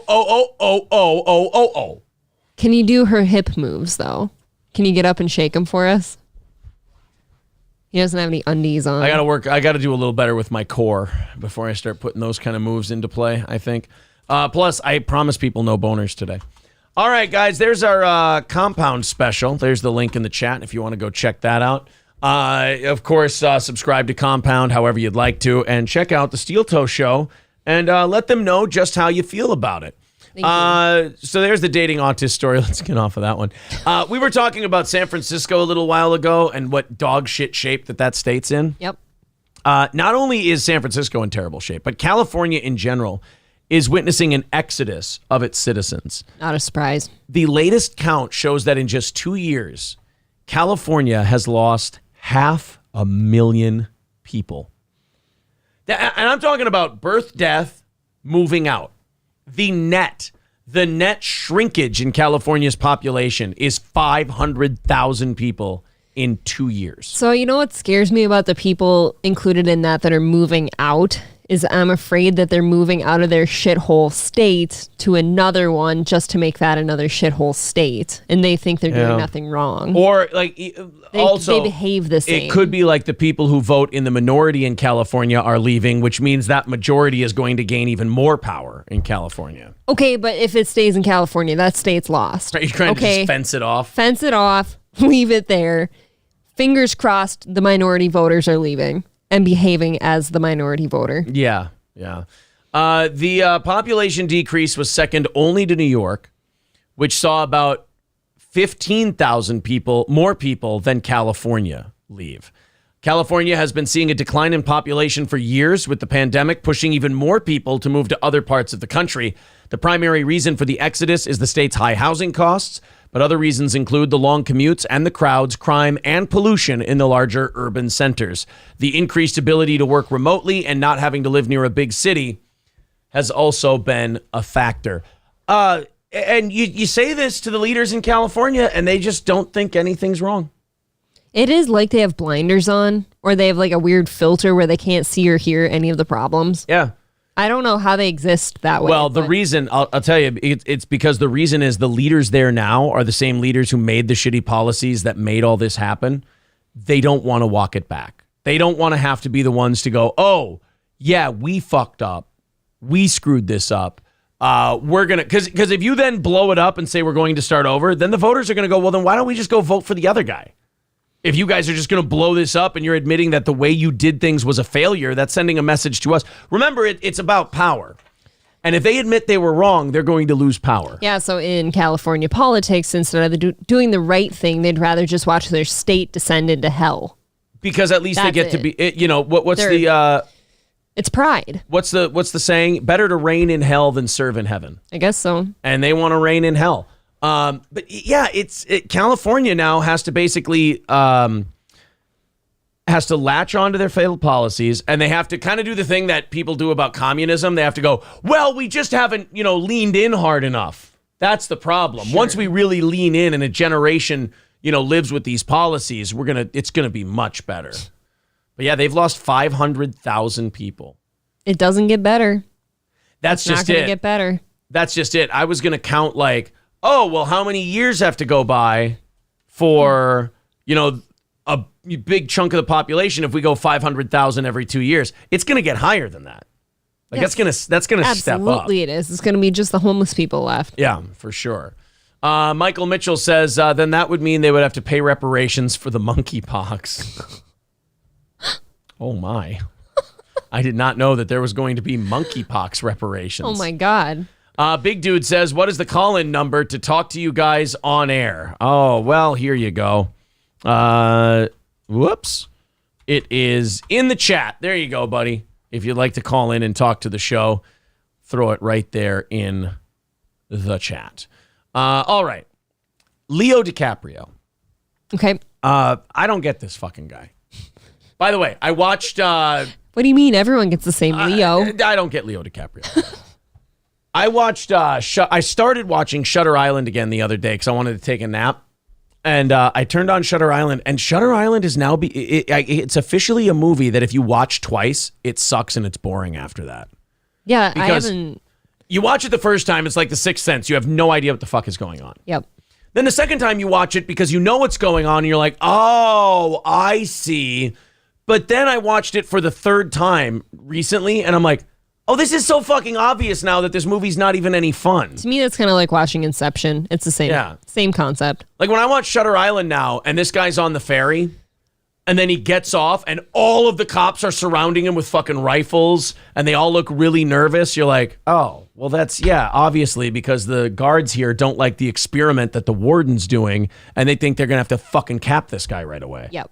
So, You just like Mark Ruffalo, right?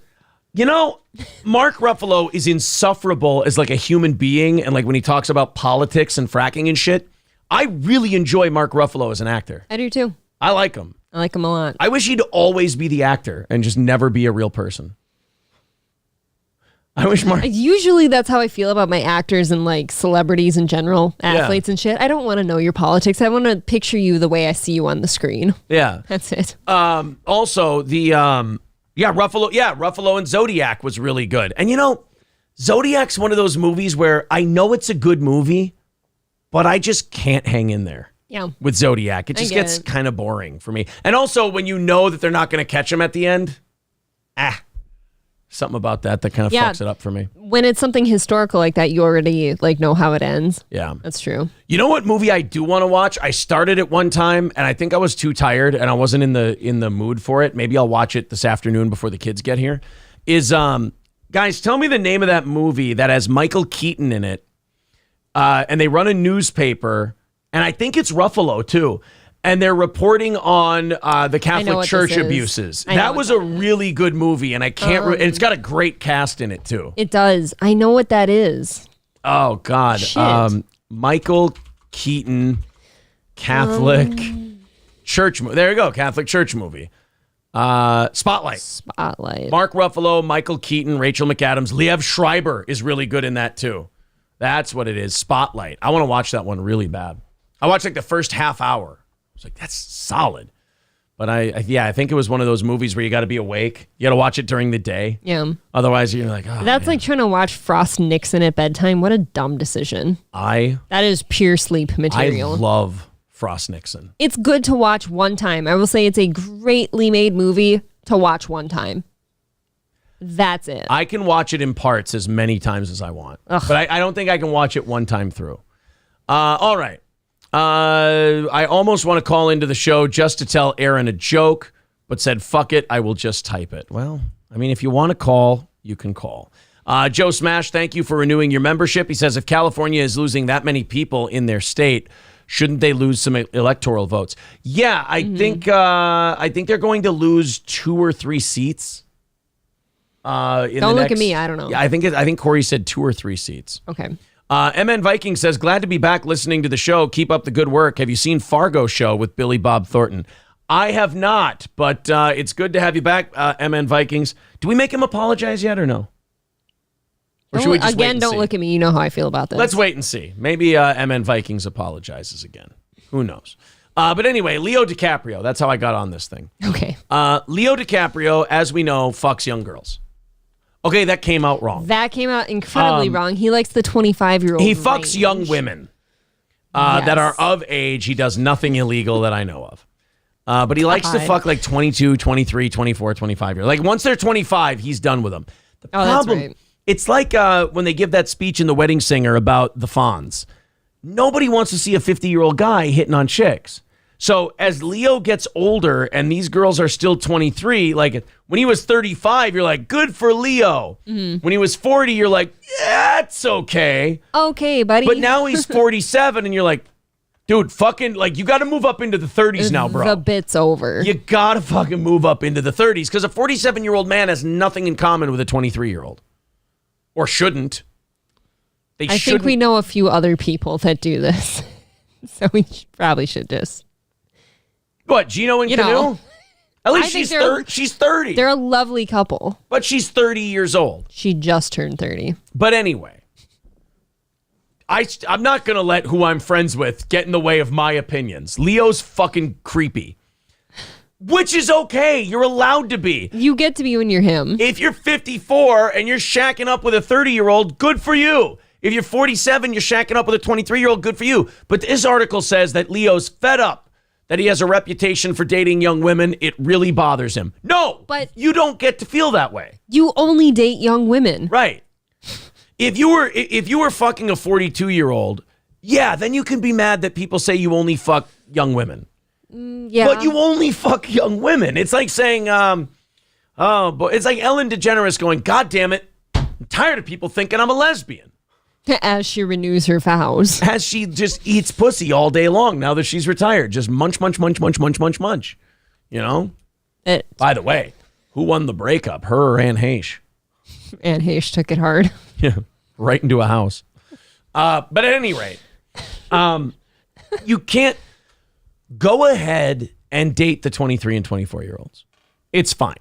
Yeah. I'm going to think you're a weirdo. But then you can't get mad at me for thinking you're a weirdo for dating the young girls. You're the one fucking them, not me. I don't even see it as the weirdo thing when it's Leo DiCaprio. He's rich, he's famous, and he gets to do that. He's not in it for love, clearly. He wants to be with some hot chick for a while, not get tied down, and trade him in. Then stop dating. You get then to be stop that person. dating them, as someone said in the chat. Why not just fuck them? Just fuck them. I do agree with that too. Why not just fuck them? Because have like a roster you go between, and then if like one of them's busy that night, you go to the next one. What would you know? What would you know about that? Why would you say that? I'm not rich or famous or as hot as you just had a really specific approach to that whole thing. I didn't know. I don't know why you're putting me in a corner here. At any rate, Leo DiCaprio. Let's focus on the lecture at hand. The Leo DiCaprio thing is very simple. Marry someone your own age, or fuck girls and tell everyone that you don't give a shit what they think. Why do you even have to marry somebody your own age? No, I'm saying plenty of people don't. I'm saying if he doesn't want the criticism, oh right, either don't marry complain. someone your own age or just fuck the girls that you fuck and then tell everybody I don't give a shit. Say whatever you want. I don't care. So you get the last laugh in the end anyway. You get to fuck some tight-bodied 20-something. I do like that any of us think we get an opinion on Leo's relationships. If you're going to go out in public and be famous, I get an opinion. A source spilled that the Titanic star is not pleased with. It's like if someone watches this show for the first time and they go, "Oh, this show really sucks." I can't complain about that. Oh, these two are gay. I got to stop being gay and stop having my show suck. Then I can be upset at that person. It is weird how okay you are admitting that. Yeah. It gets weird for me sometimes. Well, it's because I'm not serious, I don't think. We're going out for breakfast today, right? Oh, I don't know. Yeah. You didn't tell me yet. Well, E-Rock said we had to eat a bunch of hash browns. Eric gave us breakfast money. Yeah. By the way, before anyone starts to think, that's not how our company works. We don't just, E-Rock did not give April and I 20, it goes to Steel Toe and then we pay all He gave us a few shekels for doing a good job. Yes. So anyway, Leo doesn't like the reputation. He's not pleased with the way the media currently portrays his love life, but they're not portraying it anyway. No, they're just observing and reporting. They're just reporting it. It's like if Al-Qaeda got mad at how the media reported 9/11. It's like, well, you guys did it. I hate that they make us look like terrorists. Why are they making us look like people who knocked down skyscrapers? Well, you knocked down 2 giant skyscrapers. Shoot up a shopping mall and maybe they'll be nicer. But guys, jet fuel can't melt steel beams. That would be funny if Al-Qaeda even had based people in it who thought it was in it. Look, there is no way we could have learned to fly a plane at that speed, at that height, with that level of G-forces. There is no way. Shh, the boss is coming. Don't say anything. Stop it. They're looking at each other like, it wasn't me. Yeah. Well, obviously it wasn't Have you ever spoken to anyone who had family who was connected to any of those hijackers? Because I haven't either. How do you make a phone call from an airplane in 2001 at that altitude? It's impossible. I see his point. And jet fuel, the heat at which it burns, cannot melt the steel needed to take that. And did you know that Silverstein actually took out an insurance policy on the Twin Towers just weeks before the buildings went down? Ooh. Exactly. Dicey. The boss is coming. We're going to talk about how to make pipe bombs today. Shut up. What were you saying about breakfast? I was saying that since we have to go grocery shopping anyway, we might as well pick up some breakfast. And as we're out. Any cravings? I have a craving, but I don't want to tell you about it because I don't want to do it. All right. But I fire do. away. Go ahead. Hey, guys, wouldn't you love to hear April's craving for breakfast? Her stomach, by the way, has been audibly rumbling for the last 2 hours. I'm small. You want to hear my craving? I want to hear it. You know those they're about this long, the little the wild rice sausages at Nelson Brothers? Oh, at Nelson Brothers. If there's time. See, yeah, it's kind of a long ways out of the way. It's a bit of a hike, as it were. All right, so anyway, Leo says he wants to find a real relationship, one like his former 5-year romance with Camilla Maroney. Okay, what was her name? How old is she? What was her name? Camilla Maroney. Age. She's 25. I don't like that the media is making fun of me for dating young girls. I wish I could have a relationship with another 25-year-old. Pause that thought. I know. He was in a 5-year romance with her. She's 25 now. Yeah. Okay. That means she was 19 or 20. Very small margin of error there for, that's one of those relationships where you have to talk to Leo, or you got to talk to Leo before he goes and talks about that relationship. You're like, Leo, make sure your fucking timeline is tight on this one, all right? You slip up by 6 months, people are going to be talking about you. And do we even know when he broke up with that chick? I think in the last couple of years here. Think about that. If it was the last couple of years, she wasn't even 20. She's probably 18 or 19. Yeah, right. That's my point exactly. It's weird. Come on, Leo. In late January, DiCaprio, 48, was spotted at Ebony Riley's EP release party sitting with model Eden Polani, 19.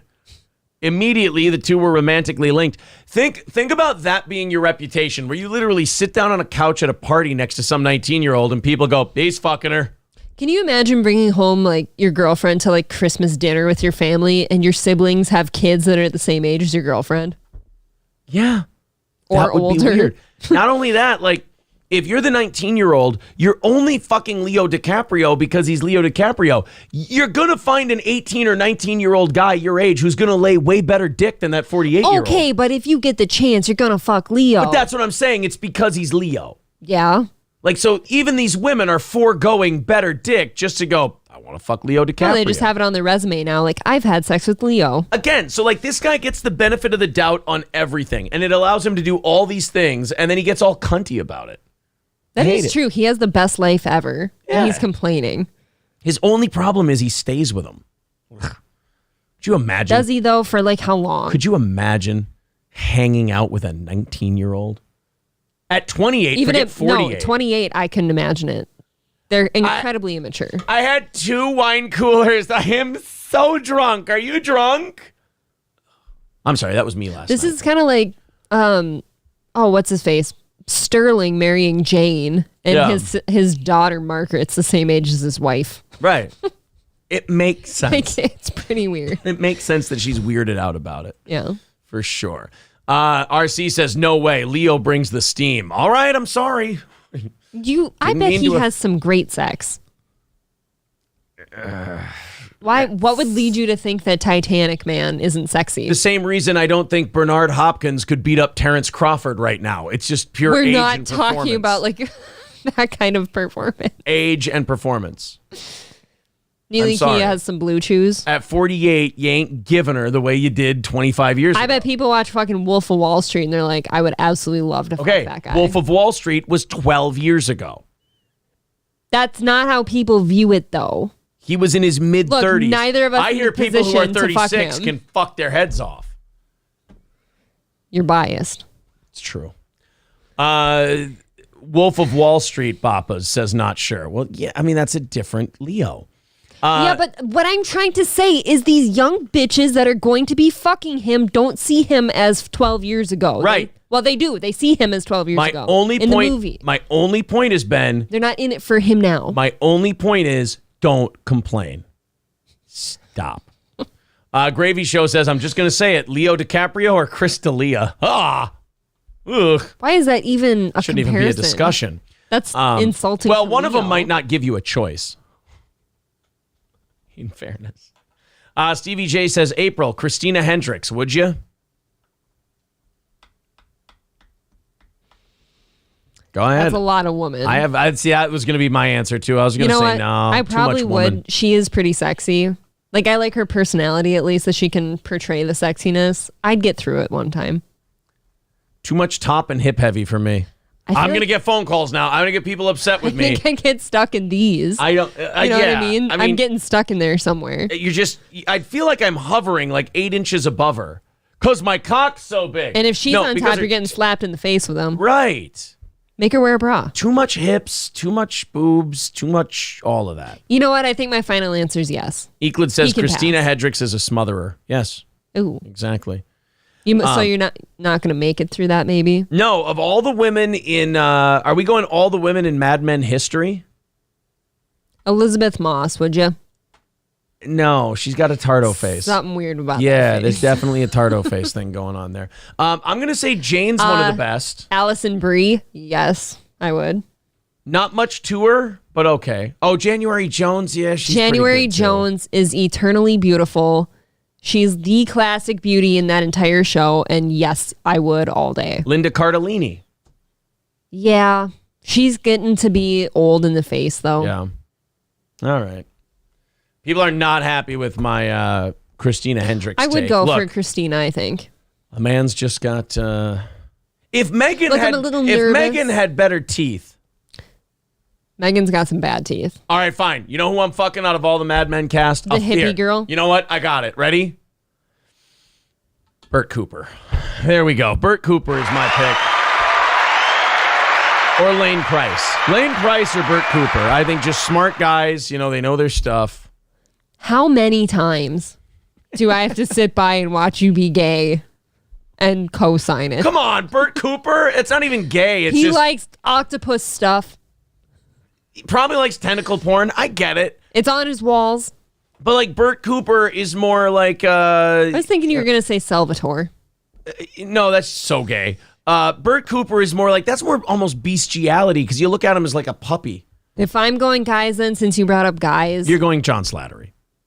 I was gonna say John Slattery. You're a grandpa chaser. Or John Hamm. Like you can't go wrong with either John. Honest to You God. and I did notice during the Super Bowl though. John Hamm is old now. Not only that, he ate his Mad Men money. I know. John Hamm got But chubby. I like for him. me- I think he looks great. For many years though, I did have a massive crush on John Hamm. Chunky dude. I would do John Hamm if given the option. That's wonderful for me to hear. I just had to hear you say Bert Cooper. That's wonderful That's true. for me You know too. what? I get it. That would hurt your feelings. I understand. John Hamm has a massive wang, says Michael Mitchell. I guarantee it. Bet you he does.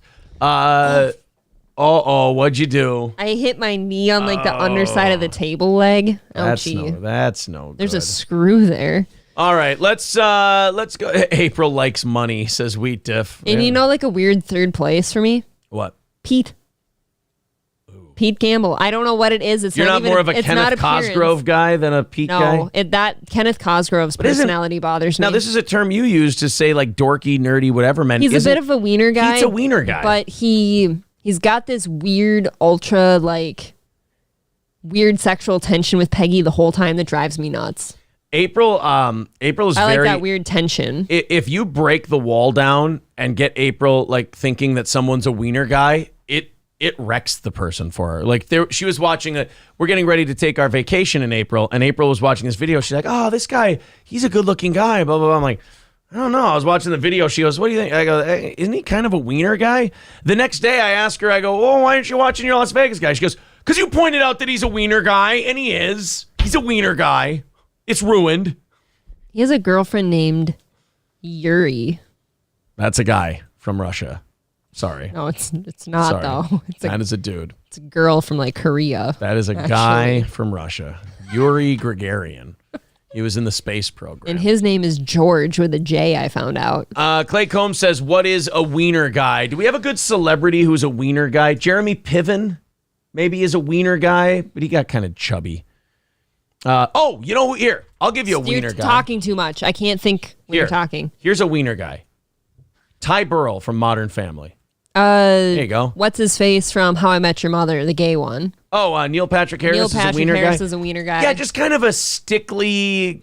Jim from The Office to me is kind of a wiener guy. Yeah, nerdy, stickly looking kind of a guy. Would Kinda be a wiener gangly. guy. Oh, Jim Parsons is a wiener guy. Wiener guy. Jim Parsons is For a wiener sure. guy. Absolutely. Jim Parsons' best role ever? The Ted Bundy movie. Yeah. Yeah. Absolutely. Also, one of my favorite John Malkovich roles ever. Same here. The most underacted part in a good way ever. My least favorite Malkovich role ever, Rounders. Hate it. Wonderful in Rounders. I hate that. Chad MC says, the guy from Steel Toe. Wait a minute, I'm a wiener guy? If I were to look at you like on the external and I didn't know you, obviously, but I'm a wiener guy. I don't want to be visually wiener guy. David Schwimmer, definitely a wiener guy. That's a bad wiener guy. Oof. DJ Qualls, definitely a wiener guy. What the hell's that? You know DJ Qualls. The guy from Ed Sheeran's a wiener guy. Ed Sheeran, the guy from Scrubs, the main guy with Zach the dark Braff hair. is a wiener guy, yep. Big wiener guy. Yep. Not in the actual, like... Brian wiener. Bulb. See, people are picking up what a wiener guy is. Brian Bulb, classic wiener guy. French Stewart from Third Rock from the Sun. Don't That's know a him. wiener guy. For sure. Wiener guy. Yeah, Clay Combs says they're basically skinny losers. Skinny Yes. losers. A lot of them wear glasses. So. Absolutely. All right, guys, I want to do something for overtime today. I want to go through this Ethan Klein, Jordan Peterson fight. Okay. They had a really bitchy, cunty girl fight on Twitter. I like that. Remember the history between Ethan Klein and Jordan Peterson is Ethan had Jordan on his show back when Jordan was like this super interesting kind of righty, just coming on the scene against the gender stuff. And Ethan was kind of based. Ethan was like anti-cancel culture, pro-free speech. Back in the day. He still sucked and he wasn't funny, but like he was like on the right side of sucking and not funny. Well, then Ethan did this 180. And was it around Trump or was it? No, by COVID, he was already a wiener guy. I like that my term's been adopted. But I think it was Trump that really fucked him up. Trump broke a lot of people. Yeah, and he went more kind of, he not only went more, he turned the wheel 180 and started appealing to people with septum piercings. And that was his main audience. And you can tell he's miserable and he regrets it because he's gained a bunch of weight.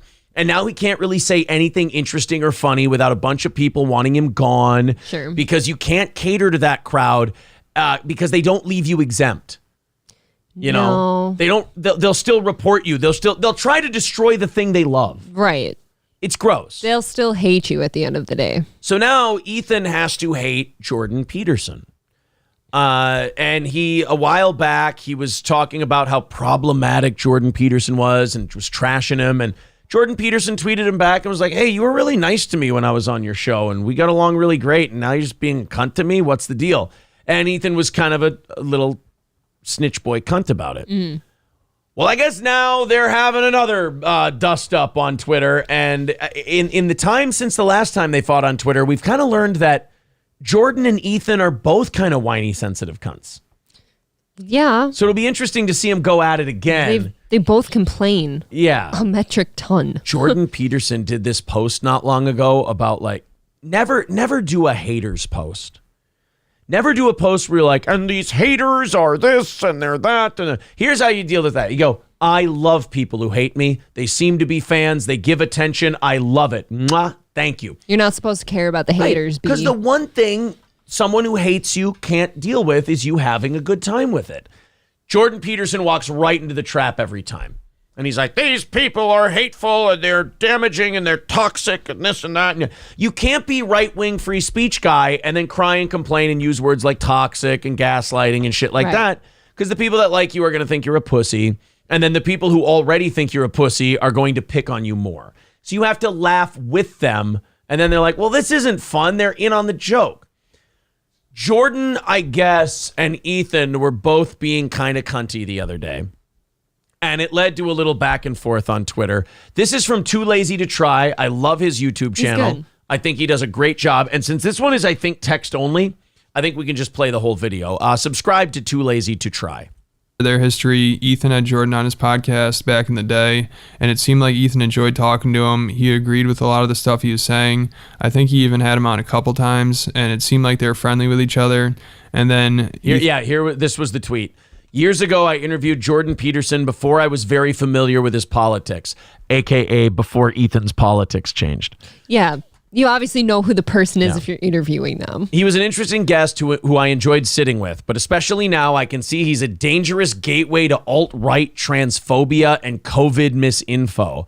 I removed both interviews today. That was only a year ago that happened.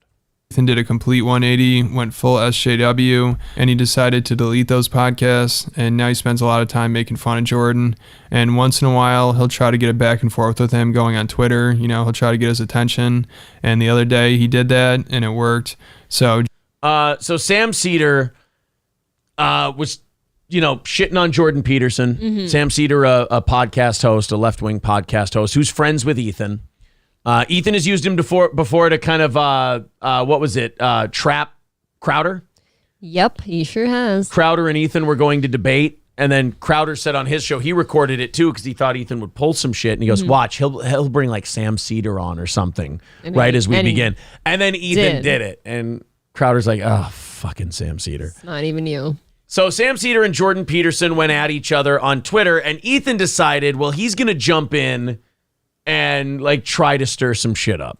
Jordan was going back and forth with Sam Cedar originally, and then Ethan jumped in and said, debate Sam Cedar, and Jordan responded, he said, Ethan, there was a time when I would have taken your suggestion seriously, but your behavior in relation to me has been worse than Mr. Cedar's, and even more inexplicable.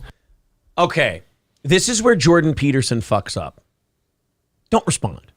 No. Don't respond. This doesn't go well. It just said, debate Sam Cedar. Mm-hmm. Jordan Peterson is one of these guys who's never heard the term pick your battles. Debate Sam Cedar is not something you want to have a fight about. No. Because it's nothing. Yeah, there's two options on debate Sam Cedar. Yes or no. Don't answer it. Because any answer you give other than yes or no is going to make you feel like you're kind of being a bitch about it. Yes, you're going to sound whiny. So just let Ethan Klein say debate Sam Cedar. Because guess what? Ethan's people are going to say that you're scared and whatever, and your fans are going to say that it doesn't warrant a response. So just don't say anything, and everybody goes back to the way it was. But Jordan has kind of become, I think he's going through menopause or some kind of weird thing where he gets very emotional lately. Yeah. And this is, and then tries to fight all his battles on He's Twitter. eating a lot, eating his feelings. Yeah, and a lot of, tech punches, if you will. And then Ethan responded, he said, Jordan, as old friends, I think we should discuss it in person anytime on my show or yours. Even a Zoom call would be terrific. It would be a great and productive conversation. Please consider it. Doesn't it just come off as passive-aggressive and cunty when Ethan does that? To me, it came off as like a money and numbers grab because he had just got done saying last year, like, hey, I don't agree with this guy. I've removed everything with him. This is completely dishonest, obviously. But like Jordan, as old friends, when he knows he's been a cunt to him for a year now and everything else. Ethan is... Hold on. Let me take my pill. Did you take the certain version? I took a certain version, yeah. Okay. Ethan is very manipulative and passive-aggressive. There. So this tweet seems more of like a joke, or he's trying to set Jordan up, especially to say this right after you told him to debate Sam Seder. Like if he was actually being serious here and being honest, like he actually wanted to have a productive conversation, it's probably not the best time to bring it up right after you mention him debating Sam. Oh God, I'm stupid. Yeah, too lazy to try is right. That was obviously he was doing the Crowder setup. The problem with the Crowder setup is you can only pull that trick once and then everyone knows that's your trick. Most people see it. Right. Everyone knows Ethan doesn't actually know anything about politics. If you've ever watched him talk about politics, he just hears whatever Hassan Piker says, which is not the guy you want to be getting your political info from if you want to be well informed. Mm-hmm. And regurgitates, right? And regurgitates it or is just a dick. Like Hassan Piker will say, DeSantis did this, and this is a real problem because blah, blah, blah, blah. And then Ethan will go, well, yeah, because he's just a piece of shit, and he's just an asshole, and that guy sucks, and he's terrible. And Sam will be like, well, yeah, I was trying to talk about, like, the issues of what he was doing, and some, yeah, he probably smells like donut poop. Like, Ethan's not an intellectual. He's not a very smart guy. I will give Hassan Piker this. He at least tries to talk about political topics and issues. It's just very dry and boring. And yeah. I prefer Sam Hyde's take on Hassan Piker. Yes, I believe Sam Hyde said it best. I'm coming to kill you in Los Angeles at your house. Or in the ring. No, in real life. It By the never way, gets old. Jordan Peterson's comment on the whole situation. Huh. I want to drown in cum. Oh, okay. That doesn't even par for the course. Seem to have anything to do with what we're talking about. Because everyone remembers what happened last time. You wanted to have a productive conversation with somebody you didn't like. And also, if I remember correctly, I think Ethan and Hassan tried to do this last year. They tried to get Jordan on their podcast because I think Ethan knows this is the only chance he has for leftovers to get some views. He has That's what I said. It's okay, a view is grab. that show not doing well? I told you. Well, we know that. He got in the whole Trisha Paytas mess, and then she leaves because rightfully right. so. Trisha kind of bailed out his whole channel. Trisha was keeping his channel afloat, and then once she left, and like obviously she looked like the winner in that breakup. Yeah. Like people started leaving, and by all means, he still has a lot of viewers, which is great, but he lost a lot. Do you know how you win a breakup with Ethan Klein? Don't go out with him first. Break up and don't be Ethan Klein.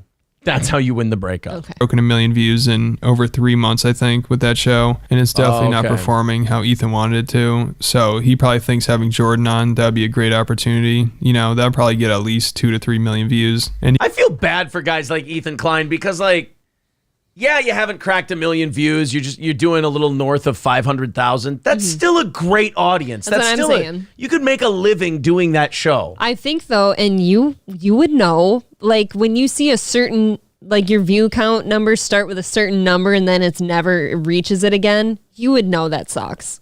Like if you see your shit start in the millions and now it's in the hundreds of thousands, that sucks. I guess, but like that's how this kind of career goes. You have a great rise, a great rise, a great rise, a peak. And then you ride this. The line goes like this. It goes down, but it goes down slow. Like Ethan's been around for like almost 15 years now at this point. So like if this is the start of his descent and it's going to go like that, he could probably hang in there for another 5-10 years. And I think he will. I think it just accelerated a little once Trisha left. And even if Ethan went on Jordan's show, I'm sure he'd still post the conversation to his channel, and he'd have a lot to talk about on Leftovers. So Jordan actually did respond to Ethan asking him to have a conversation with him, and he said, "Thank you for the offer. I will consider it." And I do think it'd be pretty... Jordan Peterson's an idiot, though. He will walk right into that punch. He'll walk right into the Sam Cedar He thing. totally will. We'll be reporting on this in a week or two. Jordan wants to be on the internet, and he wants to be just plugged in all the time, but he's one of those people, and we know people like this, who just shouldn't be plugged in all the time because he can't handle it. Because he can't. Break. Yeah, he doesn't differentiate Twitter from the real world. Which is dangerous, let's be honest. He thinks Twitter interactions should be like a conversation in a coffee shop, where everybody's being reasonable and intellectual. And no, you're not sitting in front of a fireplace. It's a fucking cesspool. And you take it seriously. The worst of the worst people are on there. Yeah. You can't take them It'd be funny if this podcast actually went down, but how do you trust Ethan? I mean, there's no way he would actually go into this debate alone. If he says he's going with Hassan, then I could kind of see that happening. But if it's just him, no chance. I can't imagine he'd actually debate Jordan Peterson just one-on-one. Ethan doesn't know anything about anything he's talking about. Ethan would be word salading his way through. Look at Ethan. He's a lazy guy, and he's probably lazy in every aspect of his life. I mean, his body type says a lot about what kind of person he is, but it does. His body type is goo. Yes, it's pizza rolls. And the microwaved one. Doesn't he eat like whole pizzas? Somebody said. Yeah, he's talked about it. That's how he's bragged about eating several whole frozen pizzas in a night. That's probably why he has those burps. Which is interesting to me because Gila Klein, his wife, is like tiny. Yeah. Does he eat all of her food too? I think he does, yeah. She's thin. He eats the placenta not because it's healthy, but because he's really hungry. He sees red meat and he has to eat it. Just tears into the umbilical cord. Like a lion on the Serengeti. Is it kosher though? Ooh, that's a good question. Come on. Well, it's all Jew blood, right? So it should all be okay, right? Yeah. Eat your own. It's wasteful. Shit and all. Yeah, it's wasteful if you don't. So anyway. It's good fiber. Yeah, exactly. Ethan, his body type tells you everything about him intellectually, too. He's a lazy guy. He's not looking up stories and the news and reading deep into it and finding out what's going on. So if he went in there with a Jordan Peterson, he'd get fucking crucified. Check it out. So you're going to either have to talk to Hassan Piker or you're going to get ambushed by Sam Cedar. True. How many fat people do you know that are extremely intelligent? I guess he's dead now, but Christopher Hitchens wasn't the skinniest guy, and he was really smart. I'm trying to draw lines here between your physical appearance and mental capacity. Boy, that's a good point. You know what I mean? A lot of overweight people tend to be lazy. Well, I guess the problem with that is TV and visual mediums tend not to put people who are fat and not good looking on, so you don't see a lot of them. Not anymore. I bet you a lot of them. That's not true anymore. I guess. Ethan Klein. What did we walk by in the mall yesterday? The Victoria's Secret shit? God, that makes me sick every time I see it. It makes me sad they're promoting that. Yeah. He would definitely chicken out and have to bring in Sam Cedar, which is too bad because I'd like to see this happen. Ethan and Jordan Peterson talking to each other. That would be hilarious. But problem is Ethan is a remarkably dishonest guy. He's not a trustworthy, honest dude. He's a little schemy. He's a wiener guy, but he's fat. He's a fat wiener guy. He's a fat wiener guy. Yeah. He's like a little wiener, but if it had fat on it, He's a it's chode. not like a meaty wiener, it's a fatty one. I just can't imagine Ethan's being sincere with this, saying it would be a great and productive conversation.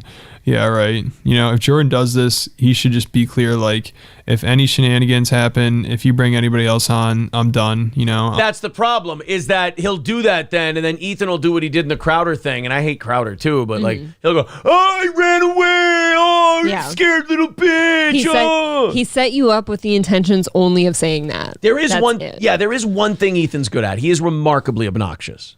Oh, God. And he's trolly and shitposty to the extreme. He never lost that part of his right-wing persona. The rest of it he sold out so he could have a bunch of septum-piercing, having blue-haired, fucking non-binary fans that want to report him for every time he tells a funny joke. Dude, that joke, I would listen to him say it again and again. It was so funny. Yeah, imagine not being allowed to be funny because your audience won't let you. I've always said, like, let people fucking say whatever they want and let the people listening decide if they like it or not, and then go the other direction or stick around. Yeah, he's gone too far to that side, though. They don't let you do that. If they don't like the joke, they forget the 13 other things you said that you agreed with, and they remember the one thing that that's inappropriate. I'm not going to waste my time here. And even if Ethan does end up doing that, I think either way, he's just going to look like an idiot, because 2 debates in a row, the only 2 debates you do, and you just bring someone else on to do it for you, that's just embarrassing. I don't think that's going to be a win for him. And then good luck convincing. But Ethan doesn't care. Like, Ethan takes L's all the time. Like, he's an L machine. A lot of L's. And he doesn't care. Like, there is something, like, in a weird way that you have to respect about that. What? He gets the shit kicked out of him in everything he does, and he just goes, "Duh, we're good. Okay, you ran away. Look." His money probably soothes a lot of that. Not to mention his wife has what seems to be probably a profitable fashion line now. So convincing anybody else to debate you. It's already going to be hard enough, the whole Steven Crowder, Sam Cedar thing. Like, I'm sure most people are telling Jordan not to talk to Ethan, and doing this debate, you're just falling right into his trap, which is too bad, because I feel like before the Steven Crowder thing, people probably would have loved to see Ethan talk to Jordan Peterson, because Jordan Peterson would probably just destroy him. But now I'm sure people are just like, don't even give Ethan the attention. That's all he wants, and he's just trying to use you to get views, which is true. But if Ethan decided to actually have a genuine conversation, I think it'd be pretty funny to watch, him and Jordan Peterson going back and forth. It would be, and that was, by the way, Too Lazy to Try. Great. He does a great job with all of his stuff. Subscribe to him. But it would be kind of fun to watch. It's one of those things where it would be fun to watch for like 10 minutes. Sure. And then it would just be, holy shit, this guy. I mean, at some point it would just be watching a crucifixion, where even if you don't like the guy who's getting crucified, you're still like, oh, this is so gross. Like, this is... It's like watching someone get spit roasted. Yeah, it's just like, all right, finish him off, all right. It's like in Braveheart, where they were all happy to watch William Wallace get executed, but by the end, they're like, just say you're sorry so they'll chop off your head. What are you doing? Like watching Sean Bean get executed in Game of Thrones. Yes. They fucking drug that out for a while. Just like that. God. So, yeah, I think Ethan, when it comes to a Jordan Peterson thing, like, as fucked up as Jordan Peterson is now, and he is, the internet has fried his brain. Mm-hmm. He could tie half his brain around his back, and he could still wipe the floor with an Ethan Klein. But again, Ethan Klein would never do it. Not in a million years. I don't think so. Would Ethan Klein do it? All right, guys, we got about 5 minutes left, and I got, oh, no way. Please tell me that this is still up. Okay, good. Your vice president, Kamala Harris. She was here recently. She gave a speech about electric vehicles. Yes, she did. And she wanted to let you guys know about the advantages that electric vehicles had over your guys' gas guzzling bullshit vehicles. Do you know that she did this in Minnesota? Oh, this was the Minnesota at New speech? Flyer. All right. I used to work directly across the street from that. So she's talking about electric cars, electric buses, all this different shit. Yes. New Flyer is a bus manufacturer. A massive one. Yeah, locally here in Minnesota. And she was talking about electric vehicles and extolling the virtues of electric vehicles. Well, let's see what she had to say to separate the electric from the gas. No exhaust, no diesel smell. Okay. The bus has Wi-Fi. What? Ooh. The bus has what now? Look at her face. I don't know. A lot of vehicles have Wi-Fi. Like all new vehicles Like have all of Wi-Fi them. in them. Yeah. This is like saying, guys, it has Bluetooth. And oh, I'm sorry. Did you watch the rest of the speech? No way, really? It gets worse. Okay, fun. Guys, I don't know if you've heard this. Wi-Fi. Now, this is a thing where there's internet. She's one of those people who just had something explained to her 10 minutes ago, and she thinks she's the only one who's ever been told. Guys, it has a like tape deck plug-in so you can plug your phone in and listen to it. You're close. What's she going to brag about? Oh, no.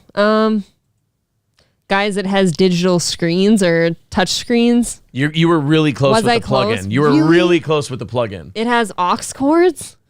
Really close. Really? Oh, really no. close. Oh, God damn it. Well, let's just watch that. I don't know. Has Wi-Fi and even USB outlets next. Oh my God, isn't 2012 awesome? So again, a lot of new vehicles. Right. I believe my truck has that I right think now. every vehicle 2014 and newer has Bluetooth capability. 2014 and newer at least has the touchscreens. And I think rear backup cameras. Yeah. Yeah. And even USB outlets next to every seat. What? I mean, come on, imagine. You can charge your phone on your way home from work.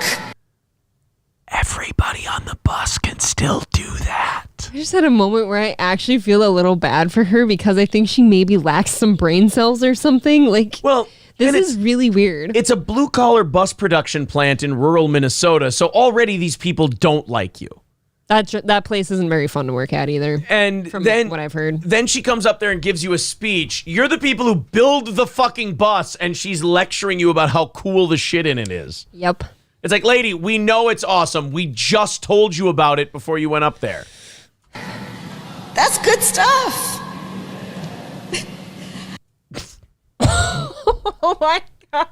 Ladies and gentlemen, the Vice President of the United States. Oh boy. Boy, she is good, isn't she? Our buddy Yags was actually working the airport when she came in. Oh, wow, that must have been a real honor for him. He posted pictures and everything. Poor guy had to see her. Let me saying that Kamala is a real wiener guy. She kind of is, though. Here you go. Guys, there is the link to our compound special that just came out last night. Go check it out. And, my message? Oh, no, Fat Andy. I was going to say, why did my message get held for review? Consider just says, I want the drugs you on. Yeah. There's the Compound Media link if you want to go check out our show, our special that we did there. A lot of people have been telling me they enjoyed it. It was very funny. I hope you guys feel the same. Yep. And go check it out. There's the link. Let's get a couple of people in here before we run off. Fat Andy says, fuck that. Bring cassette CD combo players back. Cool retro. I still know some adults that are mad that there's no CD players anymore. My dad is one of them. I hear you. 397 likes. Well, let's do this. Let's get it to 400 likes, and then let's pound sand for the weekend. What do you think? Hit the like button, and let's get it to 400, and then head the hell out of here for the weekend, guys. What do you think? April and I will be doing a 7 o'clock members-only show. If you want to become a member, do that. 398 likes. Getting to 400. Two more likes. Let me know when we get there, and we hit it. 400 likes on today's episode. Make sure you hit the subscribe button. That sounds like a good time. And check out the Compound Media Show. April, thank you very much. Thanks, boss. And to the rest of you, we will talk to you Other boss. Monday.